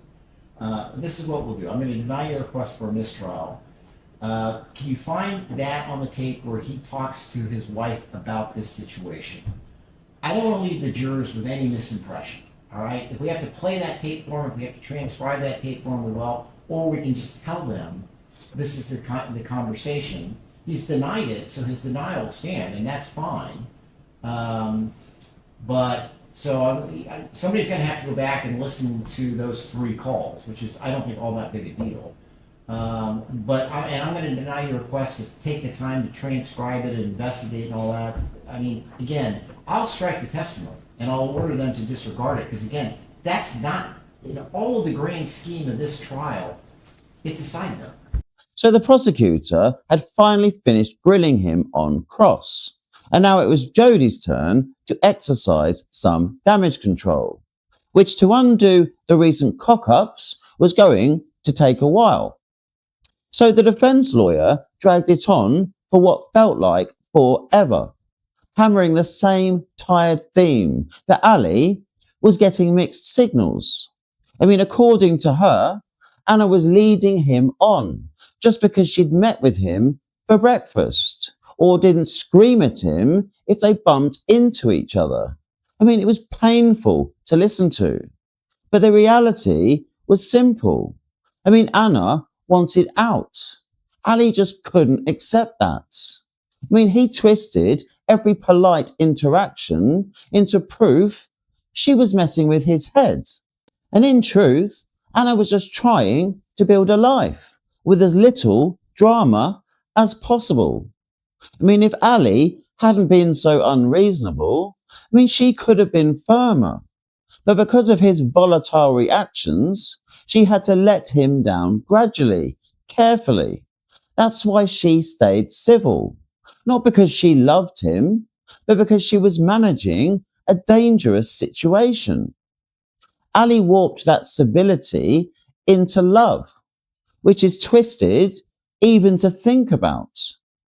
So by the end, Jodi's redirect was nothing but leading questions dressed up as narrative. So quick explainer, in court, the side that calls the witness does the direct examination. Open questions just to get their story out.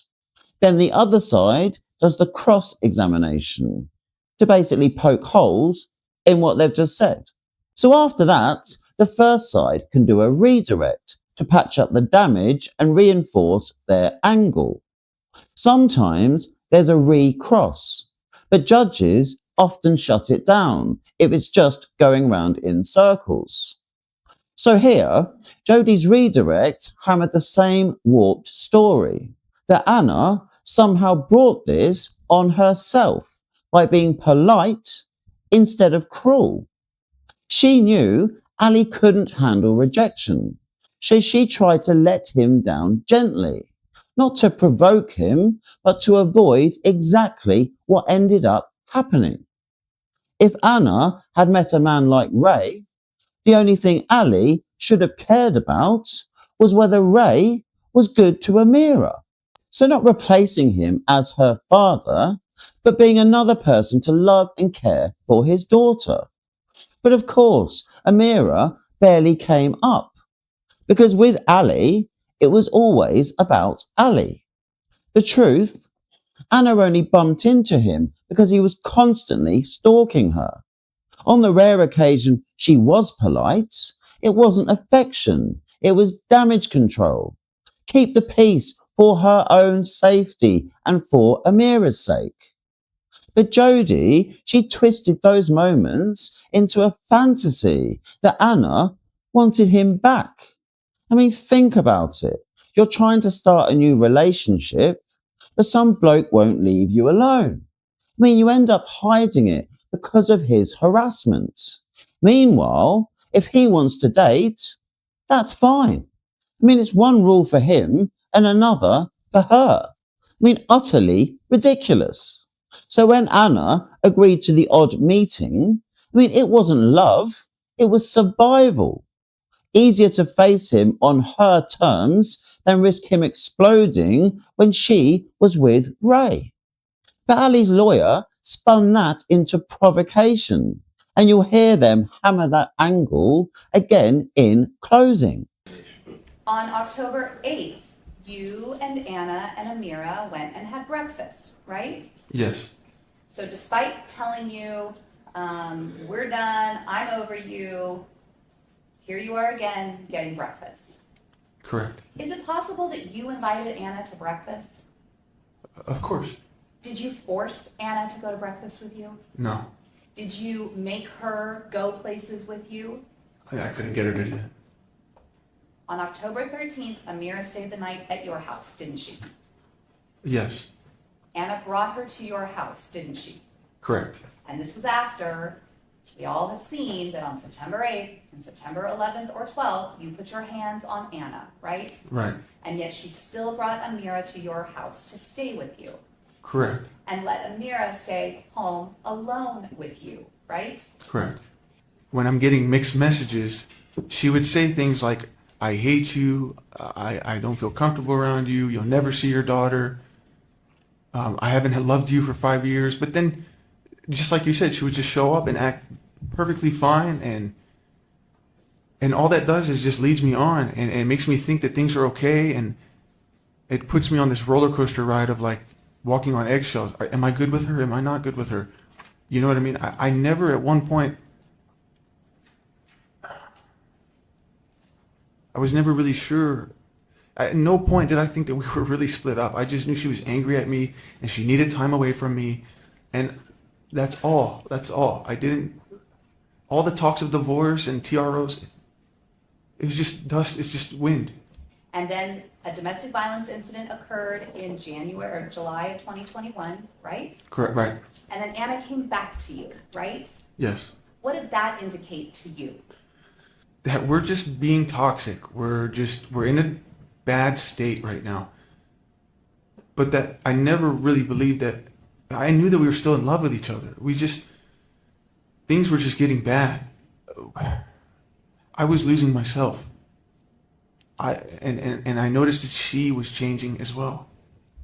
When someone is telling you during this time period, we're over, I'm out, she disappears, she takes your child, she blocks you, and before doing that, she tells you other people is what you should focus on, seeing them, what are you thinking? Well, it scared me because it's very confusing to decipher what she's really saying. When someone says to you, they're going to get a TRO against you, and then they don't, in this case, your wife, how do you interpret that information? I can't take anything she says serious. Even if you told her, don't get a TRO, she could have gotten one, right? 100%. So when you're saying, go, your mom's testified and said, we told her, go get one. We told her, have him arrested. And when she doesn't do those things, what does that say to you? That she's not serious. Because why? Because she's just hurt and she's upset with me, but she still loves me and she still wants to work this out with me. We're asked about things that Ray said to you or didn't say to you upon the very first meetings with him in San Diego at the first couple parties. Do you remember that? Yes. And you told us exactly what Ray said to you. Is that right? Verbatim. Is it also experience of yours in life, generally, in meeting people? Sometimes you get good vibes from people. Yes. And sometimes you get bad vibes from people. Correct. It isn't always just the things that people say, right? No, it's also the feeling. And in that moment of meeting Ray on those two occasions, did you get good vibes from him or bad vibes from him about the way he was reacting to Anna? Very bad vibes. Thank you. Nothing further.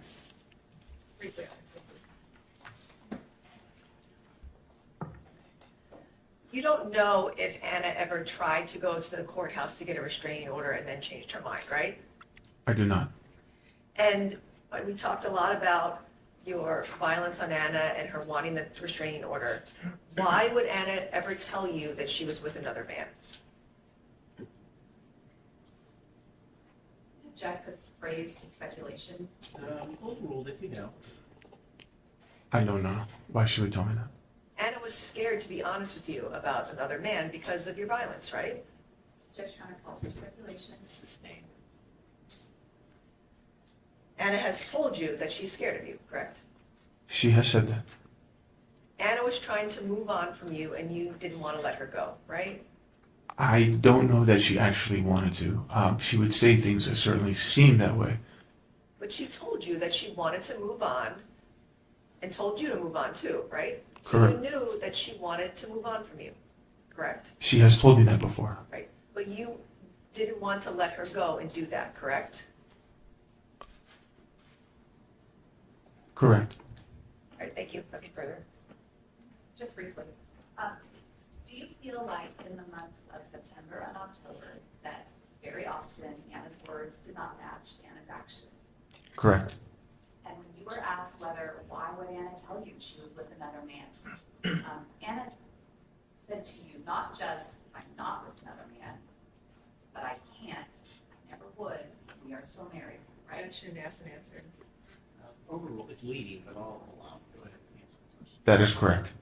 She never said to you, I'm not going to tell you this because I'm afraid of you, right? Correct. She said it's not. She never said it's none of your damn business, right? Correct. She was telling you in a way, responding back to the fact that the two of you are still married. Is that correct? Objection, leading, ask and answer. Go ahead and answer. Thank you, Your Honor. Yes. Thank you, nothing further. Any other? No, Your Honor. I do have one more exhibit to admit. We're going to take all of that outside the presence of the jury. All right. Any further evidence? Subject to what we talked about. Correct. No. All right. So the defense had now rested, which means the case moved into its final phase, closing arguments. So this is the point where both sides get one last opportunity to speak directly to the jury. So not by presenting new evidence, but by interpreting what has already been shown and heard throughout the trial. So the sequence is always the same. First, the prosecution delivers its closing arguments. They go first because the burden of proof rests entirely on the state. It's their responsibility to convince the jury beyond a reasonable doubt that the defendant committed the crime charged. So after the prosecution has finished, the defense is given its turn. So the defense uses this moment to remind the jury of any weaknesses in the state's case. So to highlight any inconsistencies and to argue for alternate interpretations of the evidence that might create a reasonable doubt. So once the defense has spoken, the prosecution is allowed to return for a rebuttal. This is a privilege unique to the states. The defense does not get a rebuttal because they do not carry the burden of proof. Their role is simply to challenge the state's case and to raise doubts. So the prosecution, on the other hand, must prove guilt beyond reasonable doubt. So the law gives them the final word to respond to whatever points the defense has raised. So the final rebuttal is often short, but it can be strategically powerful because it leaves the jury with the prosecution's voice ringing in their ears just before deliberations begin. It's also important to stress that closing arguments are not evidence. Lawyers cannot introduce new facts, exhibits, or testimony at this stage. Instead, they are permitted to weave together the evidence already admitted into a narrative, to persuade the jury to see the case through their lens. So in other words, closing arguments are commentary, persuasive speeches designed to frame the evidence, not expand it. And with that framework in mind, Taryn stepped up to deliver the state's closing. We have proven to you the defendant had the intent to kill. So he is guilty of second-degree murder at the very least, because he had both types of malice. But there are murders that graduate to the first degree, and this is one of those cases. A murder graduates to the first degree if it's also willful, deliberate, and premeditated.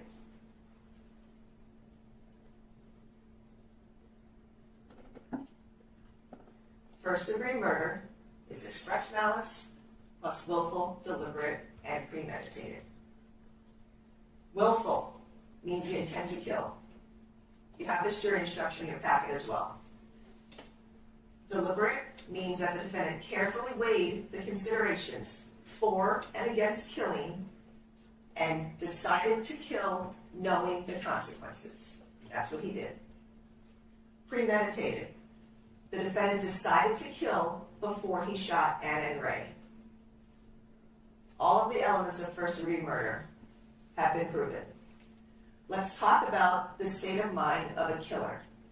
You have to look at his words, actions, and conduct before, during, and after the killing. First-degree murder means you have to have thought about life, thought about death, and chose death. And that's what the defendant chose here. He thought about life, he thought about death, he wanted to kill Anna and Ray, and he chose death. I don't have to make a pro and con list. I don't have to prove the defendant made a pro and con list. Just that a cold, calculated decision to kill can arrive quickly, can be reached quickly. The test here is the extent of the reflection, not the length of time. It's 4th of July, and you want to go to the beach. And you're driving to the beach, and you're driving around, and all the parking spots are full. Every parking lot is packed. The street is lined with cars. You drive around for 20 minutes looking for a spot. You start to get frustrated. And you're driving on a main street, you're approaching a traffic light, and you see a car pulling out on the opposite side of the road. And you want to get that spot because you want to get to the beach. But you have to make an illegal U-turn to get that spot. Because your other option is driving around, making left or right turns at traffic lights to turn around to try to get that spot. And you see cars coming in the distance. And you know they might want that spot. So you have to make a decision quickly. Do I make an illegal U-turn and take that spot? Or do I wait and drive around the block hoping the spot's still available? So in that moment, you decide to make that illegal U-turn and you got that spot. Now you didn't wake up that morning planning to violate the law. You didn't want to get a ticket, but you made a decision because you wanted to get that parking spot. That is premeditation and deliberation, like that. Snap of a finger. That's how long it can take to make the decision to deliberate and premeditate and kill somebody. I don't have to prove to you that the defendant premeditated and deliberated for months, weeks, days, hours, even minutes. What I have to prove to you is that he thought about life, he thought about death, he could make that decision quickly. He could have not brought a loaded gun to the apartment.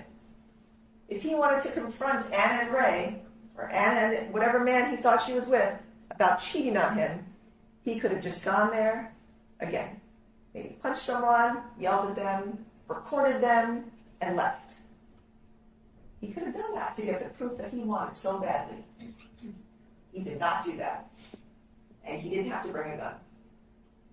He could have gone there to talk to them, catch them, record them, and that would have been it.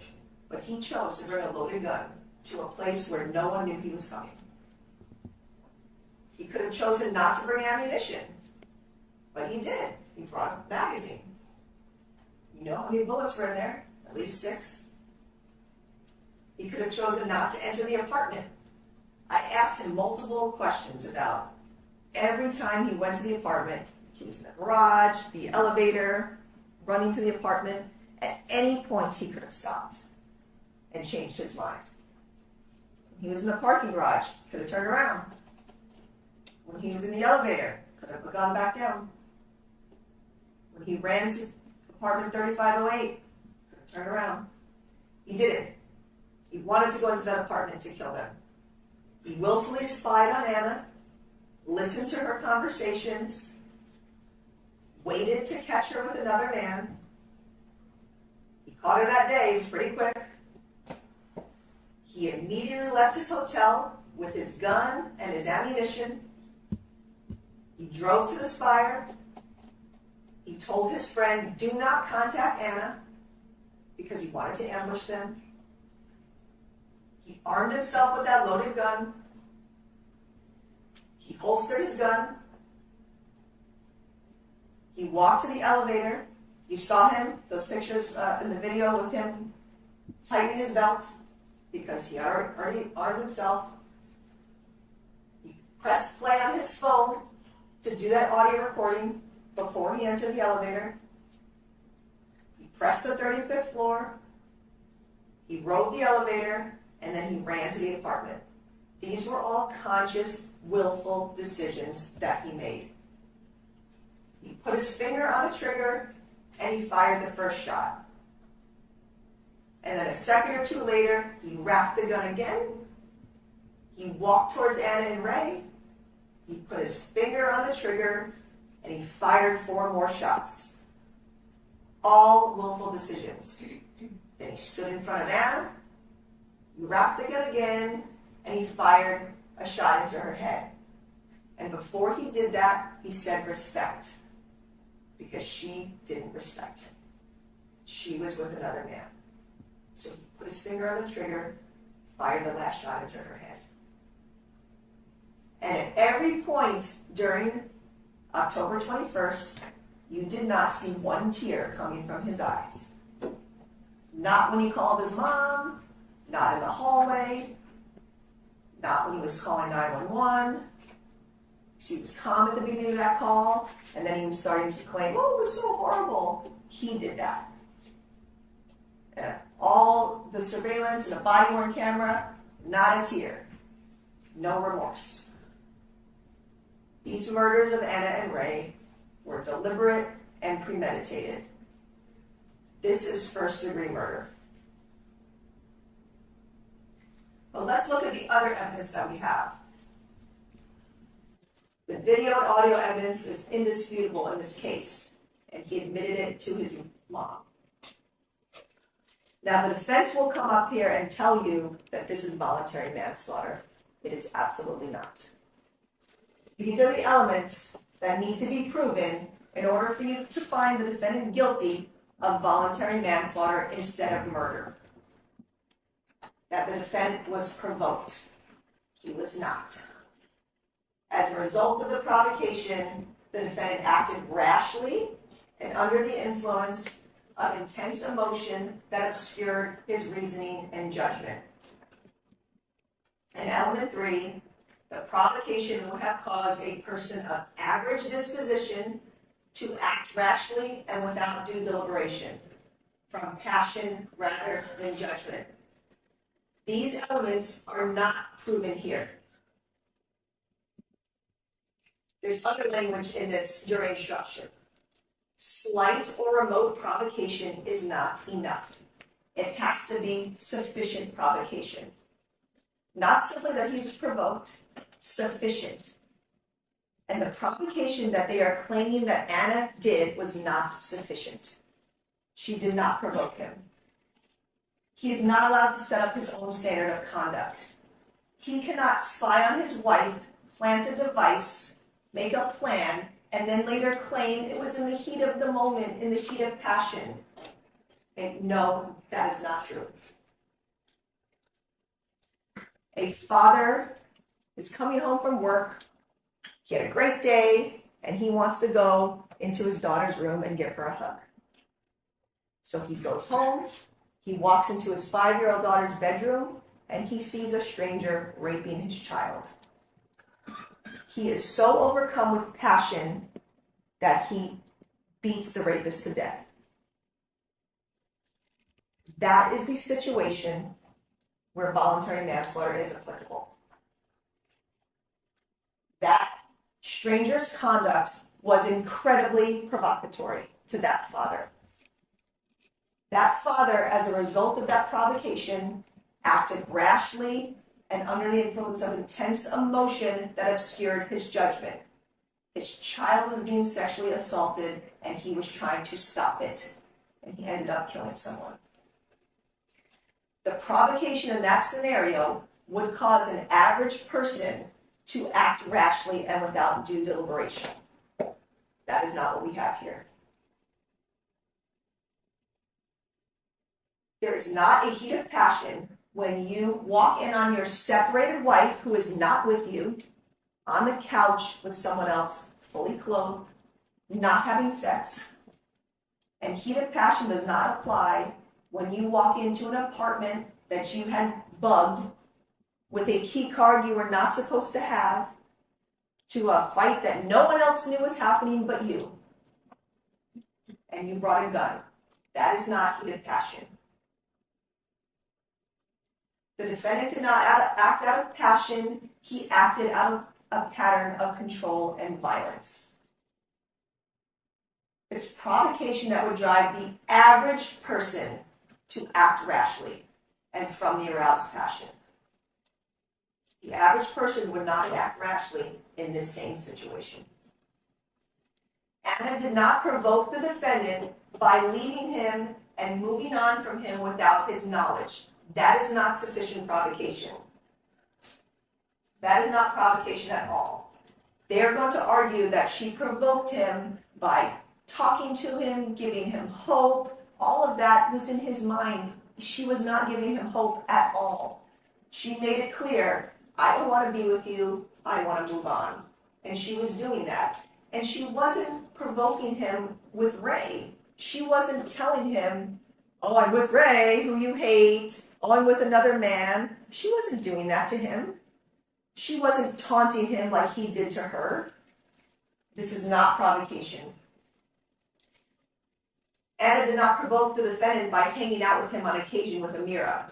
She was trying to be nice and let him see her child, even though he was abusive and she was concerned, but she still met up with him so he could see Amira. That is not provocation.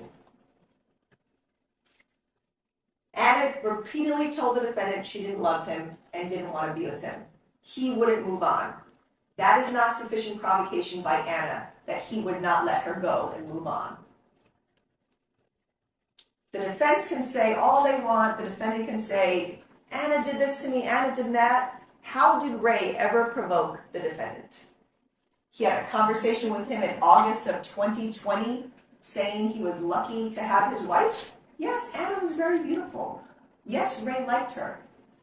Hey, that is not a crime. That is not sufficient provocation. He did not tell the defendant, oh, is that your bitch? That's something the defendant is, of course, saying now.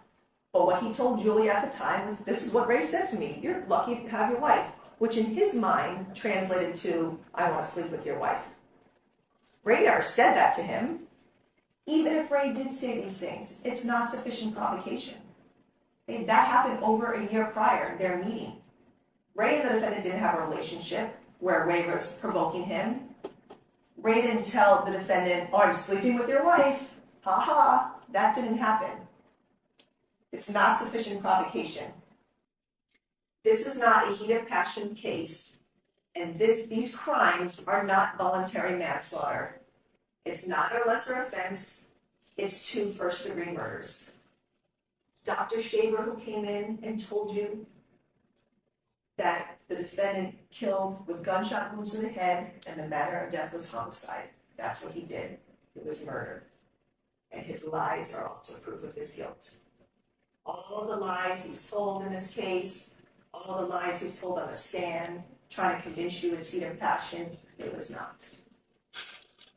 I want you to remember the words that the defendant used when he testified. He told you he was provoked. He told you that it was not premeditated. He told you about the word cooling off. Of course, he's trying to tell you that the elements of heat of passion are met. He's a smart guy. He's trying to convince you of that. It was not heat of passion. It was first-degree murder. And with both those counts of first-degree murder for Anna and Ray, come two allegations. The personal discharge of a firearm causing death, that is not a dispute here. That element is true. He personally discharged a firearm during the crime. He intended to discharge that firearm, and his act caused Anna and Ray's death. That element, that allegation is true.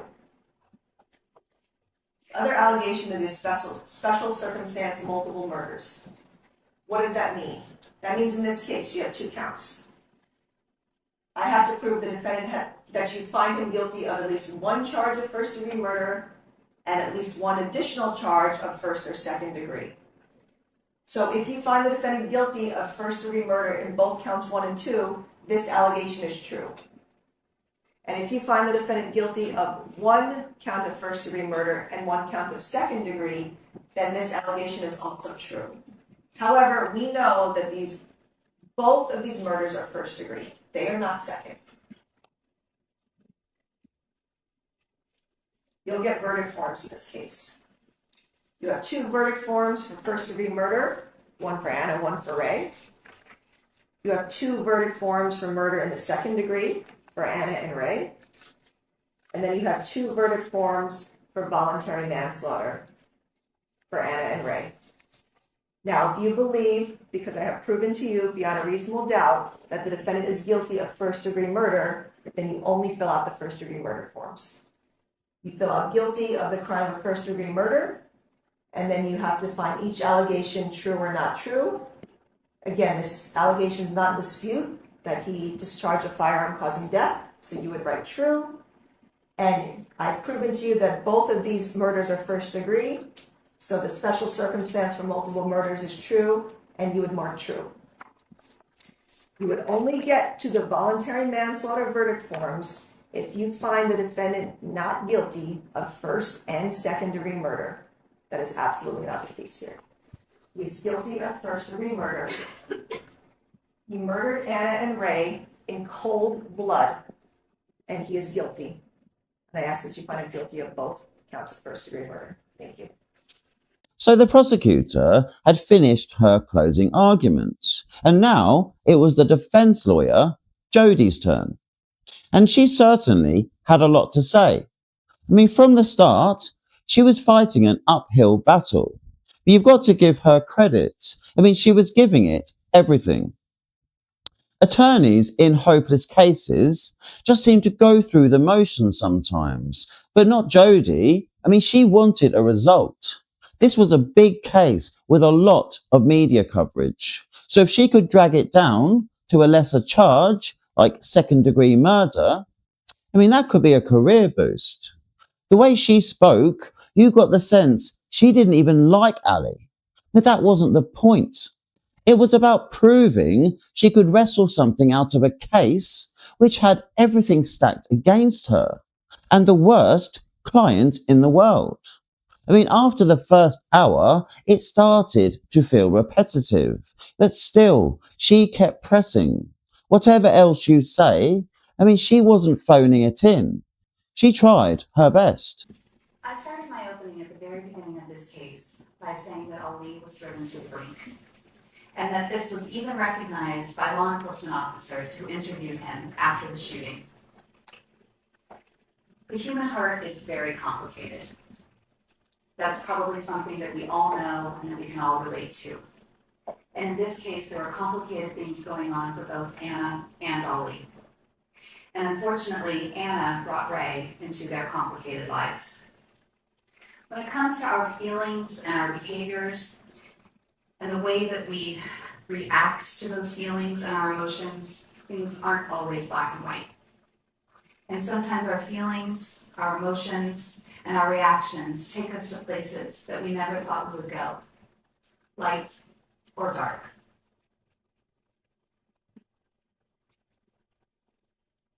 Ali Abulaban is not a murderer.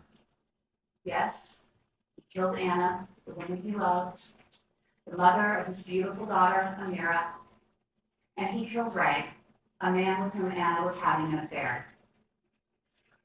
And he cannot undo what he has done, but he did not murder them. He is not a murderer. The law's kind of funny sometimes. Sometimes it's baffling and sometimes it gets it exactly right. And the law in homicide recognizes and requires you to consider heat of passion. That is, what's going on in someone's mind at the time that something's happened. Because the law recognizes that human beings aren't robots. It's not as simple as an input and an output, and then we just react in a certain way. The law understands that there are circumstances and issues that occur that cause us to react in ways, sometimes unpredictably, and sometimes, frankly, all too predictably. And based on the reality of how human beings are, when an intense passion obscures reason and obscures the ability to think, sometimes there is a death. And that death is not murder, it's manslaughter. Now, is manslaughter an excuse? Is it a condoning of behavior? Is it a free ride out? No, it's not. It just means that how we label the behavior is appropriate and legally sound.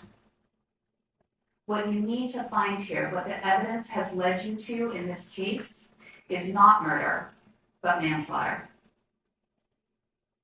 When we're looking at the counts here, 1 and 2 charges of first-degree murder, we have to get to what this case is really about, and that is, was there severe provocation of Ali Abulaban? Provocation may reduce a murder from first degree to second degree, and may reduce a murder to manslaughter. The weight and significance of the provocation, if any, are for you, the fact finder, to decide. And in this case, there is no doubt about provocation. This part of the case is about Anna and Ray. It has to be, right? Because there has to be someone who's doing the provoking. We don't talk about provocation in a vacuum. There has to be someone that we're talking about, and unfortunately here, it's Anna and Ray. That is not to say that either of them are to blame or in any way deserved what happened to them. But this is to say that those are simply the facts. You will be asked about the provocation and to decide whether it was weighty and insignificant. And in this case, I submit to you that it was both weighty and significant. In this case, it's our contention that you should not get to murder at all. So strong was the provocation. So strong was the passion in this case. Because to get to murder, you have to decide and believe, first, that beyond a reasonable doubt, Ali Abulaban wasn't provoked, and that he did not act as a result of heat of passion from that provocation. So let's look at the basic template, voluntary manslaughter. Voluntary manslaughter is a killing that would otherwise be murder. It's reduced to voluntary manslaughter if the defendant killed someone because of a sudden quarrel or in the heat of passion. And as a result of that provocation, the defendant was acted rashly and under the influence of intense emotion that obscured his judgment. And that provocation would have caused a person of average disposition to act rashly and without due deliberation. This is from passion rather than from judgment or thinking. It's not a perfect emotion. It can be many emotions. It can be anger. It can be rage. It can be sorrow. It can be desperation and frustration and humiliation and betrayal. The law just requires that it's violent or intense emotion that would cause a person to act rashly, impulsively, without deliberation or reflection. So we have two things, provocation and heat of passion, and that is the case here. The months of confusing and conflicting behavior compared to the words used. The painful story of marriage unraveling against the backdrop of breadcrumbs of hope being tossed out at the same time. The damage caused by Ali to Anna, only to be forgiven time and again by Anna. The infidelity and the deceit. This is the provocation.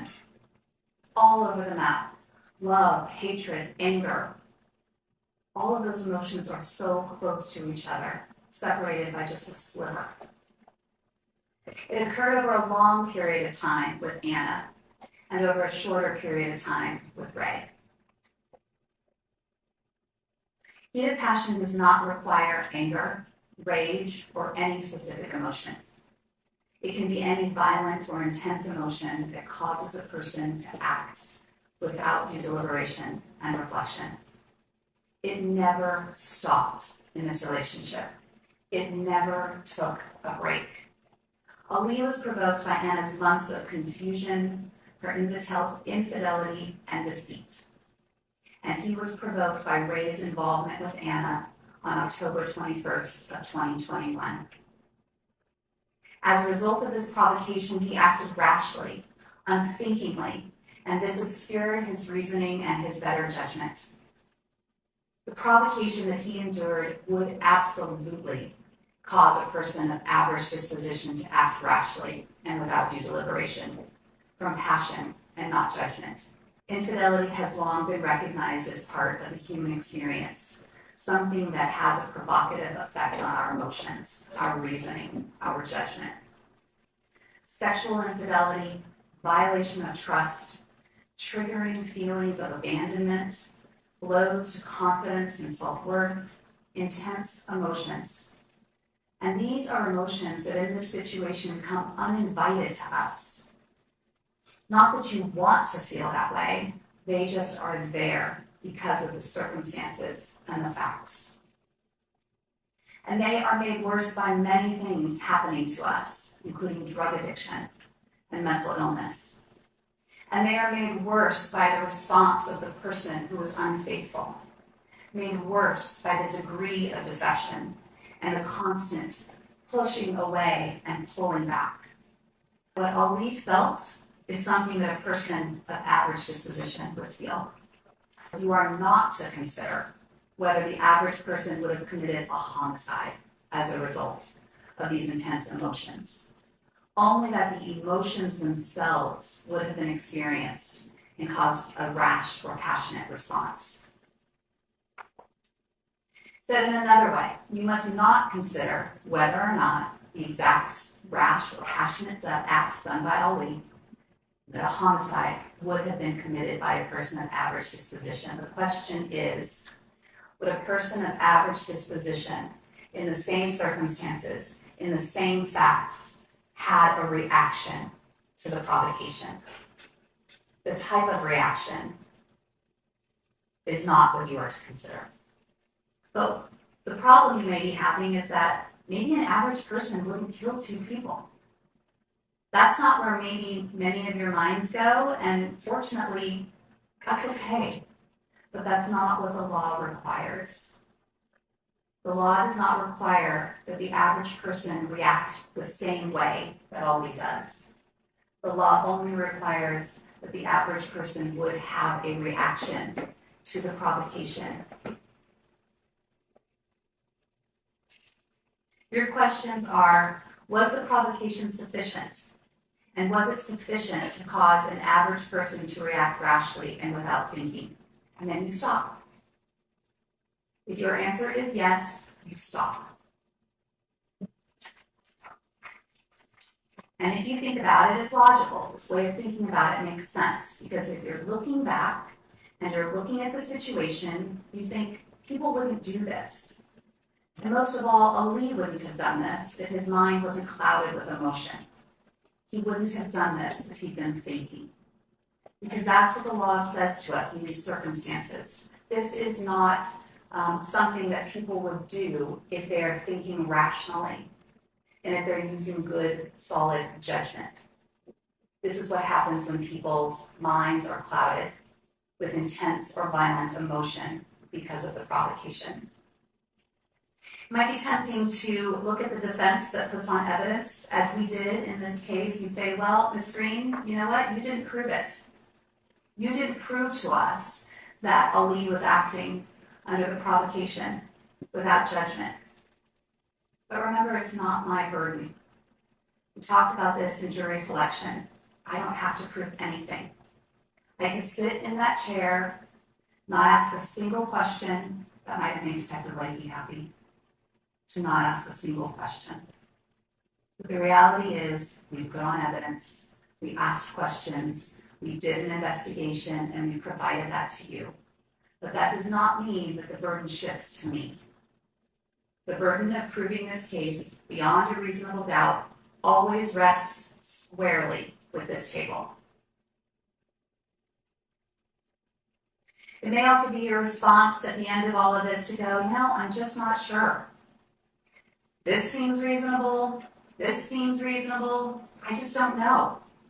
And I'll address that and those types of feelings that you may have at the end, but I'll give you a hint. Ali Abulaban gets the benefit of the doubt.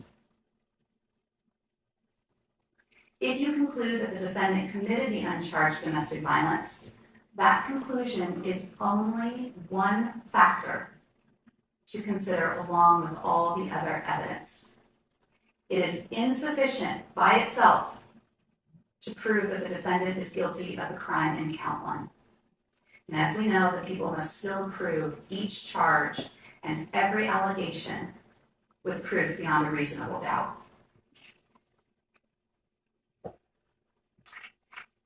This is like water dripping on his forehead all day long. It's not an excuse. I'm asking you to recognize the faults of what turned into a terrible marriage. In all human relationships, there is a component of extreme emotion. And this relationship between Anna and Ali at this time is the apex of human emotion. It may not be your marriage, it may not be my marriage, but it was their marriage in its heightened state of despair. But imagine if it was your marriage, the water dripping on your head, but you feel so insecure, and you're pulled and pushed back and forth and fed little bits of hope, and then it's all dashed. Little bits of hope and dashed. These are intrusive thoughts that he can't get rid of. These are intrusive visions of Anna and who she is with. He can't escape it. When Anna told him just 3 days before, your actions, not your words, he decided that before he left for LA, he would do something nice and fill the refrigerator with food for Anna and Amira. And he also decided to add a romantic gesture to that, and he sent some roses. In his mind, this was a good way to show her through his actions how he felt about her. He waited, and eventually Anna responded, "Thanks for the food." Nothing about the roses. And Ali's mind, at this moment, coked out and spiraling from mental illness, he started to get emotionally ramped up. Where is she? What is she doing? She didn't respond. That's weird. She's definitely cheating. He texts her. She says she's on her way to take Amira to school. He drives to the apartment building. He texts her again. Tries to FaceTime her. Doesn't go through. He enters the apartment with a key card that he made, that Anna was aware that he made and had. She's not home. She said she was home. She's not home. He's home. He told you that this was the first time in all of his 7 years with Anna that he felt that she had blatantly lied to him. And suddenly everything he knew and that he suspected was true. Anna was cheating. He knew he needed to catch her to show his parents and his siblings and her friends and the world that she was cheating. That he wasn't the only bad one. So he set up the iPad, opened the Discord channel, and placed it behind the bed. Not in the living room, where he might catch innocent conversations, but in the bedroom, behind the bed, where people who are going to cheat and have sex are going to be. And if he at this point wanted to stalk Anna, if his whole purpose was unrelated to this very specific action of catching Anna cheating, he would have set this Discord app up when he left the apartment on October 18th. But he didn't. Setting it up on this day, behind the bed, was a very direct reaction to her lie and him catching her in it. And needing the proof to tell him and his world that he caught her, that his suspicions were real.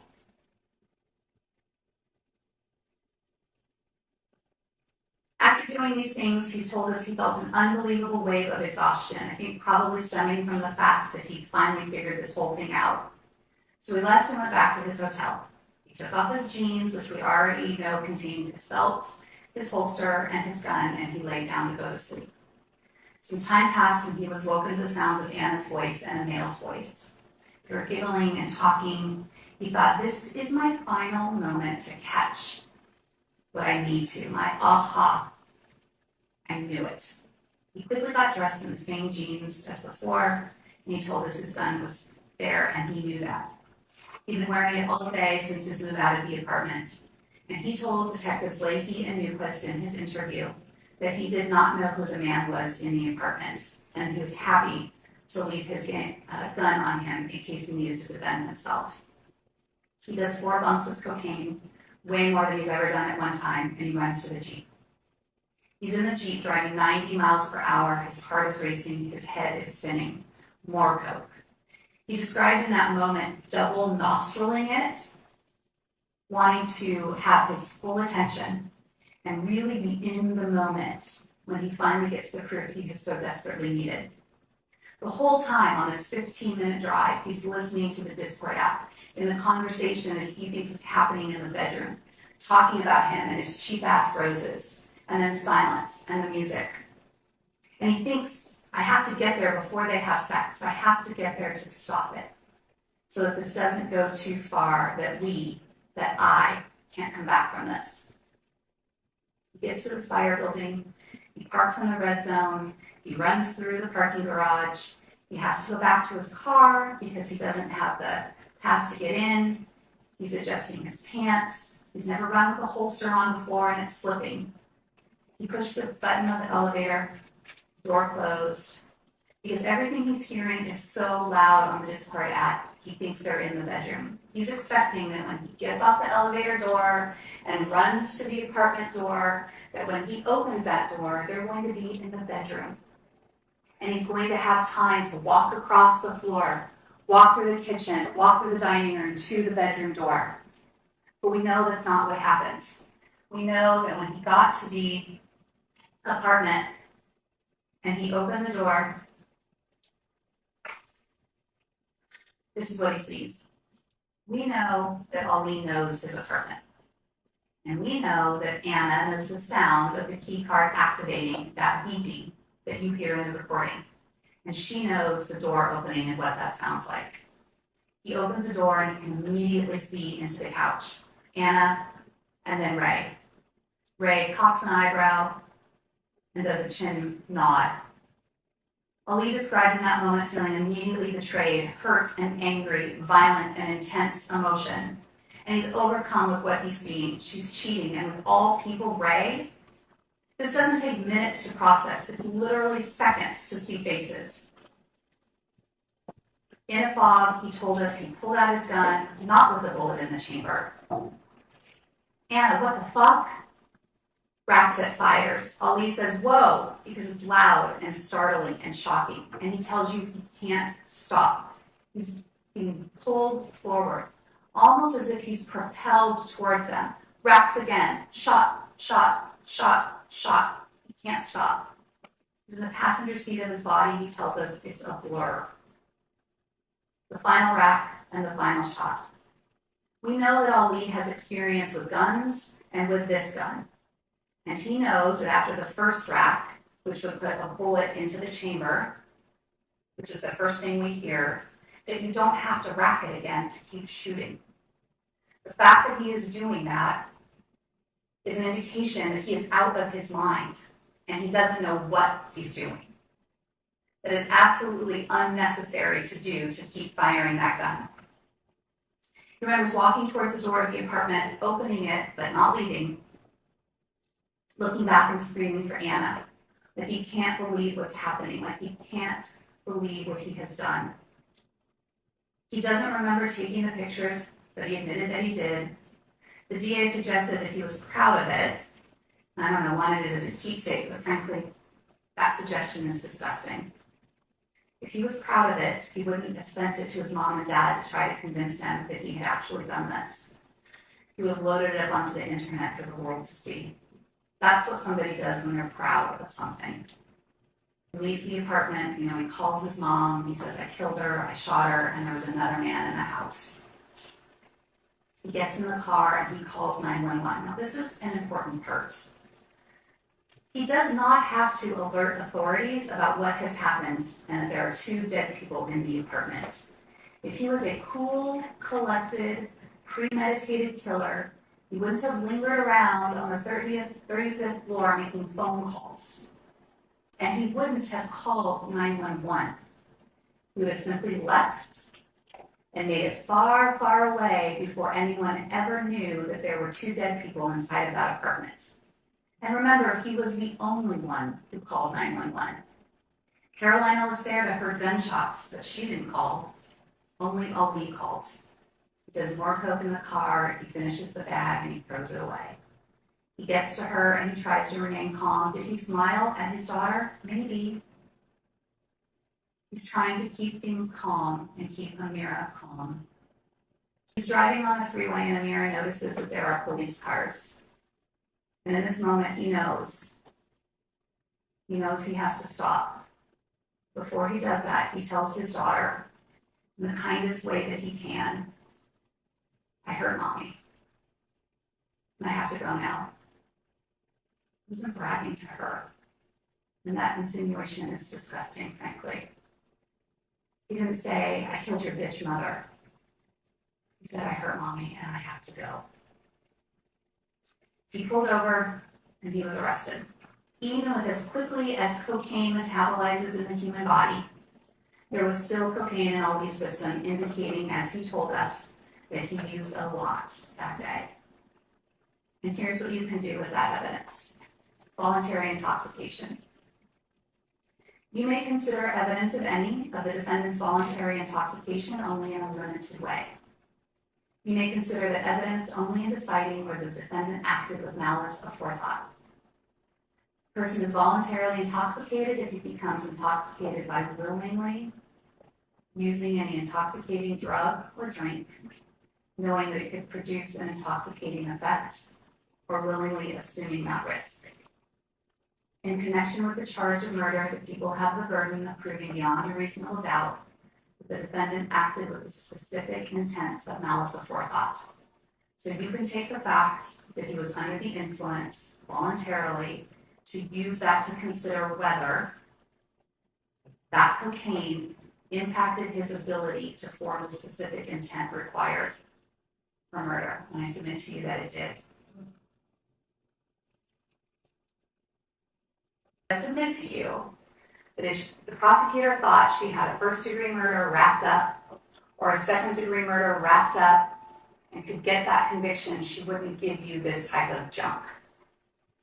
Internet searches for porn, throwing out there yesterday that he's searching teen porn, knowing that he's in custody and what that can do to someone, the dangers of that to someone in custody. But she didn't show you proof of that. She just threw it out there. Evidence that she took a statement or had some sort of information that Ali spoke to Brian Edwards in custody and was bragging to him. He denied it. Where's the proof of that? Again, another example of throwing out this junk. Don't look at the facts, ladies and gentlemen. Convict him because he's a bad person. Why didn't she show you his interview with the police? Why is it that the only time you heard about any of the facts of that interview was from me on cross-examination with Detective Leahy? Why didn't she show it to you? Because it backs up what he was saying. And it backs up the way he described it. And it backs up the level of provocation. And we know that because Detective Leahy was there for that interview. And when he talked to Dalal Wara, about 30 minutes later, the way he described it to Dalal was that Anna drove Ali to the brink. They didn't want you to see that interview. We're at this juncture now where you will go back into the jury deliberation room and you will apply the facts of this law, or this case, to the law. We know that Ali was emotionally, mentally, and physically compromised. And this is the history that on October 21st of 2021, we see Ali, who is a man that for the months leading up to the day, he was unraveling. He was not sleeping, he was not eating, he was stressed out about Anna and her cheating. So what was different about that day? He'd been living in limbo with Anna for months, but this day, for the first time, Ali determined that Anna had blatantly lied to him, and he caught her in that lie. And everything he did on October 21st was done with a singular focus to catch her cheating. These are the circumstances and the facts that he was in, and the situation that the average person needs to understand to see if they would react rashly to the provocation. I know it took a long time to get to this point. It's a pretty rich record for you, and there's a lot of evidence. And again, from Calcrim 570, you need to determine whether someone in the same situation with the same facts, person of average disposition, would have reacted from passion rather than from judgment. This is a tragedy, senseless act, and it should never have happened. You can feel sorrow for Ray's family, and for Ray's friends, for Anna's family, and for Anna's friends. They've attended dutifully pretty much every day with this case. You can recognize this, and you can acknowledge those feelings for them, but then you have to put them aside. You have to base your decisions on the evidence, not on sympathy for any person or party. And the only question for you as members of the jury is, was this something that was planned, or was it passionate? Was it reasoned, or was it emotional? You have all the evidence. You've seen it all. You've heard it all. You are the fact finders. You are to determine what it all is and what it all means. The audio recording inside the apartment, where the only people who seem to hear anything about respect, the prosecutor who transcribed the audio, and the detective who used his fancy headphones to hear it. They don't get to tell you what the facts are. You decide what the facts are, and you decide what the facts mean. I am asking you to hold Ali responsible, but only responsible for what he did. This was a crime of passion. He reacted to the provocation that he was experiencing. He is not guilty of first-degree murder. He is not guilty of second-degree murder. Find him guilty of 2 counts of voluntary manslaughter. Thank you. So now Jody had spoken, and Taryn wasn't about to let that go unanswered. I mean, in trials, the prosecution doesn't have to use their rebuttal.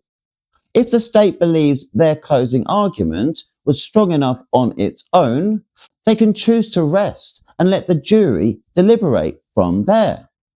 But Taryn wanted her words to be the last thing the jury heard before they went behind closed doors. So Taryn seized that opportunity. She stepped back up. I mean, not to repeat everything she had just said, but to sharpen the edges of her case, to strip away the defence's attempts at doubt, and to leave the jury with the image of Ali's actions framed exactly the way the state wanted them remembered. Thank you. Reasonable doubt is proof that leaves you with an abiding conviction the charge is true. It is not beyond all any doubt. It is not beyond all possible doubt, all shadows of doubt. It's beyond a reasonable doubt. And the defense doubts that they raise are not reasonable. Defendants' many lies are not reasonable. Reasonable doubt is not conflicting stories. The defendant's story versus all the other witnesses. Reasonable doubt is not minor inconsistencies that the defense brought up. The doubts the defense raised in this case are not reasonable. We're not here to put Anna on trial. A lot was said about Anna and the things that she's done. We know that she liked to party. We know that she used cocaine. We know that she had some jealousy concerns in the past in Virginia, even in San Diego. We know she wanted to move here. We know there were some things she said to the defendant a month prior in September about jealousy or wanting to see his phone, things like that. She's not here on trial for any of those things. She's not on trial because she was with Ray. There's a lot of blaming in this trial. Virtually everything, the defendant had a blame for everything. Everyone and everything else was to blame but him. And Anna was the biggest blame. She is not the one on trial here. He is. We're not here to put Ray on trial for liking Anna. He is entitled to do that. He's entitled to find another woman beautiful. He's entitled to start dating another woman who's separated from her husband. He is not the one here on trial. And he is also being blamed for something he said a year prior at a party. He is not to blame here. He testified, I never got violent in Japan. Well, first he said, I don't remember these incidences in public. And then he said, no, I was never violent. But we know that's not the case. He testified he wouldn't hit Anna in public. And then he caught himself because he realized he said something bad. And he tried to fix it, but he couldn't fix it. First of all, the truth is he would hit Anna anywhere. And then what's something else we know? Not only did he hit her in public in Japan, but he hit her in public in San Diego in that parking lot of the restaurant. He's trying to tell you that Ray said, is that your bitch? No, Ray never said that. He wants to paint Ray as a bad guy to add to the provocation. Ray was not. You heard how Ray was a wonderful person, a wonderful supportive friend. What Ray said was, you're lucky to have her. The defendant many, many times to many different people said there was never DV. Lies. There was often DV. We know the defendant has told so many lies. He's lied to Anna. He's lied to his family. He never told his family the truth about the violence. He lied to them about it. He lied to his friends. He lied to that social worker after he was arrested. He lied to 911. He lied to the police, the psychologist, and you heard about all the lies he told on the witness stand, especially about October 21st. You cannot believe a word someone says when you know they're a known liar. He testified to this on direct, and then I had him go over it again. Oh, this is what you said, right? This is the order you said everything happened? Oh, yes. Okay, lies. Okay. What really happened, as I've told you, he pulled out that gun before he entered the apartment. He opened that door, and he immediately racked and fired. And the defendant had zero explanation for you as to those bullets on the ground. And that's such a crucial piece of evidence in this case. Because how would 3 live bullets get on the ground in that apartment unless his gun was loaded when he entered? Do not believe anything he said on the witness stand, especially about his feelings of betrayal and the lies he told and the fake crying he did. Something he said on the stand was he wanted Anna to feel the pain that he was feeling. He didn't realize it, but he was testifying and giving motive. The defendant told you he couldn't stop during the shooting. Those were his words. He did stop, though. He fired 6 bullets. He made sure his victims were dead, and then he didn't fire the rest of the bullets in his gun. And one of the last things I asked him, Anna had left you. She was free to see Ray, right? No, she wasn't. He's constantly doing that. He's pretending to cry about his wife, but he's not really crying because he's acting. And most importantly, you all saw his testimony in court over those 3 days. You saw the fake crying. You saw him rolling his eyes at me when I asked questions. You saw that when he was telling his story on direct, he was calm. But when I was cross-examining him, he was angry at me. He was yelling at me. He threw his hands in the air when I would ask him questions. And he was controlling even of me during this trial. I asked him questions, and he would get mad because he knew things were damaging to him. That was the acting performance of a lifetime on that stand. And you saw it. It was fake. His anger was on display on the stand, not mental illness. Statements he's made throughout this case are all self-serving. They're all about him, and he is just sorry that he was caught. The defense has been telling you during her closing, focus on his feelings. Why should we focus on his feelings? He killed 2 people.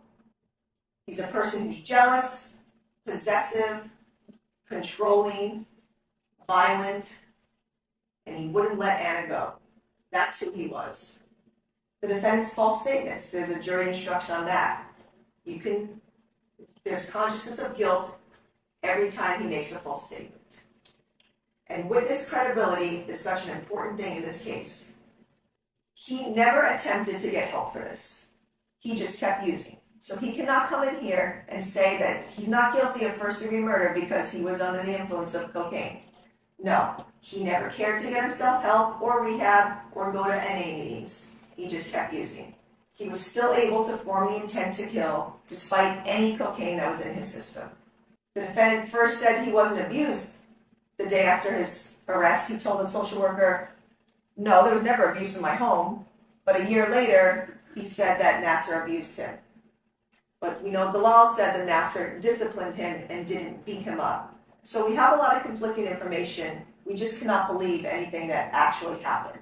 So I know defense made a lot about this complex trauma and things like that. That had zero effect on October 21st. It's not any kind of defense in this case. What's something else we know? The defendant was close with his dad. So he said all these things about his dad, how his dad treated him, but he was very close with him. They had a good relationship. He financially supported him and emotionally. And the defendant took his dad's side in this separation with the mom, and he slapped his mom, shoved her, whatever it is that he did. But he was physical with his mom, too. So we don't know what his status was on October 21st. And what do we know from the testing? The interview of the defendant was all his own statements. The testing was all his own statements, circling those somewhat true, very true, things like that. We have to rely on the defendant telling the truth to the doctor, and we know he didn't. All those test questions were present tense. They weren't asking him how he was feeling the day he killed Anna and Ray. It was how he was feeling in December of 2022. So we cannot rely on this testing and these diagnoses. The doctor admitted the defendant lied multiple times, and that could affect her opinion or diagnosis. So we can't trust it. She talked about him, the perfect storm, and him being psychiatrically compromised, but she said, I can't tell you he had any symptoms of bipolar disorder or any other diagnosis on the day of. We didn't see any mental health records of the defendants, no military or VA records, no medical records, no proof that he had any diagnosis before October 21st. It did not affect his ability to form the intent to kill. Let me go back to this theme of respect. Again, this is why he killed.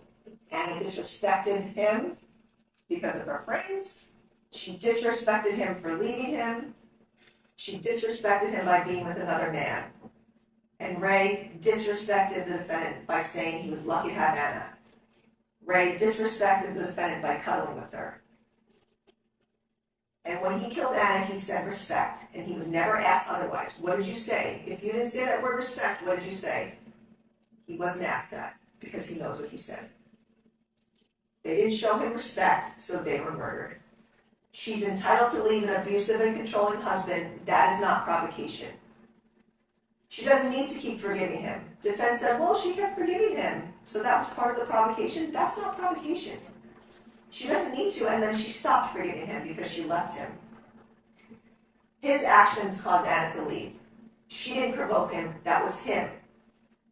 And Ray, again, was entitled to date whoever he wanted. So there is no heat of passion voluntary manslaughter here because there is not sufficient provocation. The average person would not act like the defendant did. We're back to first-degree murder. All of the things I already explained to you, all of the intent to kill, all of the choices that he made, That is all willful, deliberate, and premeditated actions and murder.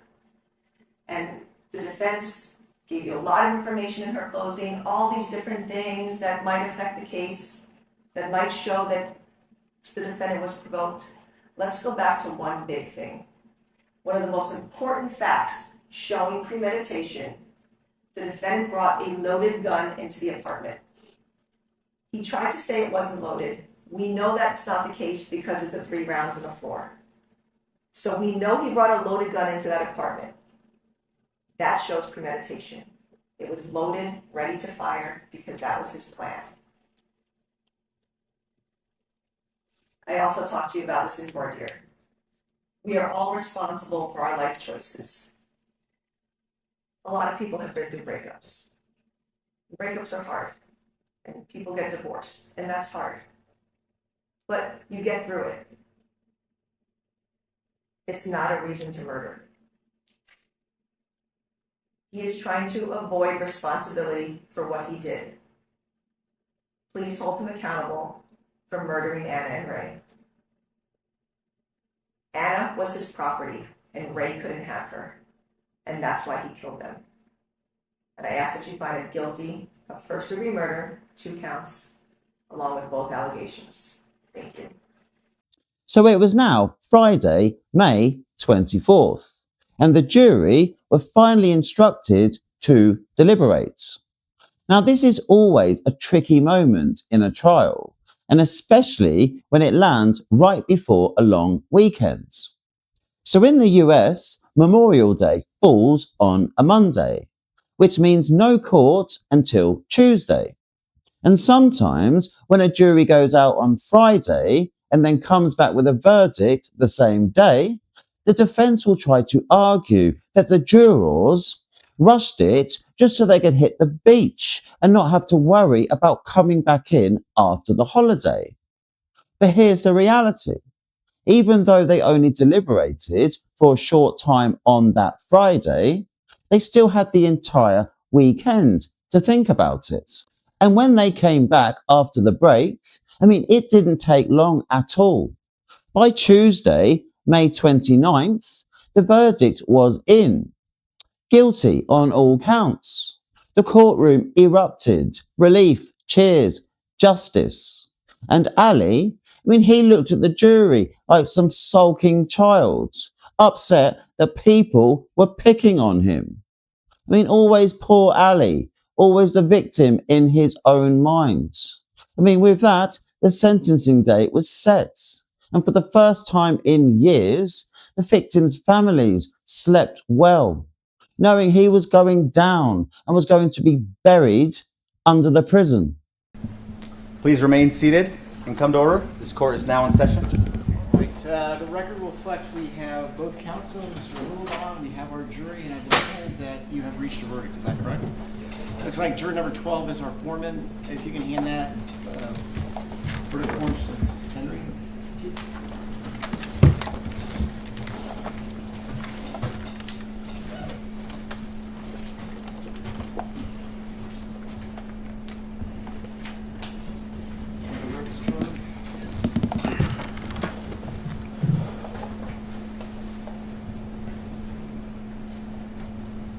In the Superior Court of the State of California, in and for the County of San Diego, the people of the State of California, plaintiff versus Ali Nasser Abulaban, defendant, case number SCD 292181, verdict.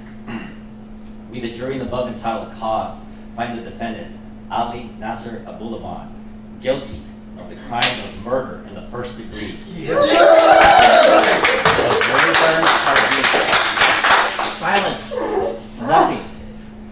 Of Rayburn Cardenas Baran in violation of Penal Code Section 187, Parent A, as charged in.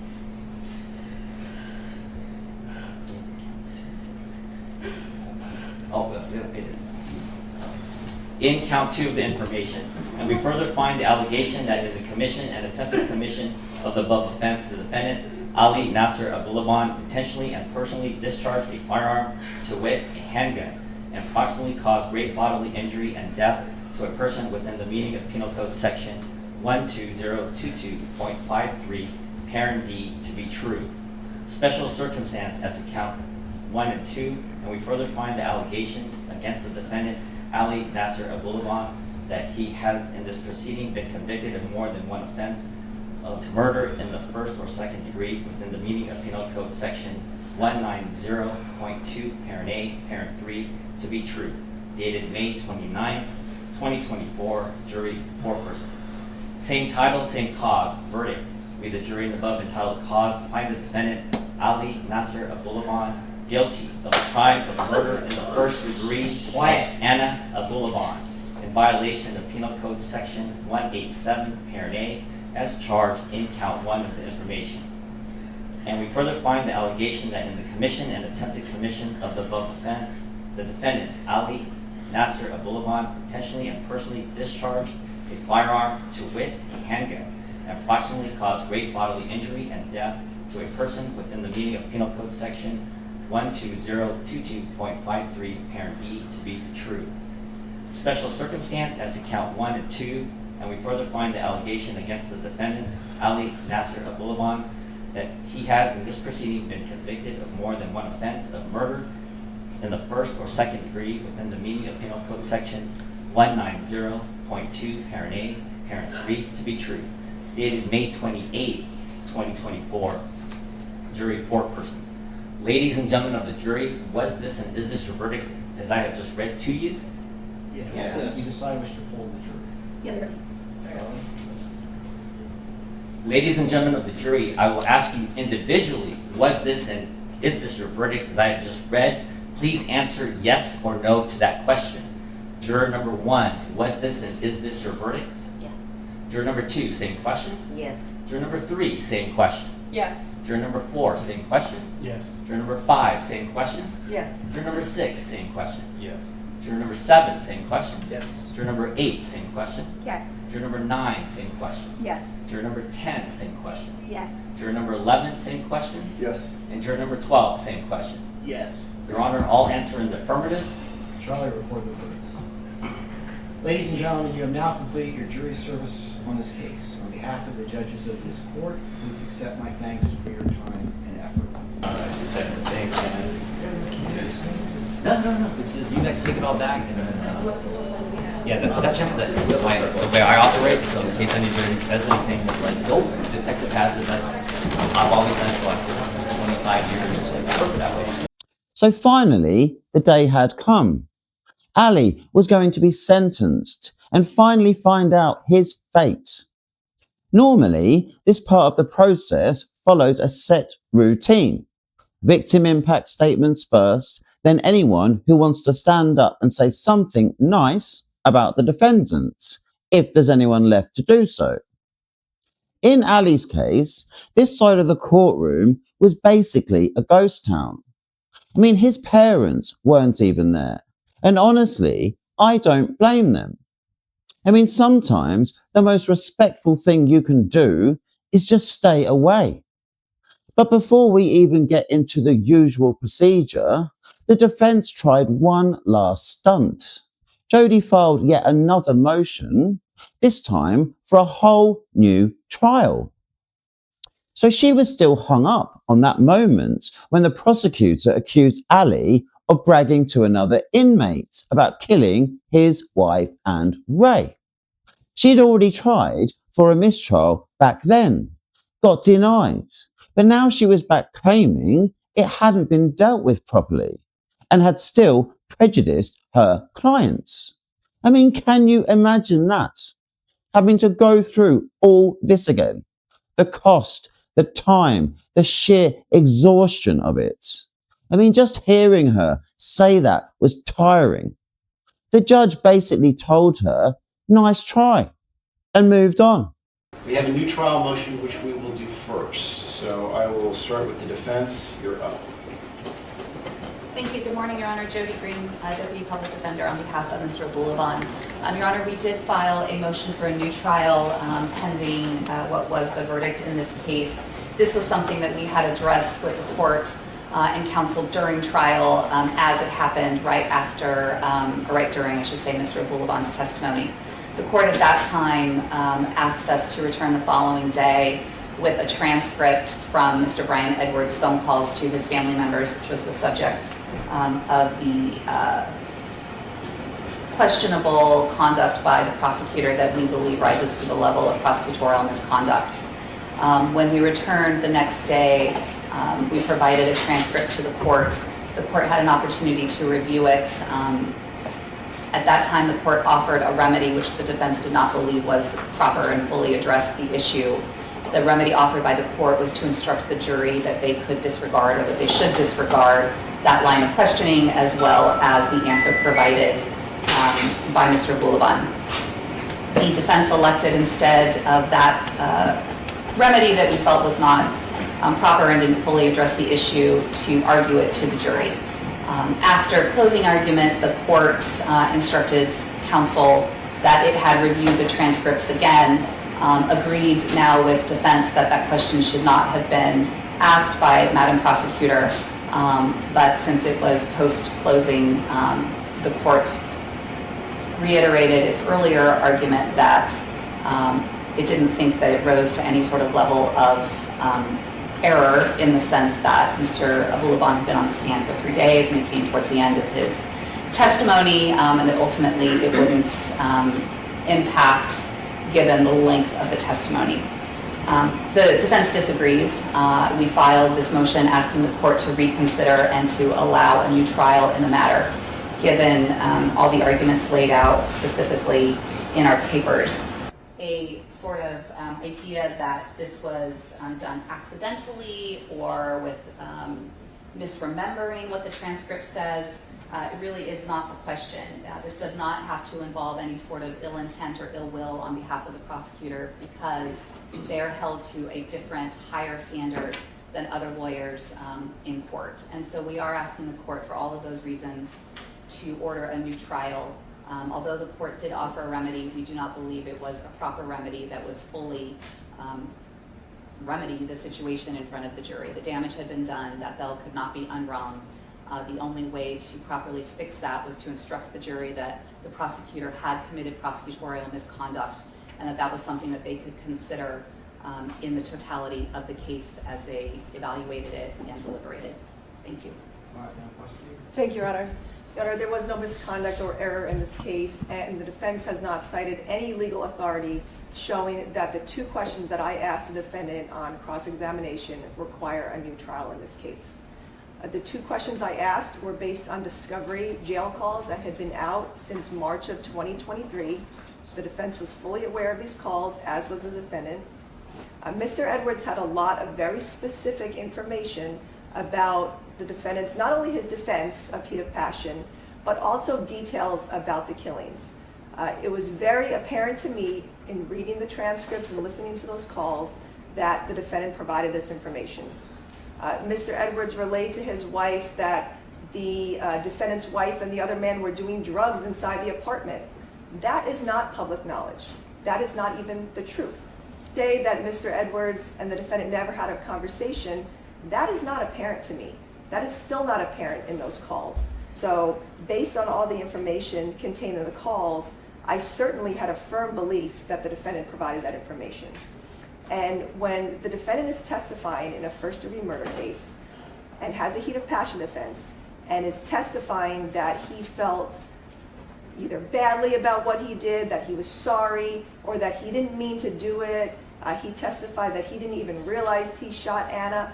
When the defendant is making all those statements during his testimony, it is certainly relevant for the prosecutor to ask him questions on cross-examination that go towards his lack of remorse.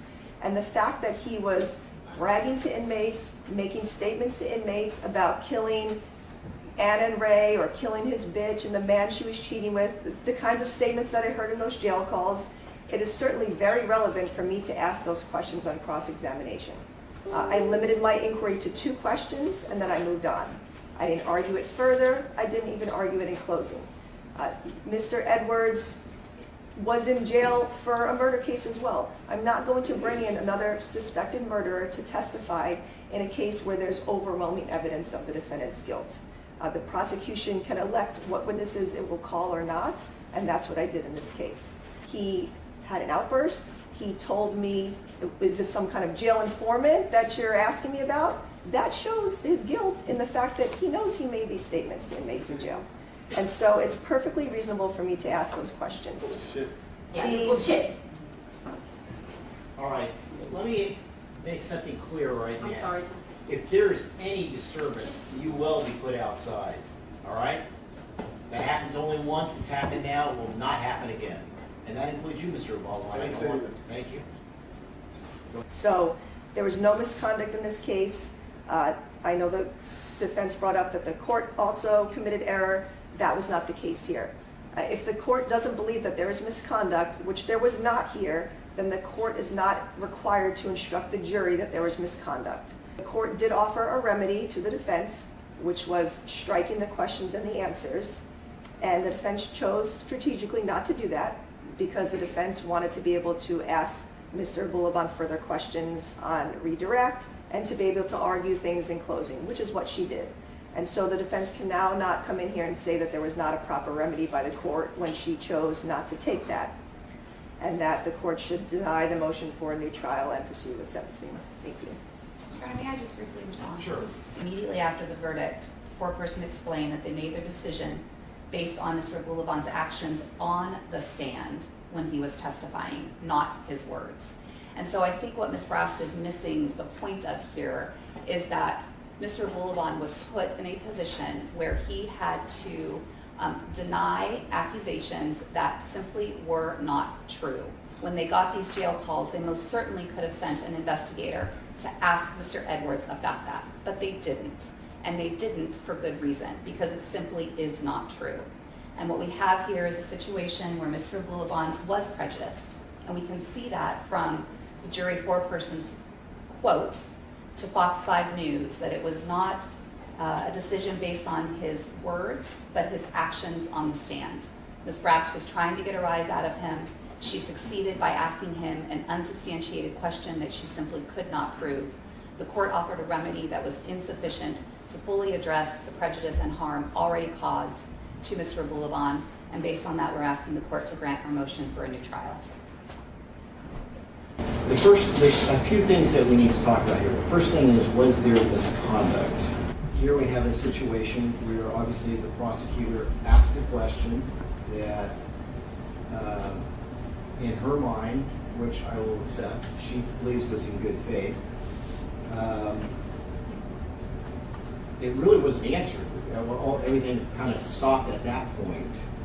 But the question is this in and of itself misconduct? And as I've said earlier, the question should not have been asked, but we have to analyze, well, was this objectively misconduct? And again, I would, based on looking at other cases involving prosecutorial misconduct, no, it doesn't amount to that standard. Again, it was not a very smart thing to say, but again, you ask that, is it misconduct? No. But moving on, this is more important. Did the defendant suffer prejudice? And the answer to that is absolutely not. These two questions contributed to the verdict. And the answer to that is no, not at all. So based on the two prongs of was this misconduct? No. And again, was there prejudice? No. Moving on to whether or not this court made an error in refusing to either grant the mistrial or finding some other remedy, for lack of a better word, I had suggested at the time that we simply strike it, because again, the jurors are presumed to follow the law, and it's been my experience that they do. I gave the defense the options to this because I think that's only fair, and for certain tactical reasons, they elected their remedy. Obviously, they don't like the verdict the way it came back, but elections have to be made. So based on all of this, then, the defense motion for a mistrial is denied. And then it was the family's turn. No mercy was the theme. They spoke with raw honesty, and you could feel the weight of their words in the room. I mean, even Anna's dad, speaking remotely from the Philippines over a video link, added his voice. I mean, you couldn't see his face, only hear him. But the pain and anger in his words carried across the courtroom all the same. I mean, this was their moment, and they deserved every second of it. What my mom did to you? What Alan did to you? My mom did you what? Sorry, Your Honor. What did they do to you? You didn't do anything to you. What the fuck did you do to her, man? You're wrong. You know Anna Marie's nice. It's not gonna go cheap. If you get cheap first. Ma'am, if you're not going to be able to control yourself, Sorry, Your Honor.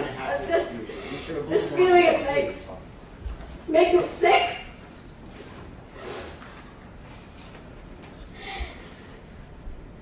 Your Honor, my name's Hermit Harden. And I want to share the court the devastating impact that loss of my sister Anna Marie has had on our lives. My sister was a gentle, loving, sweet, young woman whose absence has left a hole in my heart that can never be filled. This man has taken her life and also shattered the hearts and lives of so many loved Anna Marie. Anna Marie was not only my sister, but also one of my best friends. Our childhood was filled with laughter, love, and countless moments of joy. My favorite memories with my sister were of us growing up together. Her beautiful smile and laughter always made us happy. As we grew up, I can remember so many fun times when our family would get together because her presence was, I can remember so fun times when our family would get together because our presence was always so uplifting. She always thought of others first before she would take care of herself. She was always very uplifting to those around her. She had such a gentle spirit, kind, and could easily find joy in the simplest of things. She brought joy and happiness to all those around her. And until now, I still have a hard time knowing my sister is gone. No more calls, birthdays, Christmas, and Mother's Day texts and calls for her. Looking at my sister pictures and video with her is now just a distant memory.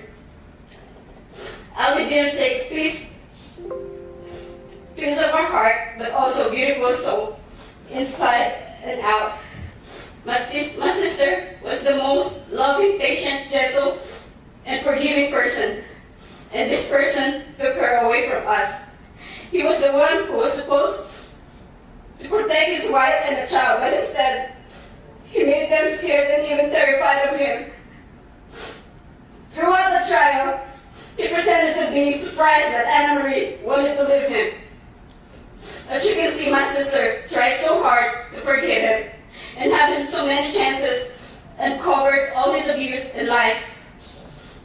She did not even tell me about the abuse just to protect him.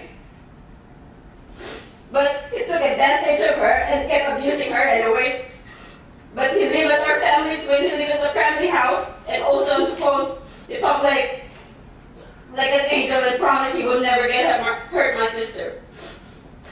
And Ali, if I had known what my sister had been through with all the abuse, if I had known,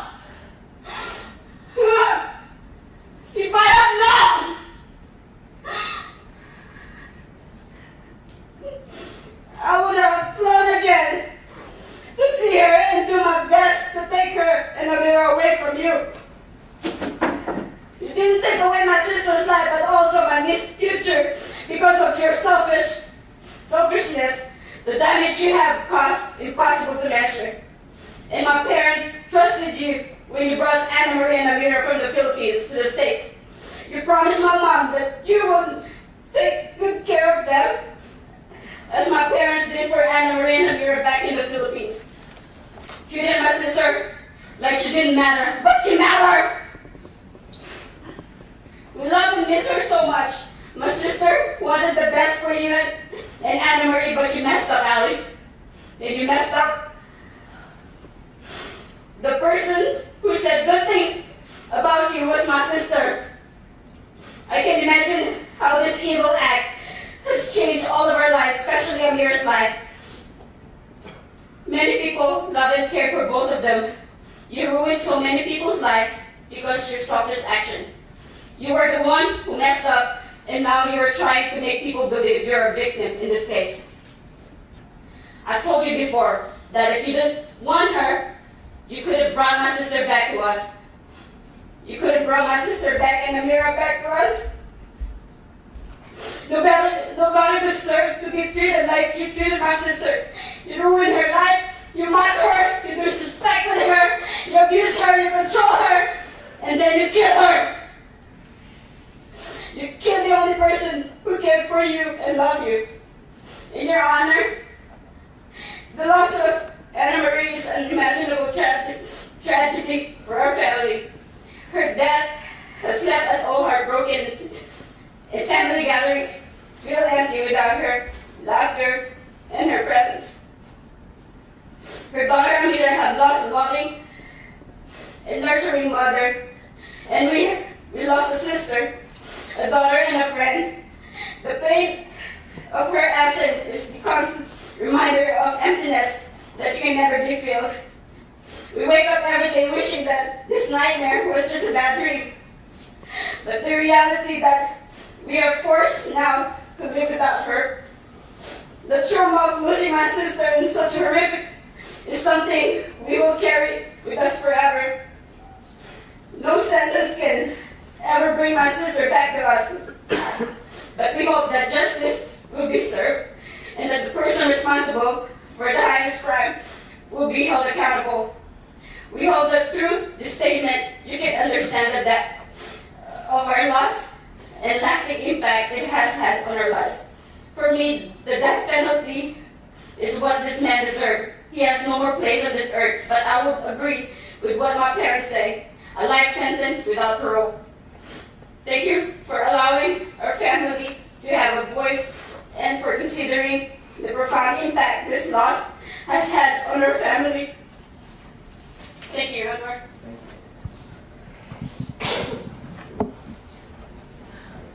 And now she's going to read a statement from Anna's mother, Amalia Miller, A-M-A-L-I-A. I cannot fully comprehend why Ali would kill my daughter. The pain is unbearable, and I cannot accept what happened to her. As her mother, I knew my daughter well. She was a kind and loving child who never caused me any trouble. She was a caring parent, a thoughtful sister, and always cheerful and playful. Her loss is incredibly painful. Painful for me as a mother. The impact of what happened has left me devastated. I cannot sleep when I think about her. My only prayer now is for justice to be served for my daughter and for the person responsible to be punished. We ask for justice and for a life sentence without parole. For Ali Abulaban, only then will I and my family find some peace of mind. It is also painful for me to know that my granddaughter will grow up without her mother. Every time I remember, I cannot help but cry. And I have lost my appetite. My prayers are my only source of strength, and I pray for the end of this mourning for my daughter. I love her dearly, and the pain is overwhelming. I pray for the strength to cope with this agony. I rely on the Lord to help me end this pain and longing, as does my family. I am grateful for the answered prayers, and I hope my plea for Ali Abulaban punishment, life imprisonment without the possibility of release, will be heard. I trust that you will listen to my request. Sincerely, Molly Miller. Okay, next it will be Maria Cardenas. She would like me to read her statement.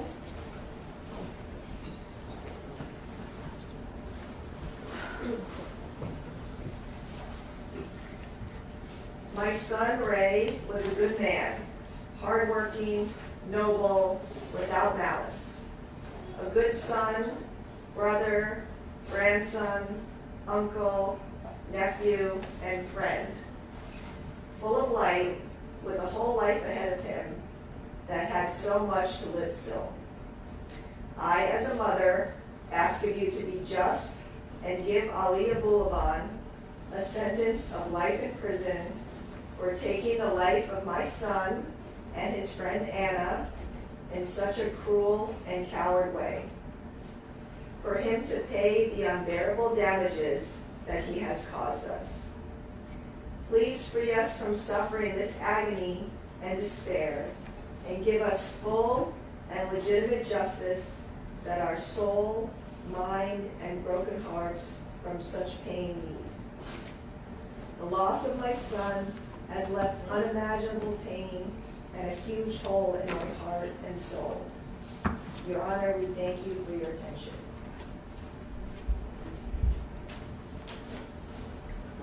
Okay, next, Jordana Barrett.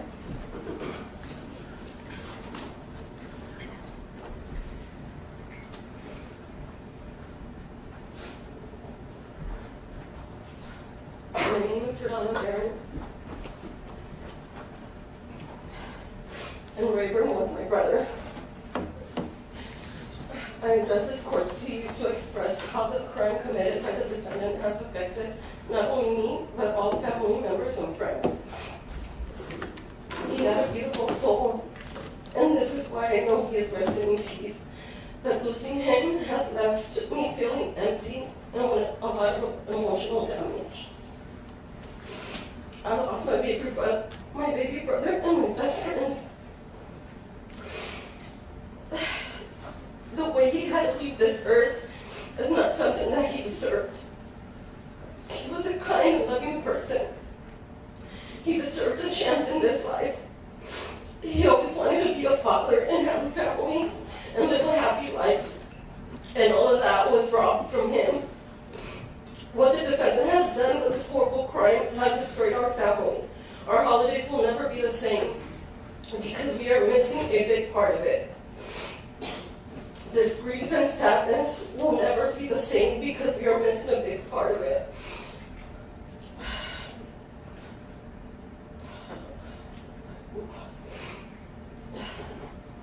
Okay.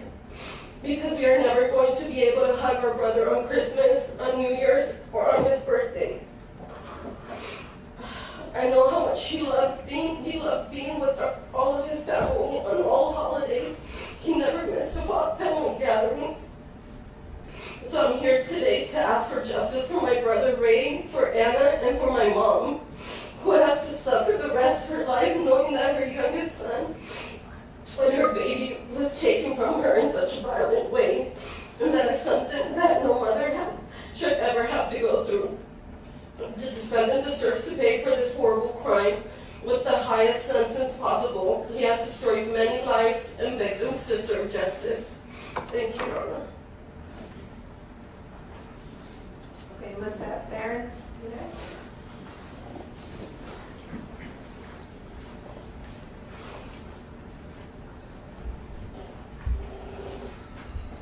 Your Honor, my name is Elizabeth Barrett, and Rayburn Barrett was my baby brother. Even though Ray was the youngest of the 5 of us, he was very responsible and mature from a young age. A true gentleman, always respectful. He was the most loving and kind person to everyone, family, friends, partners, even strangers, no matter the age. He loved to spend time with family and friends. Even if he could not be there in person, he would take time to reach out by call or message.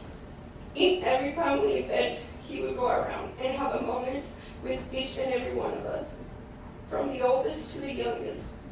His motto was family comes first. He was a peacemaker, always bringing us together. He was loved by many people, and he touched the hearts of everyone that had the privilege of meeting him. There was not an ounce of bad in him, always trying to help others, even animals. We were not allowed to kill even a spider in his presence. He would kindly just remove it from our home and safely take it outside back to nature. Many of us suffer domestic violence or traumas in our lives, but we choose to be different, to be better. Ray did. He was a great son, brother, cousin, nephew, grandson, friend. And he would have been a great husband and father had the opportunity not be taken away from him. We appreciate and thank all the hard work that the DA team did and the jury for the fair verdict decision that they made.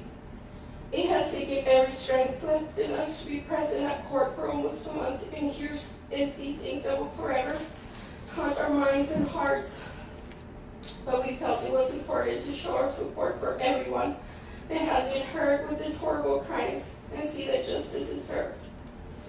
We often are told that we are such a strong family for surviving such tragedy.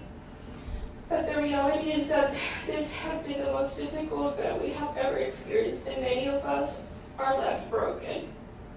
The pain and trauma of losing our brother the way we did is so painful that we have difficulty living a normal and healthy life.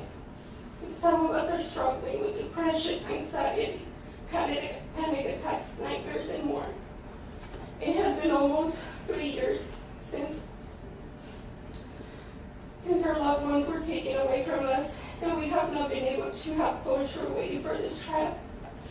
Just when we feel it's possible to move on and have peace of mind after the verdict, we hear about the intentions of the defendant to ask for even more time and a new trial. Ali Abulaban not only took the lives of 2 good people, but he also took part of everyone's life that knew Ray and Anna. He did not give Ray or Anna any time to defend themselves or a chance to continue their lives. He does not deserve any more consideration or compassion. That's why we ask with all our hearts that you consider our pain and suffering and deny any further requests from him. Please give us all the justice we deserve so we can finally start healing and find peace in our hearts. Thank you, Mr. Burns.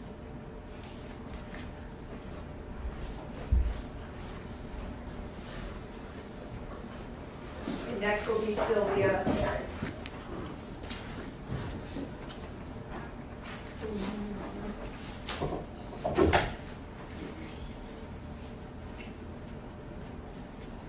My name is Sylvia Barron. I am Ray's aunt. And I say I am Ray's aunt because I didn't have to. I chose not to see him when he passed to the other life. Because I don't want to remember him that way. I remember him for the kind, loving, good man that he was to everyone. My brother Oswaldo was Ray's dad. Dad is a term that Ali Abulaban will never be referred to, will be referred by. The tragedy that he has brought into our lives cannot be described no matter how hard I try. The pain and suffering of others is something that you have absolutely no clue about, Ali Abulaban. You are the only one that matters.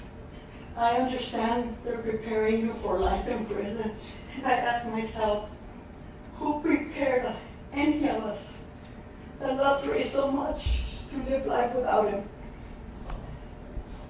From the moment I received the call from my niece Lisbeth, Ray's sister, I refused to accept the reality of what I was hearing.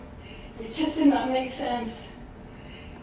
And I kept thinking, this only happens in movies. It happens in maybe in other people's lives, not in ours. Suddenly, all I could think about was my dear sister-in-law, Lupita, Ray's mother. How was I going to face her as a mother myself? How could any of us fathers know, except that we lose a child in such a way that is making no sense? No one will ever grieve more the loss of a child than a mother. Just a few months before, Ray, along with all of his cousins and brothers, spearheaded a Mother's Day celebration for their grandmother, my mother, who is now 91 years old, who to this day believes that Ray died of a heart attack because we had to keep it away from her, the horrible, horrible murder that he died by. I couldn't make myself, like I said, see him in his coffin. I will hang on to that sweet image of him making over his mother, his grandmother. He was the perfect nephew, the perfect brother, the perfect citizen. He was a great man, something you won't ever, ever know what it's about. Abulaban. How many victims did your cowardness leave behind? Let's start with your own family. The disgrace of being related to a criminal that will hopefully rot in jail. Your mother who will see you die day by day in prison. You won't be dead like Ray, but you will also not be living. And then there's Amira, poor child, not even your own daughter, now an orphan, married to you. And let's not forget Anna's mother and sister and all of the family who also lost a granddaughter, a niece. And then there are all the wonderful friends that Ray and Anna had. Your sick narcissism cut short two beautiful lives at their prime and left a devastation of broken hearts on Ray's and Anna's side, and your side as well. And I hope that you will get the maximum sentence, which you deserve. You deserve no better. Thank you, Your Honor.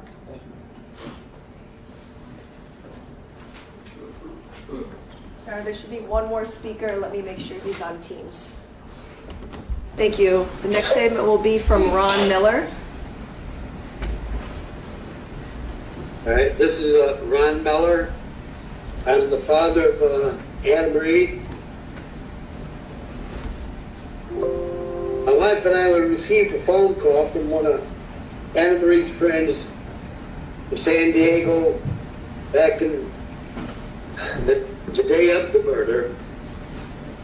How I feel about losing my youngest child to the man that promised to love and take care of her and her granddaughter. And he ends up murdering her. My wife and I, we tried to understand why or what could we have done to change the outcome of this. Watching the trial, hearing the verdict of guilty and first-degree murder does bring some closure. But I would love to see a sentence of life in prison without parole. This is what this guy needs. I don't consider him a man.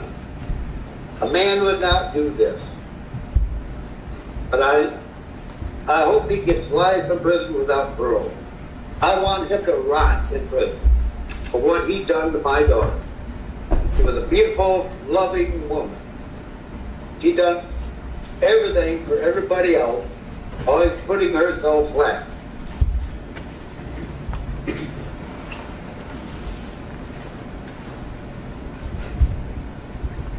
I ask that you please take into account all the consequences and the suffering that we as the victims and the family of the victims have gone through and continue to go through because the choices made by this person. I believe right now that the defendant is a danger to the community. He knew what he was doing from the first moment that he started abusing Anna Marie. And I ask you please not forget who the victims are here, because he is not. He deserves to be punished after terrifying and abusing Anna Marie and his daughter, who witnessed so much of the abuse, and for making us live in this deep pain for the rest of our life. He doesn't deserve mercy, since he has no mercy for my daughter, Anna Marie. Thank you, Your Honor. Thank you, sir. Thank you, Your Honor, for listening to all the impact statements. I would ask the court to sentence the defendant consecutively on this case for counts 1 and 2. I would ask the court, as the victims that have asked for the maximum sentence, that is the only sentence that will properly punish this defendant prevent his future crimes, deter others, and protect the community. Normally, after that, the defendant might say a few words. Usually a short apology, maybe a sentence or two. Sometimes a paragraph at most. But not Ali, no. The second he started talking, he couldn't even manage the basics. I mean, instead of testing the microphone like a normal person, he coughed straight into it. Who coughs into a mic? That's Ali all over. Self-centered, clumsy, and oblivious. And then, almost immediately, he kicked off by saying how hard it was for him to listen to himself in some of the recordings played during the trial. Poor him. Unbelievable. What followed was 15 minutes of self-pity, excuses, and blame. Who the hell wanted to listen to it? Nobody. He must have said I more times than anyone could count. Every so-called apology was wrapped in excuses. It was the drugs. It was the mental health. It was everyone else's fault but his. Maybe he even believes it himself. He is an actor after all, and a liar too. If you want to make a statement, this is the time. Your Honor, I have something written. Okay. May I face? Sure.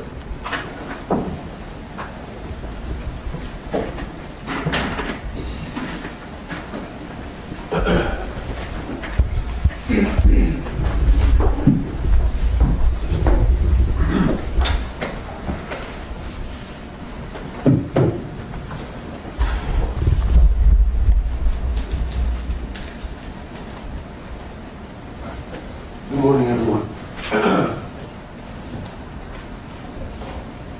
In a situation like this, there really isn't much a person can say that can help make things better. Losing a loved one to senseless and unnecessary violence isn't something that anyone should have to go through. And yet, it has happened. And here I am being the reason why multiple families have had to experience it. I can't say that I'm proud of that. Throughout this trial, many horrific things were displayed. And as we sat here for weeks having to endure some of the most disturbing audio recordings and video footage, I sat there in silence, listening, watching, and being reminded of the worst moments of my life. Having to hear myself say some of the most vile, shocking, and hateful things to the woman I loved was not easy. In fact, I couldn't help but at times close my eyes and cover my ears, because that's not who I am. I am so incredibly sorry to each and every one of you who have been affected by this. I cannot imagine the pain that I've caused your families. I saw the look on all your faces and the tears in your eyes, and I hate that I'm the reason for it. On that day of October 21st, 2021, I was in the worst physical and mental state of my life. I was sick, suffering from an untreated severe mental illness that was combined with a crippling drug addiction, which put me in a state of a drug-induced psychosis. My response in that moment was an unintended, impulsive reaction against my better judgment to the discovery of Ray's romantic involvement with my wife. And for that, I'm sorry. I'm sorry that in that moment I was not mentally strong enough to control myself. If I could go back to that day, I would have left for LA first thing in the morning as I had originally planned. I would have given Anna the space she wanted, and I would have used that time to focus on getting the proper help I so desperately needed. And I would get on my knees and beg Anna for forgiveness. Forgiveness for becoming distracted, for letting my anxiety and my insecurities affect my thoughts and my behavior towards Anna and towards her friends. Forgiveness for using cocaine as a remedy and becoming addicted because of it. For neglecting my responsibilities to you, Anna, as your husband, and my responsibilities as a father. And for allowing the drugs to turn me into a pathetic empty shell of the man that she fell in love. Because of those factors, I lost myself. And because of those factors, I lost Anna. To Amira, my beloved daughter. Amira, when you're old enough to see this, please don't blame yourself. None of this is your fault. Your mom loved you so much, and I love you so much. You are the strongest girl I have ever known, and I'm so proud to be your father. I'm sorry for what my foolish actions have costed you, from what's been taken from you. I'm sorry that now you not only have to grow up without your mother, but now you have to grow up without your father too. To the Honorable Judge Frazier, I want to thank you for being extremely fair to me throughout this trial and for giving me the opportunity to defend myself. It is truly unfortunate that despite the compelling evidence that this was a crime of passion, somehow the jury still landed on this verdict, and they certainly wasted no time in doing so. The fact that I spent more time on the stand than the jury took to deliberate my fate is very concerning. In fact, the jury foreman himself told Fox 5 news reporters that a few of the jurors wanted to pick second degree, but were pressured not to by the rest of the jury. I think that speaks for itself, loud and clear, that reasonable doubt was intentionally overlooked, and that justice was not the motivating factor behind the decision. It was vengeance. And now I am left with no other option but to spend the rest of my life in prison. Death by incarceration. A very slow and drawn-out death sentence. That means in 50 years from now, should I still be alive, I would still not be considered for release. I don't think that's fair at all. Especially after it has been made clear that drugs and alcohol were involved. And add that to, along with infidelity and mental illness, and you've got a recipe for disaster. One that anyone could fall into. It's happened to me and I still can't believe it. Being sent to prison without the hope of ever getting out honestly feels like I'm being sent to hell. And that's terrifying. And I don't think that's right either. Personally, I believe everyone should have the ability to parole because everyone has the ability to change. And finally, to everyone else, I extend my deepest apology from the bottom of my heart. I'm sorry. I wish you all peace, healing, love, and abundant joy in your future. I will continue to pray that I may earn your forgiveness. Thank you. But what's the point of letting him speak at all?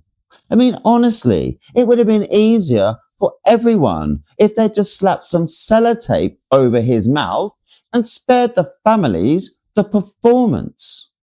And then finally, the judge handed down his fates. The gallery erupted, cheers, relief, justice. Ali was done. I have the authority to strike or reduce the gun enhancements. I also have the authority to run the LWOP sentences consecutive or concurrent. Let me kind of briefly go through that and why I am giving the sentence that I am giving. First of all, as to the first-degree murder, I look at various factors, having sat through the trial. And I do this in every murder trial. And I don't take this lightly. I truly respect jury verdicts. Have I reduced a first-degree murder to second degree? I have. In fact, I did it 2 weeks ago. But I'm not doing it today. And I'll explain why it's not happening today. Very simple reason. The jury heard all of the evidence.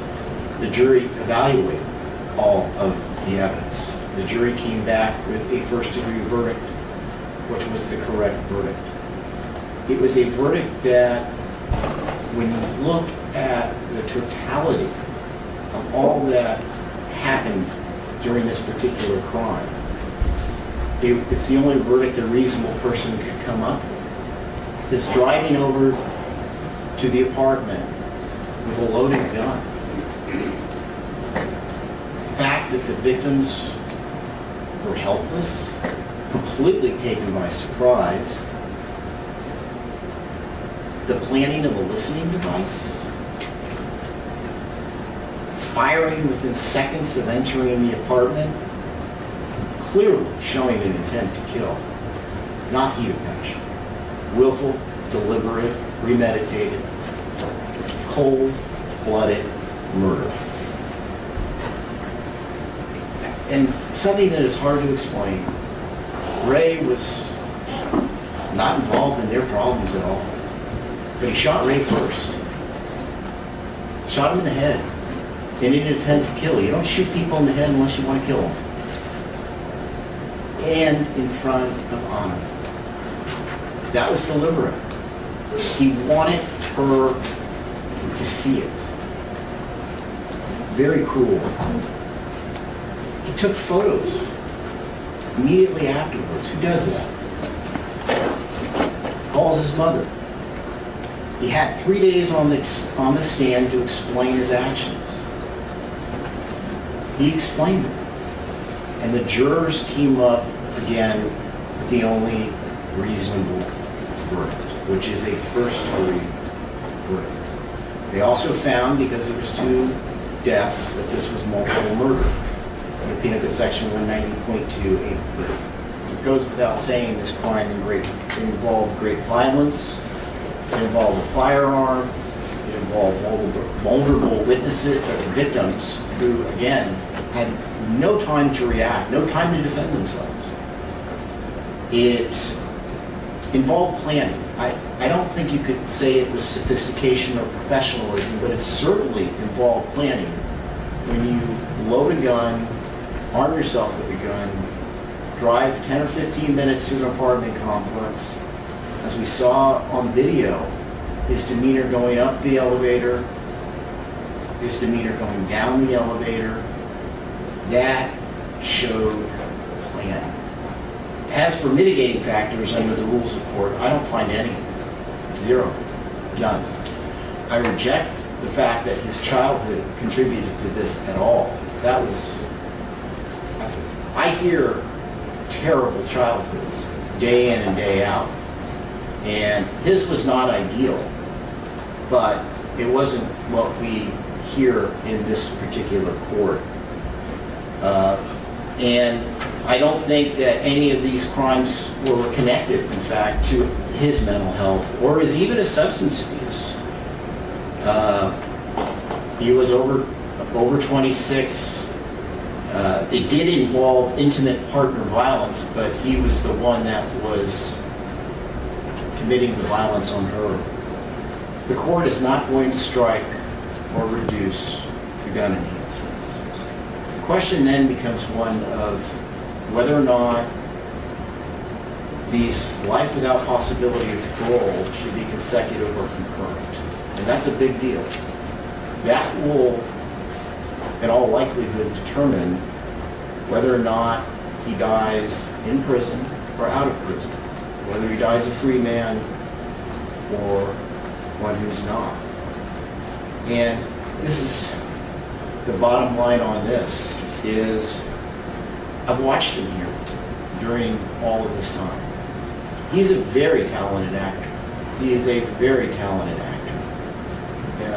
When I saw the Scarface videos, it's as if when he committed these crimes, he became that persona of Scarface. Just cold-blooded killing without remorse. Any tears that he's cried in this courtroom have been for himself. They are not for Ray and Anna. It's just, that's the reality. He fears the consequences, as he should, of his actions. But as he sits here today, I don't know if he's really sorry. I have serious reservations about it. I know he's sorry about the consequences of going to prison for the rest of his life. But I can't say that I think he's sorry for having killed these 2 innocent human beings. He's a very selfish person, as I think the jury saw.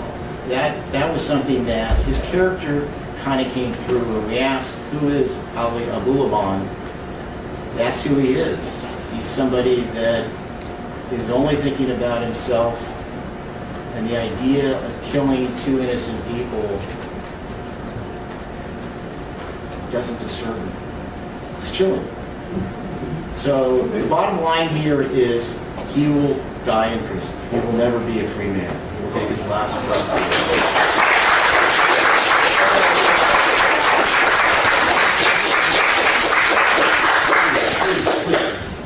But here's the detail that really matters. The judge didn't just say life in prison. I mean, he broke it down count by count. So for the murder of Anna, Ali got life without parole, meaning he'll never be eligible for release. Plus 25 years stacked on top of that for the firearms enhancement.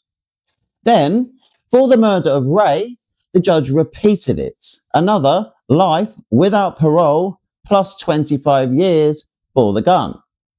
And crucially, the judge ordered it all to run consecutively. In this matter, the defendant on count 1 will be sentenced to life without the possibility of probation via Penal Code Section 1190.2, Parent A, Parent 3. Consecutive to that will be 25 years to life on the gun enhancement under Penal Code Section 1222.53D.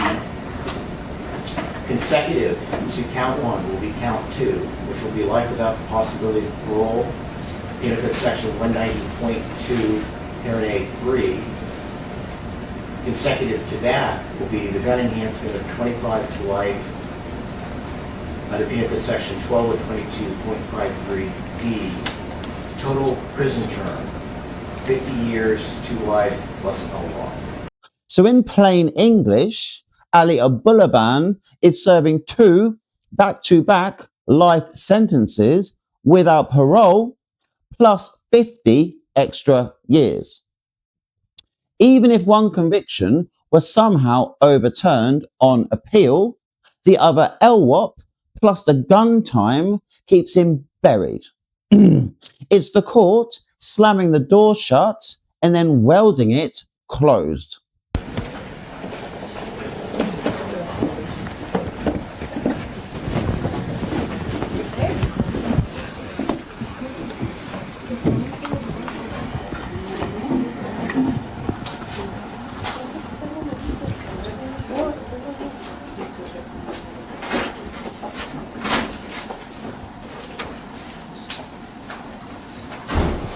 So now some people might ask, why didn't he get the death penalty? The answer is simple. California hasn't executed anyone in years. The government put a moratorium on the death penalty back in 2019, and prosecutors rarely even pursue it anymore. In practice, LWOP is the maximum punishment in California. Unlike in the UK, where life often means parole after a minimum term. So LWOP means exactly what it says. Life without parole. No release, no second chance, no daylight. So this was the last time anyone would have to sit through his voice. The last time the spotlight would ever be on him. So from here on out, he's going into a hole, and a deep one, never to be heard from again. Good riddance.